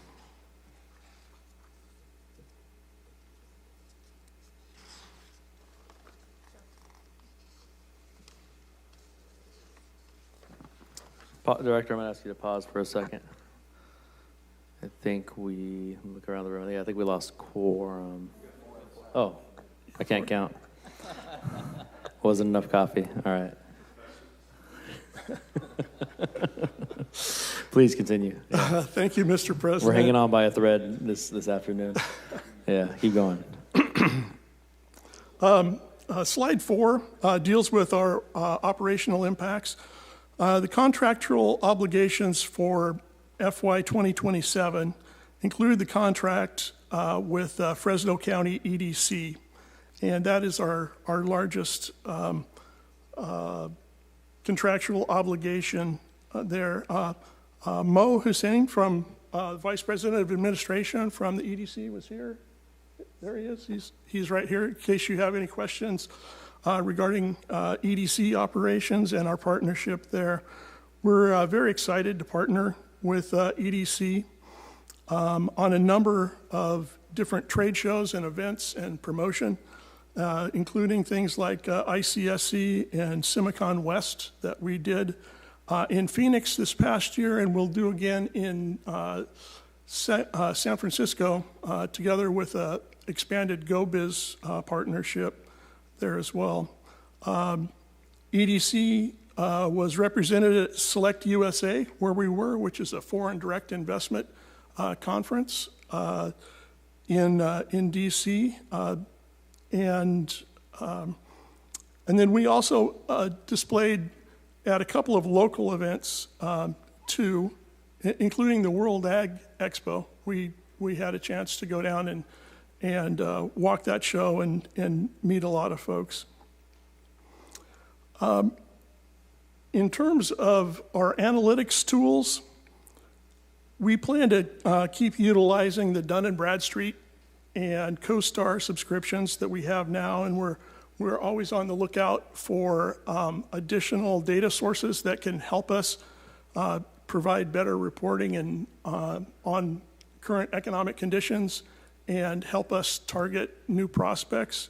And we do partner with the EDC on that as well, and some of the software that they have invested in.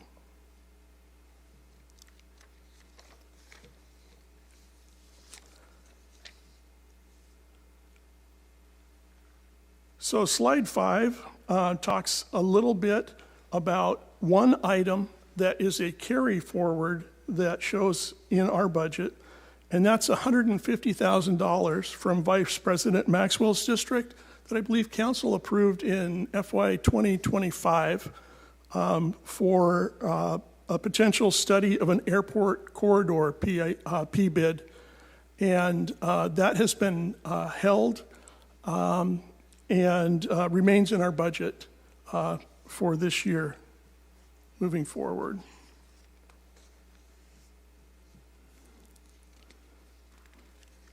In terms of some of the highlights we've had in 2026 for business outreach. We're very proud of some of the work that we were able to accomplish this past year. That energy efficiency grant in partnership with the city and PGE, Mr. Mayor, awarded grants of up to $15,000 to 58 locally owned restaurants in an effort to make them more energy efficient and reduce their monthly bills. I mentioned both the Belmont and the Blackstone PBID feasibility studies were conducted to outreach to property owners, businesses in the area, and try to determine if there's sufficient interest among the property owners to form PBIDs to help business conditions in those particular areas. We are starting to work on the Tower District vacant building incentive. We have one candidate that that meets the criteria that we're working to contract with currently right now, putting the contract documents together. And we're excited to see that carry forward into the new fiscal year. We also finished up in December the local immigration, integration, and inclusion grant that was awarded by the state of California that had the goal of building the entrepreneurial pipeline here in the community and strengthening digital literacy within the immigrant population. And that program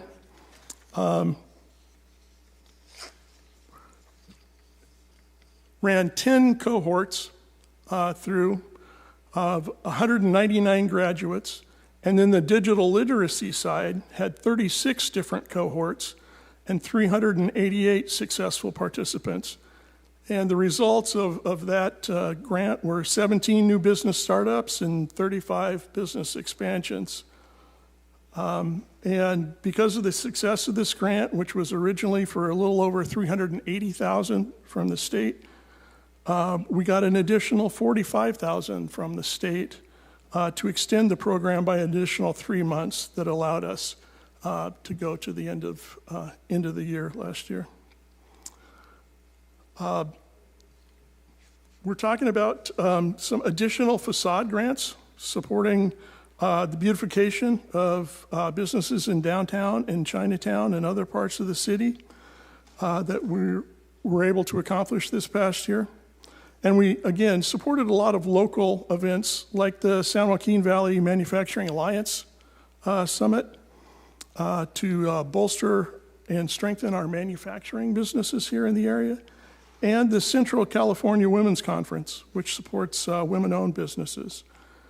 And we also attended, as I said, a number of regional and state and national trade shows and outreach. And you'll see some of them in the next slide here.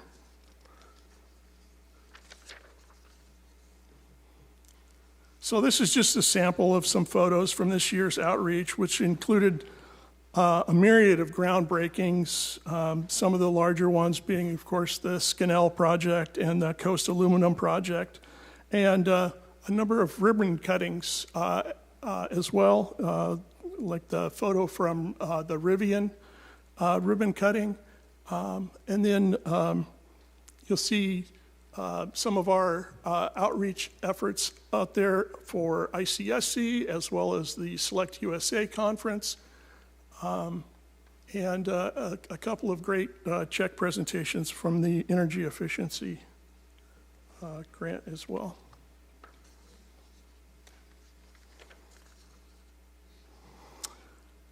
So for 2027, our outreach is going to include continuing the work on the Belmont and Blackstone PBID feasibility studies and bringing those to a decision point. We're going to continue working on the Tower District Vacant Building Incentive Pilot Program. And we're going to attend, again, several local events like the Manufacturing Summit in the Central Valley, the Central California Women's Conference. One of the things that we're most excited about is we have just kicked off a new business visitation program, which I'll explain a little bit more on the next slide. But again, we're going to continue to partner with Team California and with GoBiz and with our partners at the EDC to continually go out and see what we can do to attract new jobs and investment to the community as well. So on the, as I mentioned on the previous slide, we're very excited about our new business outreach program that we've just kicked off. Our goal here on this is to kind of really do something special for kind of the middle tier of businesses within our community, the kind of folks who are out in the industrial parks in a little bay doing something really cool, and we never meet them at a chamber meeting, and we may not run into them otherwise unless we look. So we want to get to know some of the folks who are out there who are employers in our communities. So we're looking for mid-sized, large, and fast-growing, small, locally owned businesses. And our goal is to get out and target 100 in this coming year of businesses primarily in manufacturing, distribution, value-added agriculture, technology, and usually in that band of having at least 10 employees.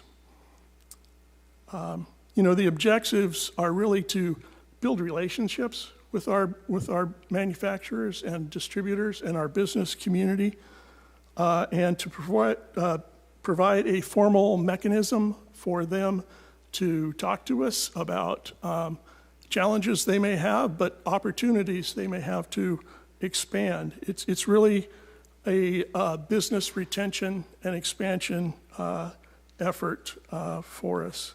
If you have businesses, council members within your particular districts that you think we should be out and be connected with, please let us know. We'd love to get them on the list. And with that, I'm happy to stand for any questions. All right, thanks, Director. Councilmember Richardson has the floor. All right, Director, good afternoon. Good afternoon. 3 quick questions. One, you guys were able to accomplish your attrition savings essentially by keeping that one position open. Is that what I understand? That's correct. And with that, you guys overshot the 6.18 recommended percentage. You guys made it to over 10. Is that right? Yes. So again, we're a small team, and our ability to forego one position helped us with our attrition savings, and then we also took the pencil to the budget and really tried to tighten things up and make sure that we could come in with as much savings as possible throughout the operations as well. With what I remembered, your economic analyst, correction, sorry, it's getting late. Your economic analyst position was left open. That was the one. With that position open, how's your staff doing? How's your operational tempo? Have you guys felt a slowdown? Are you guys able to carry that extra weight? Yeah, Council Member Richardson, I noted that, we had a couple of vacant positions in our economic development coordinators this year. And really, those are our boots on the ground folks out there. Since we only have 4 on the team, it's really important for us to kind of divide and conquer. And everybody brings a different skill to it. We were able to, as I said, find a couple of folks who can really enhance our ability in analysis and research, and also in marketing and attraction. And those were kind of the pieces that we were missing. So I think we're on the upswing right now, actually, and our team is doing pretty well. Great, I appreciate that. Now, you guys are obviously, you're a function of the city. You are not like the Fresno County, EDC or the Chamber of Commerce or anything like that. You don't lobby. You don't play the politics game. You guys are here to increase the business capacity of the city of Fresno. Now, you guys are subject matter experts. While all of us up here, we each kind of have our own niche, our own thing that we specialize in. But I have questions that I like to ask you guys, and there's a lot of subject matter expertise that lives in your office. So with that, I know you guys spend a lot of your time working with existing businesses or reeling in business from outside the city, which we can't do as well as you can. But outside of that, do you guys ever participate in the policy making process when it comes to advising the council offices? Hey, I see you're working on this. This may be a way to go about it. Is there some homework we can do for you? This is something we've seen in the past that's done successfully. Do you guys take any kind of affirmative steps toward being proactive when it comes to policies for the city of Fresno? Certainly, council member. We're always happy to work on new initiatives that you may have that may have an impact on our business community. If you have special needs in your district and we can sit down and talk to you about that, that's fantastic. We work for City Manager White and the mayor here, and we're all trying to do the same thing. Promote a successful, better economy here in Fresno. And anything that you have going on that can help us and anything that we're doing that can help you, I'm glad to do it. That's great. And from the council, at least, from our position, we try to respect the jurisdictions of the administration side, and they do a great job of respecting the jurisdictions of our side. But when that kind of subject matter expertise lives over there, we're kind of not doing anybody a benefit by not tapping into it. So this last year, I didn't so much expect it the following year going forward when it comes to business promoting initiatives that we have, that we're really going to tap into you guys, obviously with the permission of the administration, provided it'll fit into your schedule and into the staff's time and effort calculus, that you guys can advise us as policy decisions come forward. And then finally, if you can just really quickly speak to some of the successes your department has had, especially when it comes to reeling in new businesses or new industries that didn't exist in Fresno, and then that'll be the end of my time. Yeah, we've had some exciting things happen here in Fresno this past year in terms of new business development. And the thing about economic development, it's the sales cycle's pretty long. So you got to tell the story for a long time before you see it. We have some fantastic leads. We've worked with some great small businesses who've been successful and been able to expand and move to some new real estate and grow. Part of our efforts with the business visitation program that I mentioned is also to help us find leads from their suppliers and their customers for people who ought to be here in Fresno operating who aren't. And, the more that we can, work together and hear those kind of things, the more we have to work on. And certainly we get a lot of leads, a lot of cooperation from the EDC. We really appreciate that. And so I think we had some good success with things like Coast Aluminum and a couple others, Rocket Machine, a couple things that we worked on this past year. But I think we've got a lot of opportunity ahead of us coming this year. Okay. Follow up, since you mentioned that interplay between you guys and the administration, do you have any tie-ins or have you been working at all with the Youth Jobs Corps, getting them exited out of that program or maybe plugged directly into entry-level positions at local businesses that could use the added manpower? I personally have not. EDC operates their NEO program for the county, which we just met with a business last week, Kelly and I did, and made a connection with the EDC to take on that, to work on there. There's a number of kind of workforce development initiatives out there that one of our employees, John Lawrence, is very involved in the workforce. That's his background. He's got a lot of connections there.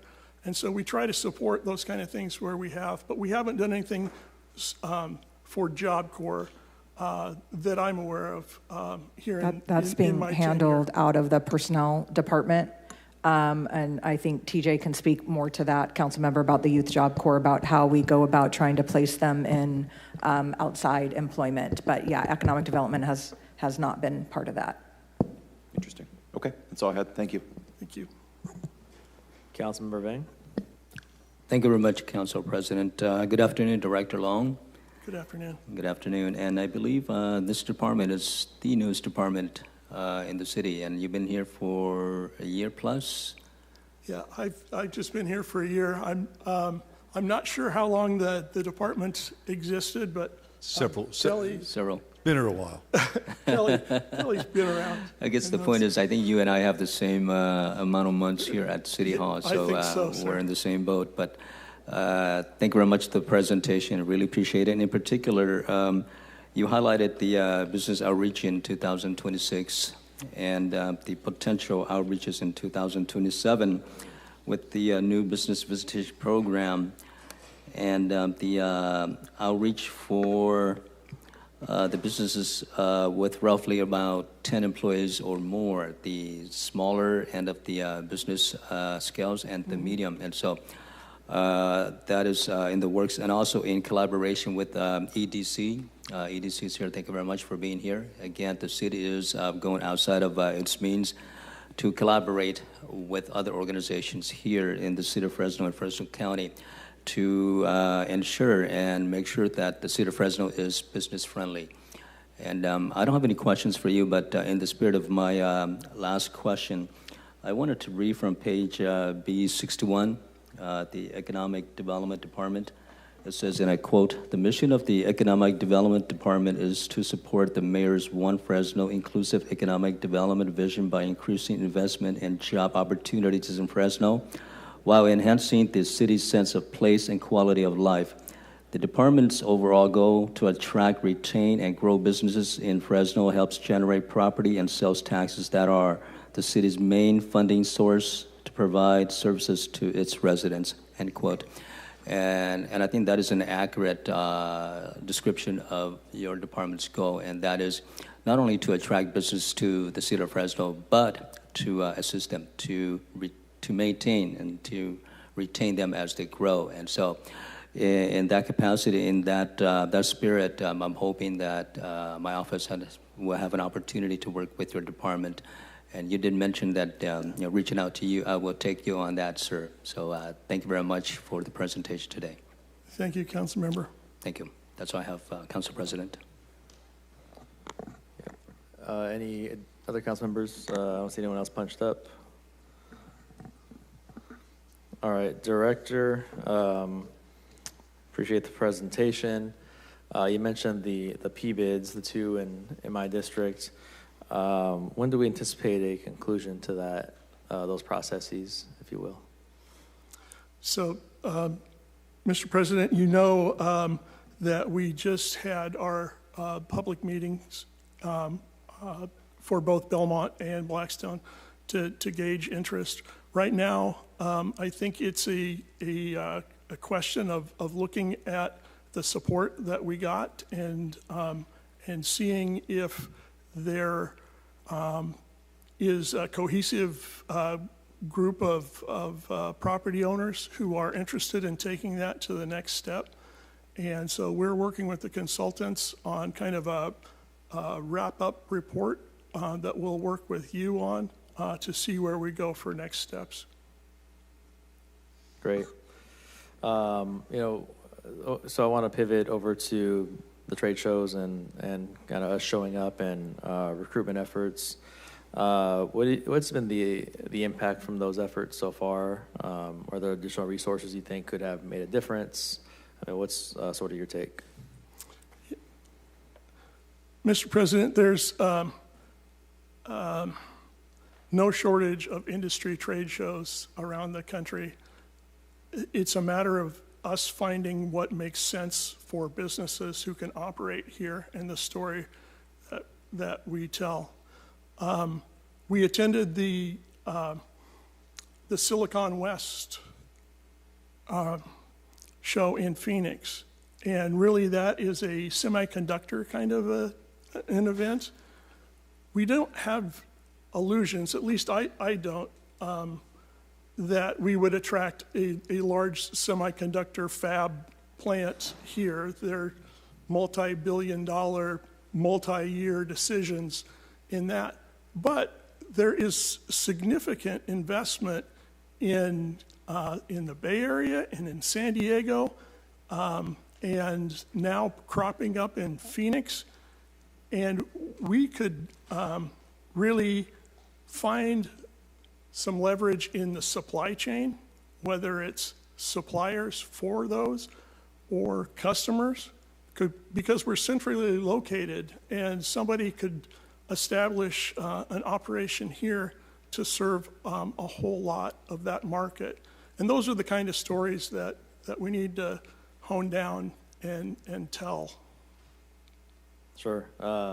So the supply chain type companies, those are not as resource intensive from a natural resource standpoint as the actual semiconductors. That would be correct.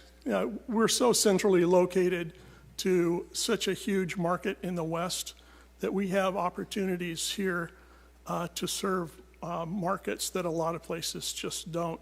And we can do it affordably and efficiently. So, great. So I'm glad to hear the pursuit continues there. Earlier, with respect to you mentioned targeting 100 small businesses, small to medium, I think, within the city, and you mentioned a number of different kind of categories. In your opinion, I guess, what strings those categories together? What's the common denominator, if you will, from those different industries that you mentioned within that 100 that you want to target? So the ones that we mentioned in terms of manufacturing, distribution, value-added agriculture, technology, those are areas where we have a strong presence, we have room to grow. And so it's good for us if we want to take a message out to market the community that we know who operates here and why they're here and what opportunities they see for us to do a better job in that. So I think really we're going to learn a lot about what those commonalities are and what we're doing right and how we can capitalize on opportunity. What's, just in terms of total department resources, time, et cetera, I mean, what percentage would you say is focused on existing kind of commerce here in the city, and what percentage is focused on trying to grow and recruit? Yeah. Mr. President, this past year, because of our work with the Energy Efficiency Grant and LLIIG grant and just a number of initiatives like that, we spent far and away the bulk of our time dealing with very small businesses here in Fresno. And that's great. We're always going to work with entrepreneurs. That's going to be a continued focus no matter which way we go. But we're trying to expand that focus a little bit more now and to see if we can hit that missing middle that we haven't had good contact with yet. So you anticipate a growing share of the time and resources going towards recruitment and growth this coming fiscal year? Yeah, so I think the time that we spend on business retention and expansion work on the front end will help us be able to recruit in the future. So it may we may have more opportunities as we move forward to be much more involved in that kind of thing. But again, that's where we are lucky to have the resources of the EDC. We're members of Team California, which is a consortium of communities and EDCs around the state that go together to market and tell the story of business in California. And we're trying to build a growing relationship with GoBiz and to stay connected in the resources that they can bring us here too.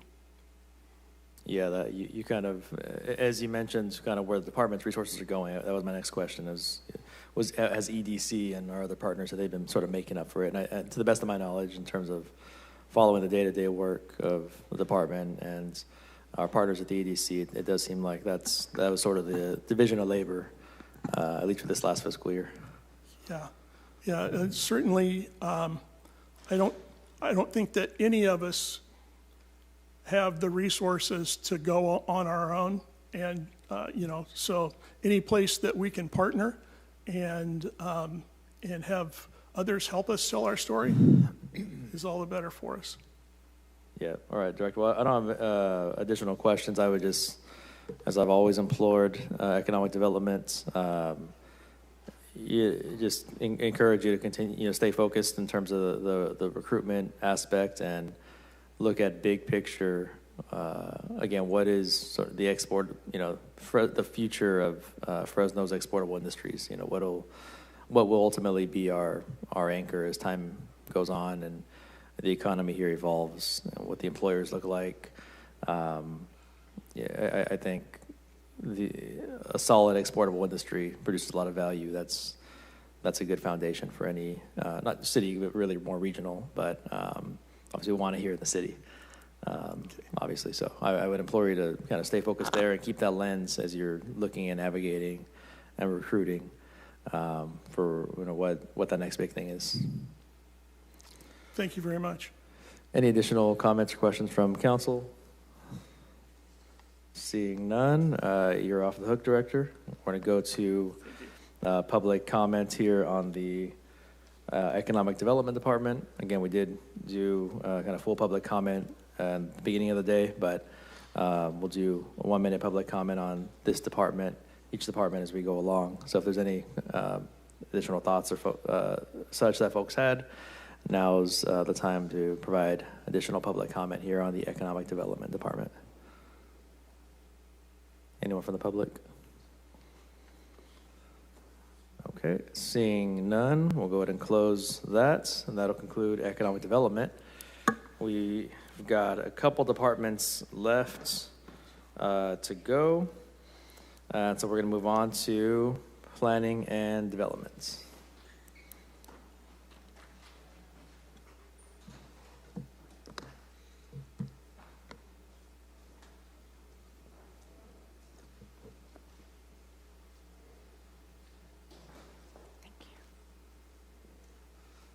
Good afternoon. Are you ready for me? Are you ready? All righty. Good afternoon, Council President, members of the City Council. Jennifer Clark, Director of Planning and Development. Today I'll be presenting our department's proposed budget for FY27. With me are our assistant directors, division managers, to answer any questions if they arise. I want to thank this team. They've worked very hard to prepare this proposed budget for your consideration. Each year, the department reviews all of its sources and funding prior to preparing a budget for consideration.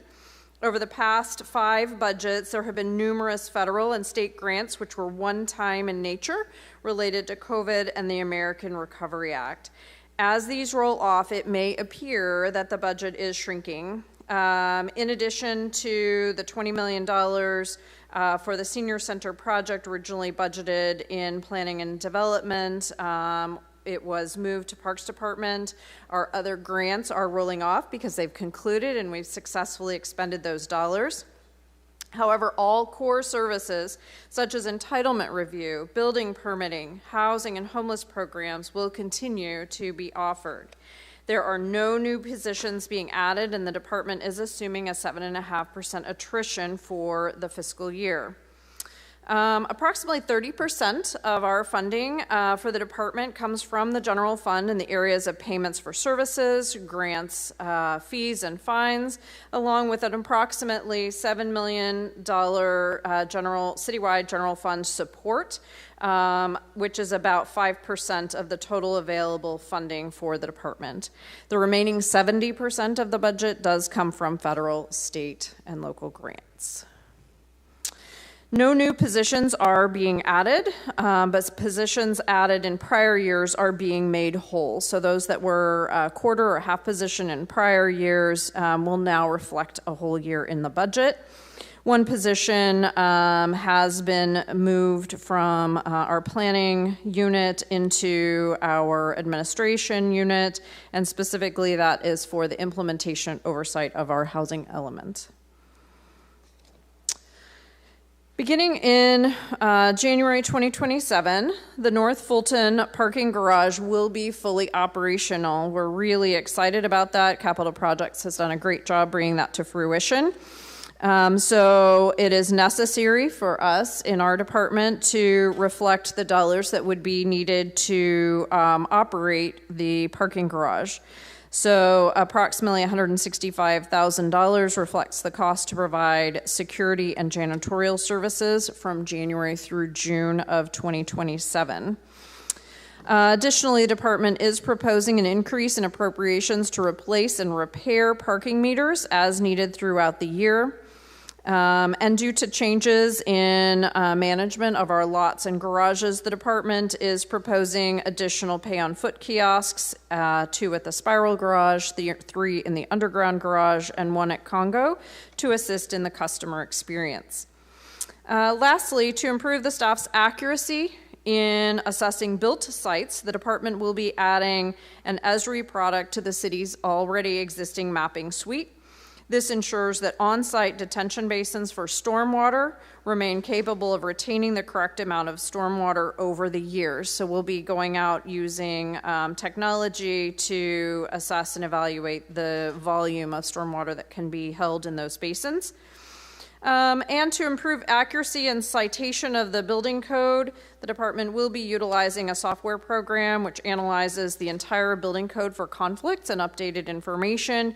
It will improve efficiencies for the plan check team.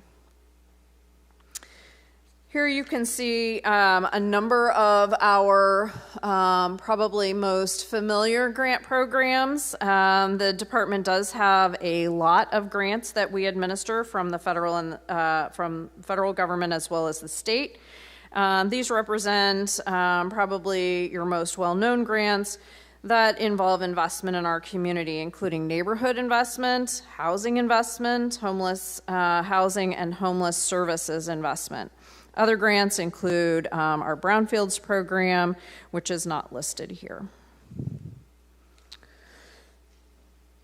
Specific projects of note will include the completion of the North Fulton parking garage, as I stated earlier, which will include 29 electric vehicle charging stations.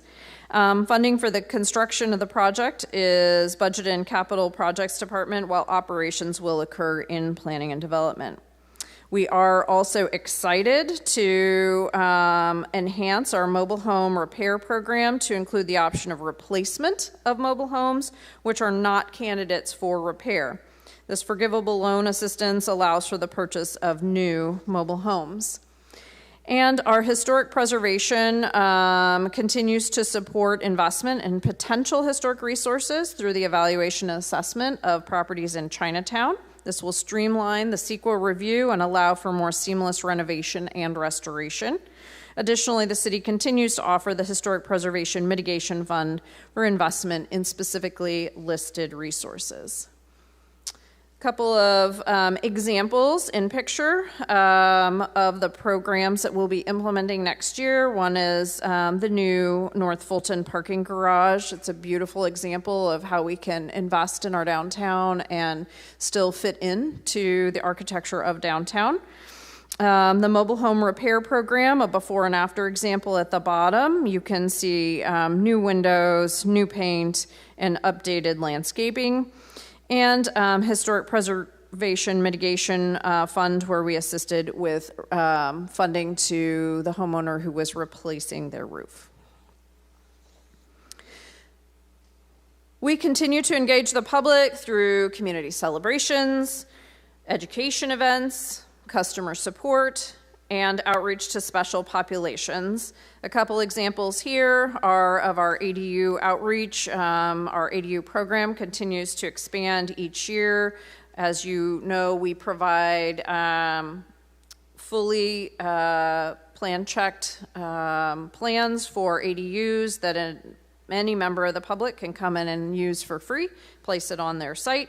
We have outreach to our unhoused population.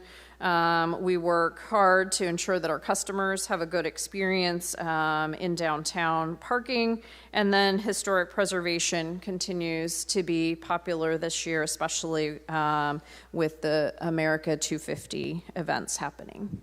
And with that, I'd be happy to answer any questions.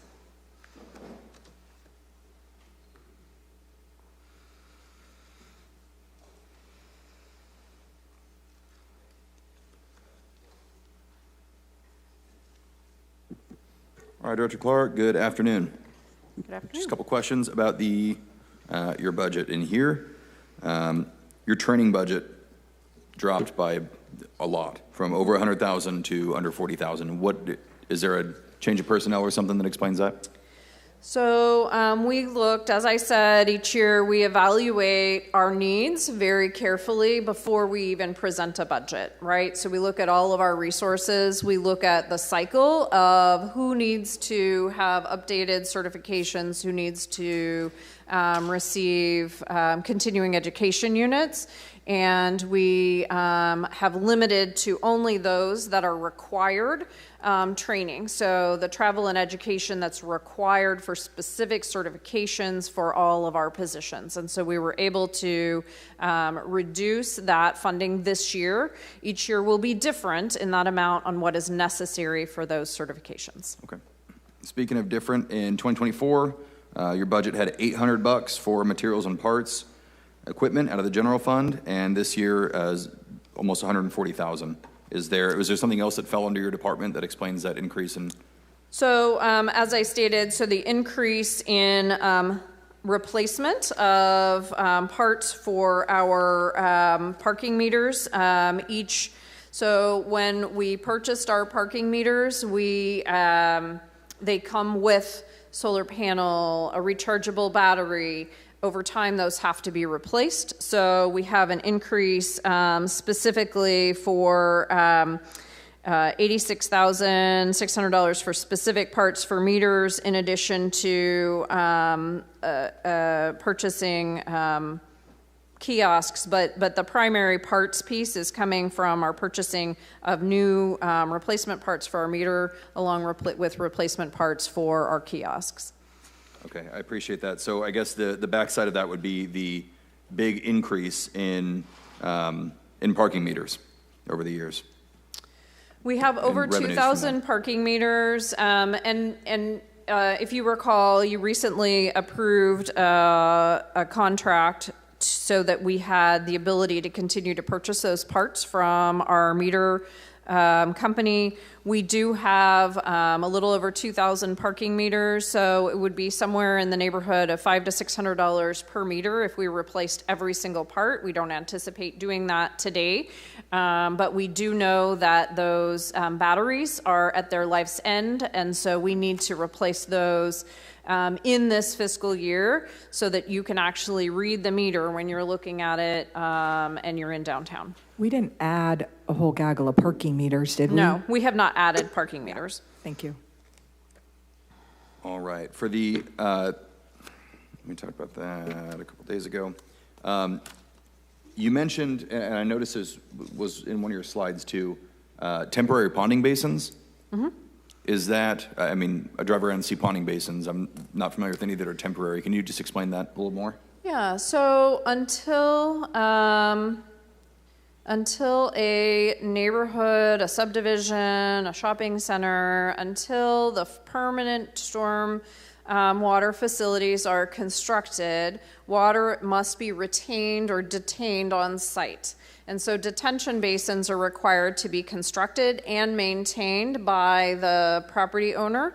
And so we identified a need, instead of surveyors going out and measuring the depth every year, utilizing this software would provide us the information through our Esri mapping software. It can actually provide us those dimensions to ensure that we're retaining those that water there on site and we're not seeing flooding. We've had some events where we've identified in the past couple of years that ponding basins have been grown up with bushes and trees, and they're no longer retaining the amount of water that we need them to do to retain. And so this would allow us to go out and say, hey, you need to clean out that basin. With these Councilmember, that's different than the ponding basins that you see around the city that FCD runs. Have the fences and everything. Yeah. Are these lined on the bottom, or are they recharge instead of just retention? They are unlined basins, so they can recharge. It would really be dependent on the soil material and how it was constructed as to whether or not they would recharge. They're not really constructed as recharge. It could be a added benefit, but they're not constructed as recharge. Tracking. Okay.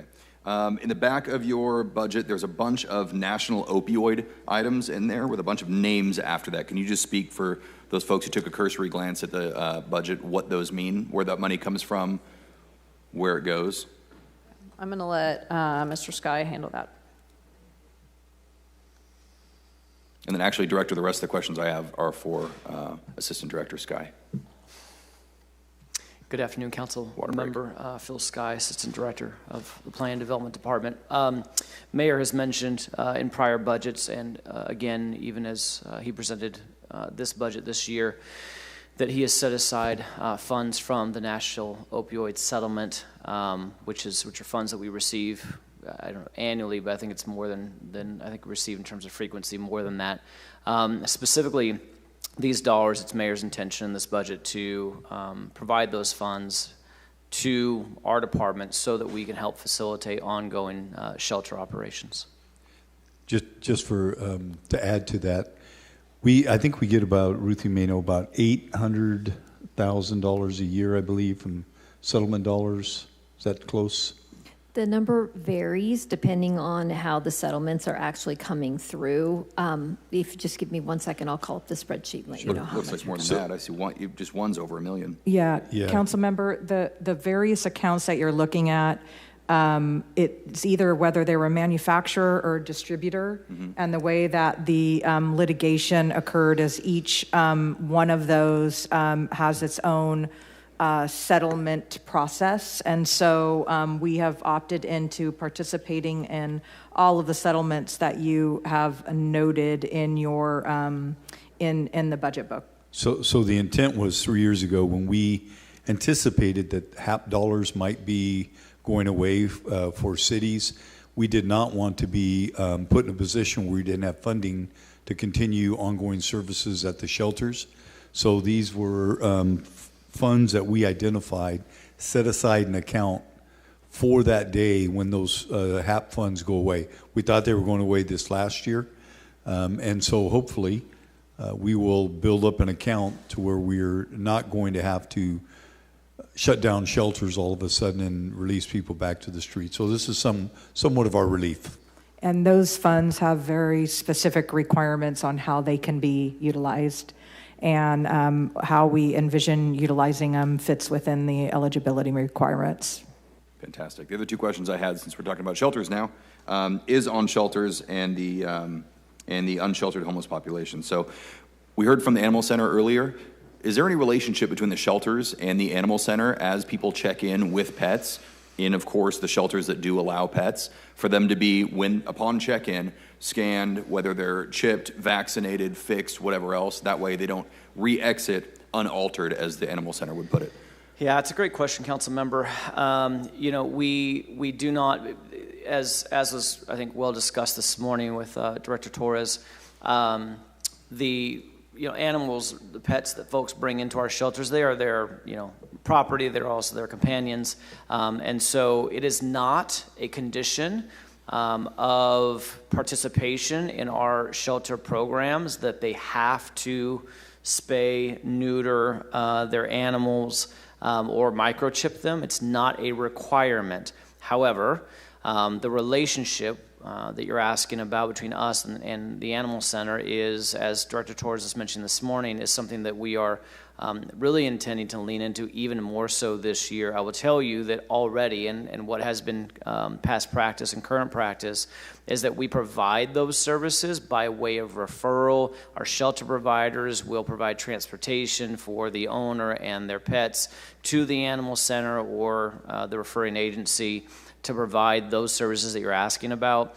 This coming fiscal year, and we've already met with Director Torres and our vet here on staff to provide those services in very strategic locations throughout the city, including our shelters, to ensure that that we are able to increase the number of those that are experiencing unsheltered homelessness, increase their pets being spayed, neutered, and chipped. Okay, that's fantastic to hear that you guys are leaning into it more. If I'm living a life on the streets and having the worst time of my life and I get accepted into a shelter with my pet, the last thing I want to have to do is try to find funds and find time and find transportation to get that taken care of. So thank you for that. The last thing I had is the pit count. Now, by mandate, we are required by HUD, if I'm not mistaken, to conduct a pit once every other year. Now, is there anybody in this room who has probably more regular communication with the Fresno Madera continuum of care than yourself? No, it would be me. It's probably you, right? Yes. Okay, that's what I figured. With that, do you know if they intend to, well, next year is going to be their biannual again, since they did it this year, strictly of their own volition, not with a federal requirement. They're doing it again next January or February, is that correct? January, that's correct. Okay, with this next pit, this isn't an RFI, this isn't a direction for a memo or anything. Will you make sure that the Planning and Development Department, specifically your office, with the ominous dominus from Director Clark, will you make sure you're reaching out to all the council districts and the entire city staff to let them know what's going on? Not to require anything, but for example, we didn't find out until the day prior. So if I wanted to allocate any staff to go kind of reinforce their efforts to really get a grasp of this problem, it was hard to do and it was very last minute. Can you just make sure to really reach out and push that to all of us? Councilmember, I am so sorry that you and your staff found out the day before, and we will correct that going forward. And Mayor just did a press conference today with Supervisors Chavez and Magzik and Laura Moreno, who's the chair of the COC board. And one of the things that Ms. Moreno emphasized for the 2027 point in time count is going to be the need for additional volunteers. And so we need to do our part, and I apologize, and we'll make that correction this year. Yeah, I think it's important to note, too, this last year in 26, I know you did, you participated in 25, I'm not sure if you did twice of them. So you know, and maybe the council doesn't, that the method of the actual pit was different this year than past years. In past years, it was really more of a drive-by type windshield survey of what our homeless count was or unhoused population. Where you might include somebody in that count that was really not homeless, but maybe visiting somebody that was homeless on the street. And so the numbers weren't all that as accurate as they could be. And I'd say that's the case all over the nation. And then this year was more, and really that information just gives you a number. So this year, the intent was to go out and actually make contact with folks on the street, survey them, find out their origin, find out a number of things that would help allowing us to develop some strategies. So what you saw from the continuum of care was a 9% increase, 25, and then this year was actually what you'll see to be a substantial decrease in the unhoused. And I think it was about 3,200 or so combined, unhoused as well as sheltered. So we look forward to in 2027, where we'll be able to compare apples to apples in terms of the new survey process. It reflected between 2026 pit and 2025 pit, reflected about a 1,000 person decrease in terms of the number of people that were counted. As Mayor just said, the 2027 pit will be a true apples to apples comparison to 2026. Across the two counties. That's correct, yes, Okay. Fresno Madera County. Yep.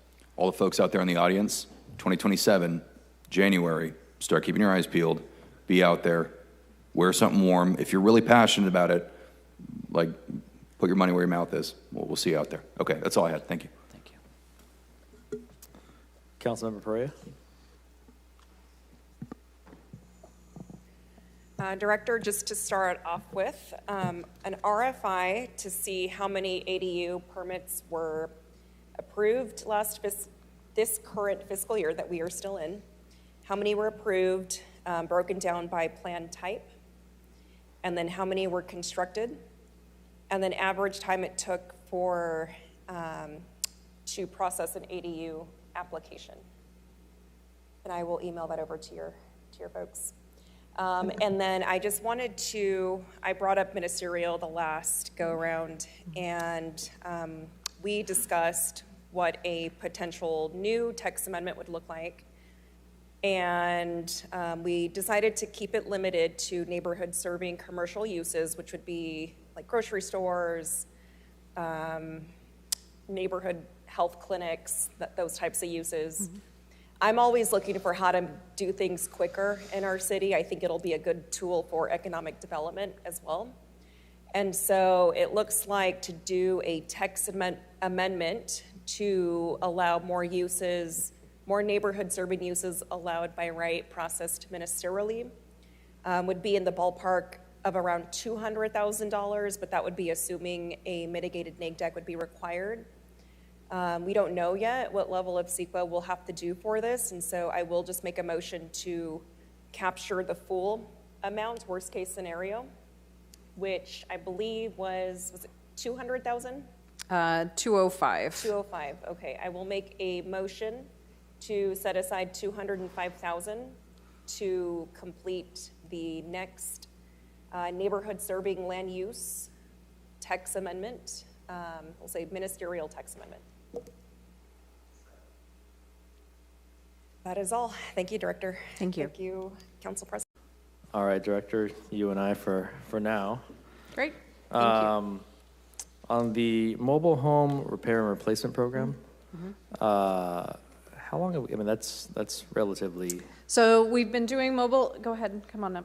We've been doing mobile home repair for a couple of years, but if you recall, I think it was it last year or was it during the housing element adoption? One of the concerns that was raised is that we had an age limit and kind of a condition limit on which mobile homes that we could assist with that we could actually repair. And this is using our PLHA dollars from the state. We can't use HUD dollars for this, but we were using the PLHA dollars.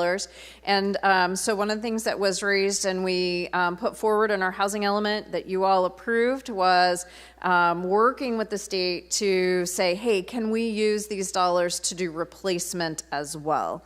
So that is new, and I think it's a really good thing to kind of talk about for a second.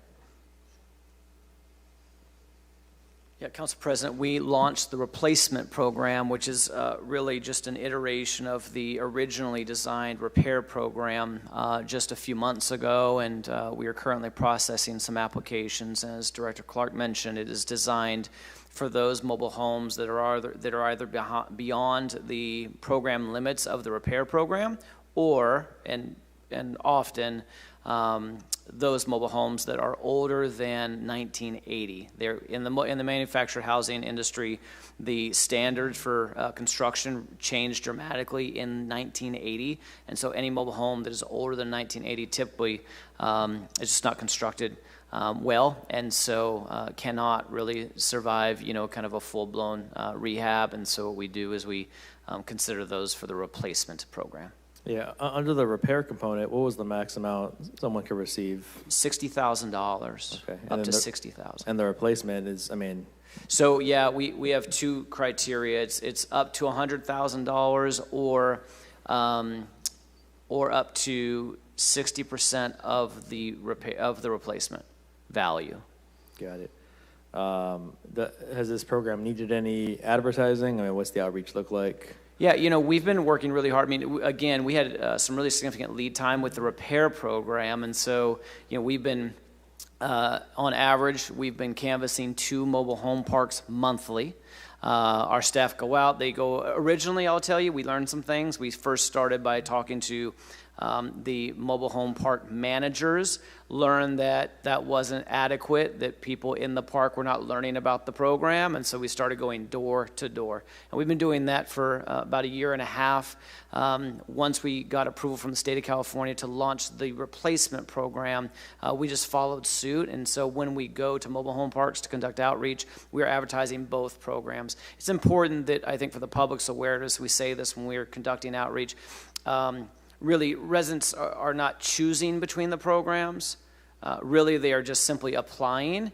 And then it is our staff's determination, once they conduct a site visit and inspection, which program is suitable for the scope that, that really is identified.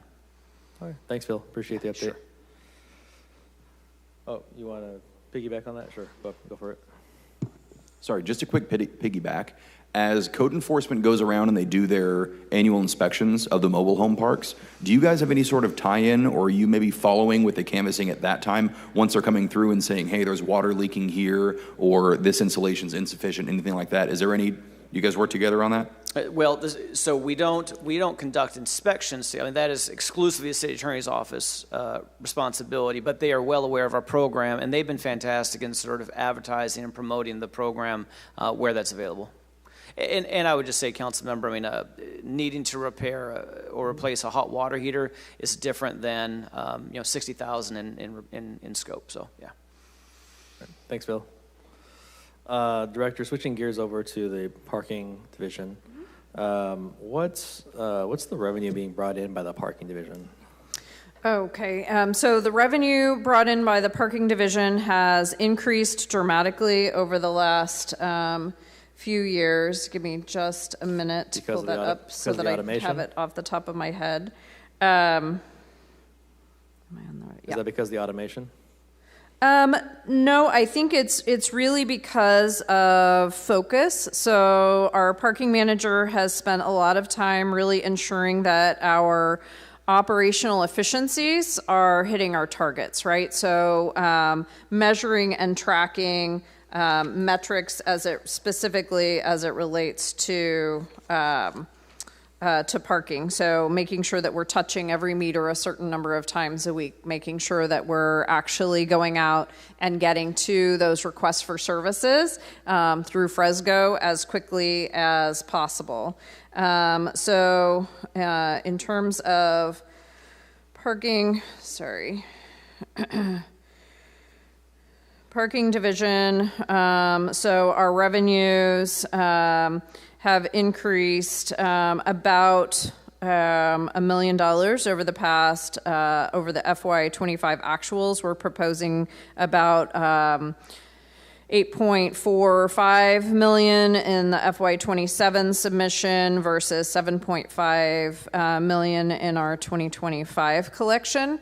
So that's an increase. Now it does not reflect any kind of updated master fee schedule changes that we'll be bringing forward. That would also take into consideration, this was something that the council asked us to do, and we're working on that, to take into consideration the long-term maintenance of our assets, of our physical assets, like the parking garages and the lots.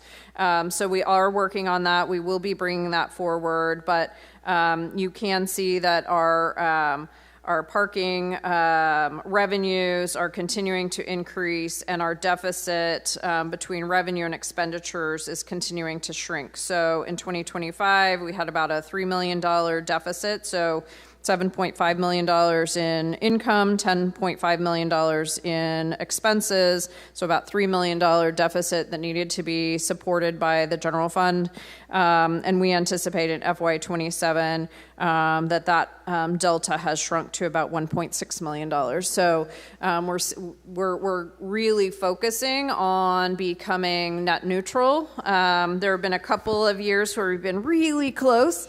But as you can tell, some of those long-term capital expenditures are really making it hard for us to continue to hit that target year after year. Operationally, we're good, but those capital costs are really what pushes us over into that negative. Okay.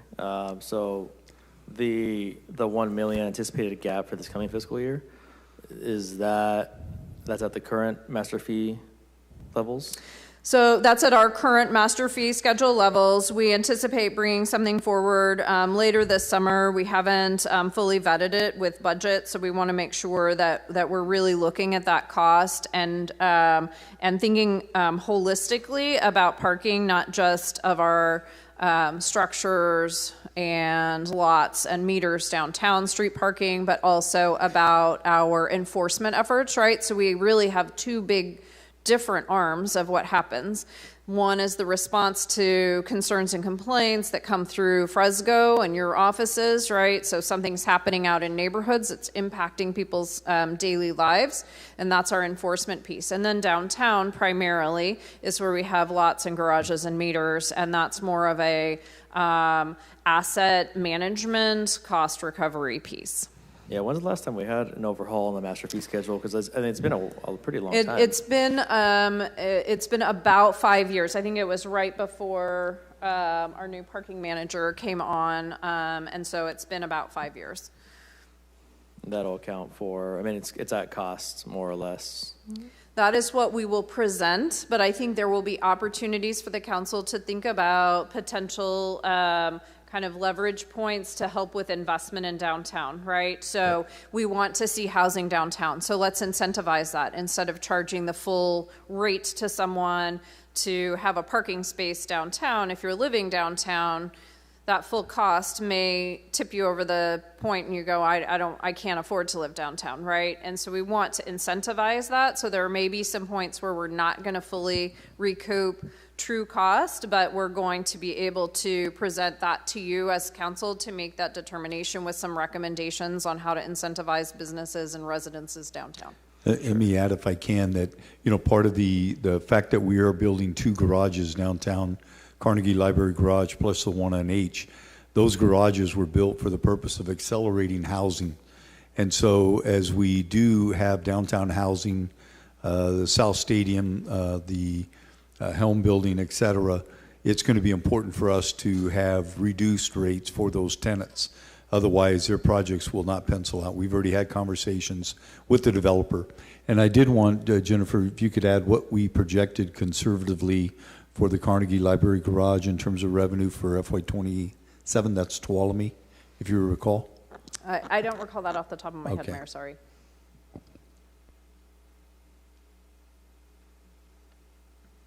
On the expense side, I mean, you did mention the expenses. Mhm. Have we seen any savings just because of the automation, Park Mobile, et cetera? I would say the automation project will be fully operational within the next 30 to 60 days. It has started. We have moved, as you know, from on-site management by an external consultant contractor to internal management. We do see some cost savings for parking in terms of reduction in costs. However, I can't, in the first 4.5 months, I can tell you what that, we could tell you what that revenue collection is, but we can't tell you if that's long-term going to net the benefits that we think it will. It is my belief that over time we'll be able to make up that difference, especially if we're able to price properly, right? So that price point will be very important. Sure. Okay. And then I think I'll stop it there. I have other questions. I'll catch you offline. Yeah. Is there any other comment or questions from council? No? All right, Director. Thank you. Thank you. All right, we're going to do public comments on planning and development. I have one card for Zara Marin.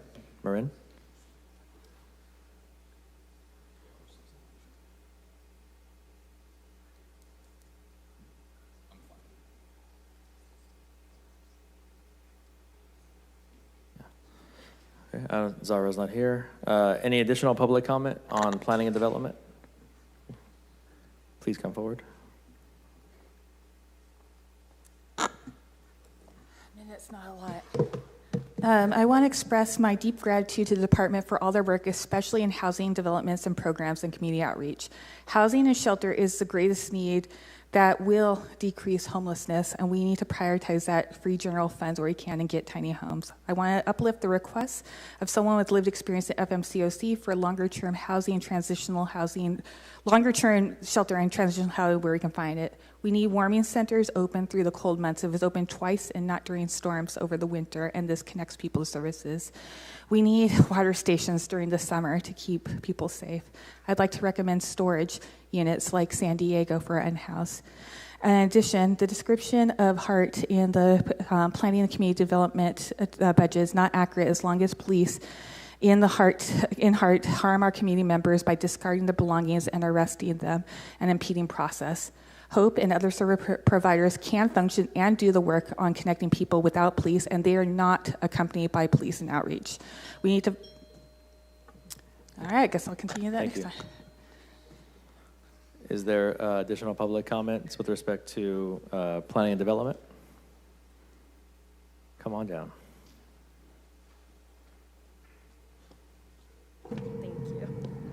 Hi, Giovanna Morales with Leadership Council. Just a quick question, because I didn't see it on the budget proposal, but is there any funding for the first-time home buyer program, or if there's any plan on applying for additional funding at the state level? Just because that's a program that folks ask a lot about, so curious.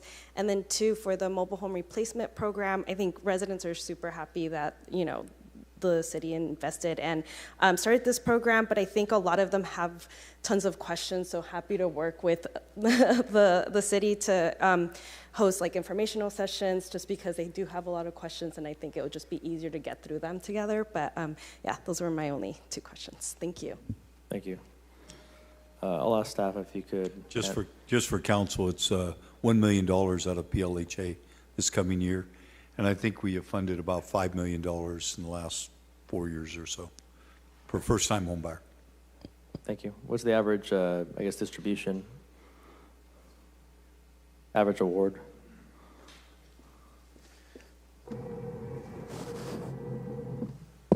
For the mortgage assistance program is funded by PLHA, as Mayor said, is up to $100,000, and typically we see residents nearly maxing out that amount. So it's on average about $98,000, I would say. Okay, so it's a small handful of folks, but it's helping folks nevertheless. Yeah, we've helped over 50 folks to date, and then we're waiting on our latest distribution from the state of California, and then we will reopen that program and publicize it. All right, thanks. Yeah. All right, any additional public comment on planning and development? Planning and development? Okay, seeing none, we're going to wrap that up and move over to our last department of the day, which is personnel.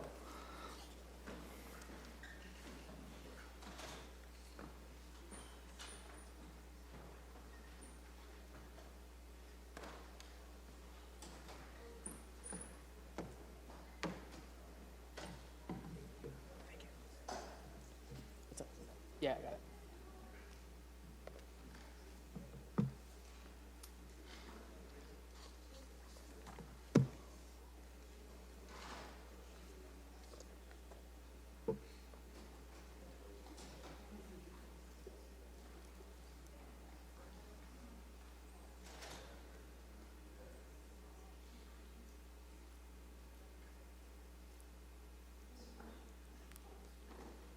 Welcome, Director. Go for it. Oh, thank you. Good afternoon, Council. It's Meet Mali, Director of Personnel. Before I begin, I'd like to thank the Mayor, the administration for their continued support, along with my dedicated team and staff members for all their continued effort last year and this upcoming budget year as well. So first up, looking at our budget from an overview perspective, just as a reminder, personnel is composed of two main funding sources, the general fund and the ISF. There's about $6.2 million towards the general fund and about $93 million in the ISF, which includes our risk funds. In this budget build, we are building in an attrition of about 7.5%. As far as staffing, no change in budgeted positions. There's one request to fully fund a senior HR risk analyst in our training division. That was previously funded at a part-time level. We're asking to do it at a full-time level to support with ongoing training needs for the city, which includes our mandatory compliance training along with any ad hoc training that we may or may not have as it comes up throughout the fiscal year. From operational impacts, the main impacts again are going to be in our risk funds, primarily in workers' compensation and liability. It's three main buckets. One is anticipated claims payments based on actuarial projections. The second is going to be our excess insurance renewals. And then along with that, our contractual obligations for our broker, along with our third-party administrator, TriStar, who handles our workers' compensation claims. For state grants, we have two main grants that we happily have in our department. The first is our YJCP, or our Youth Job Corps program. This grant started in 2022. We will continue to have funding from the state this year, and we intend to have a cohort style as we have enjoyed in the last few years. Along with that, we previously have brought forward the Navigator Grant. That's a grant that has individuals who assist our unhoused community with access to resource and outreach efforts. That grant is set to expire at the end of the calendar year, so the remaining funds will be spent within the fiscal year. As far as project and program highlights, during my vacancy presentation, I talked about NeoGov. That was a big lift for us in April. That's our new recruiting platform. Certainly have seen some uptick in applicants and results that have come in through there. Personnel, we're a continuous operation. We're consistently involved with the community, whether it be new applicants, internal stakeholders. We're constantly having some level of engagement. Definitely on our recruitment side, we have job fairs, we have community events. We're all around. We go to job fairs, and we have flyers and various social media posters as well. Along with that, labor relations, it's a 24/7 city, so there's constantly something going on, whether it be addressing MOU clarifications, negotiations, or just ongoing fostering good working relations with our respective employees. For community outreach, like I mentioned, we have the One Fresno Youth Job Corps program. This is a initiative that provides future employment opportunities for at-risk youth within our city. Additionally, I mentioned our recruitment and examination team. They will be our point contact when you are looking for a job with the city, looking to promote from the city, or looking to inquire about possibly being employed with us. So with that, I'll open up to any questions.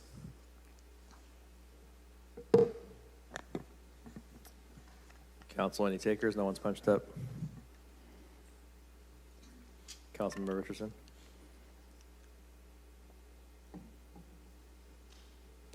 Hi, Sumit. Hey. The only thing I had is you guys hit 7.5% on your attrition. Yep. Did that come from personnel, holding off, holding positions open? Just speak to what that process looked like for you guys. Yeah, certainly. We have held and dedicated certain positions to reach that goal. Okay, that was easy enough. Yeah. And then finally, under your workers' compensation self-insurance, it's been zero for the last 3 years, and then this year it's $9 million. Can you just talk to why that is, please? Yeah, so previously we didn't fund a contingency reserve. This year we are inquiring to have that reserve based on our actual projections.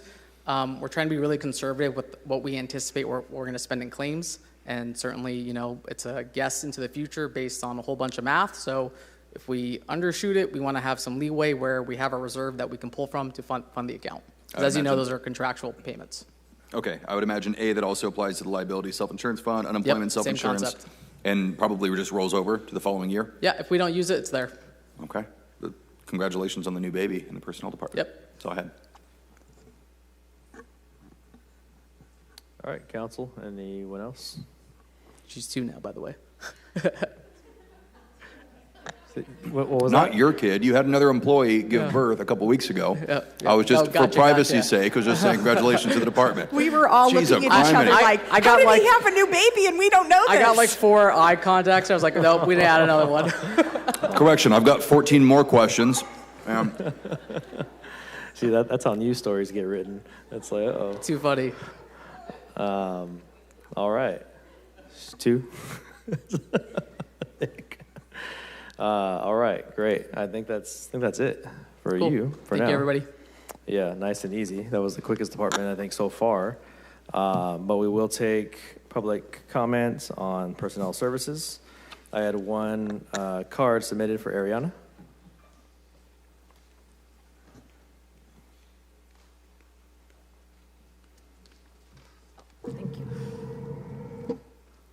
Hi, good afternoon, Council. I just had a question. Could the Personnel Services Department address how many and what percentage of positions in each department are funded and how many are vacant? Or is that something that we have to ask for each individual department, or does that exist somewhere already for people to see? I know we talk a lot about like natural attrition and those kinds of things, so it'd be great to see what that looks like specifically for each department in terms of which positions in each department are funded and vacant. If you stick around, we can get your info. That's a public record request, basically. As a public record request? Okay. Yeah, we would, if I could get that information right. I didn't know if there was another place that exists. Thank you so much. Thank you. Staff, is there, off the top of your head, is that just kind of overarching, obviously, position by position, you could not possibly answer that, but off the top of your head, what are the kind of the big broad numbers? Yeah, I mean, at the last presentation that I had for AB 2561 on the vacancy number. Last week, last week. We're about an 11% vacancy rate average at the end of last year. With respect to what's filled, not filled, like you said, it's a list of over 4,000 different positions, so I don't have that memorized. Yeah, but about 11%, kind of overarching. Yep. I think for a resource, I would direct you to the council meeting last week. There was an agenda item that was specifically on vacancies. And there was a report that the staff conducted, so I would direct you probably as an easy resource. It's sorted by bargaining unit, but not necessarily by department. Yep. All right, thanks, Amit. Yep. Okay. Is there any additional public comments on the Personnel Services Department? Please come forward. Seeing none, that'll wrap up Personnel Services, and that's all 6 departments for today. Tomorrow, I'll just kind of reiterate for tomorrow, our plan will be to take the departments in the backwards order, starting with FACS and DPU, and then into the public safety. We'll do the public comment up front at the beginning of the meeting. If folks want to do public comment, they got 3 minutes. But there was also additional opportunity to comment for a minute on each department as well, following the presentation.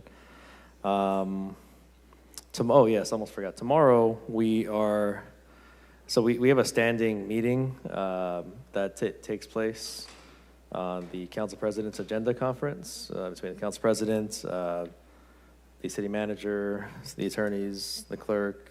So like half this dais usually is part of that meeting. We're gonna take a longer lunch tomorrow because we gotta cut out a chunk of that period of time to knock out that meeting. So tomorrow from 1:30 to 2, we're gonna try and compress that. We'll do the best we can. So tomorrow lunch is likely, we'll see how everything goes, but lunch is likely from 12 to 2 tomorrow. So people can plan around that in terms of return time.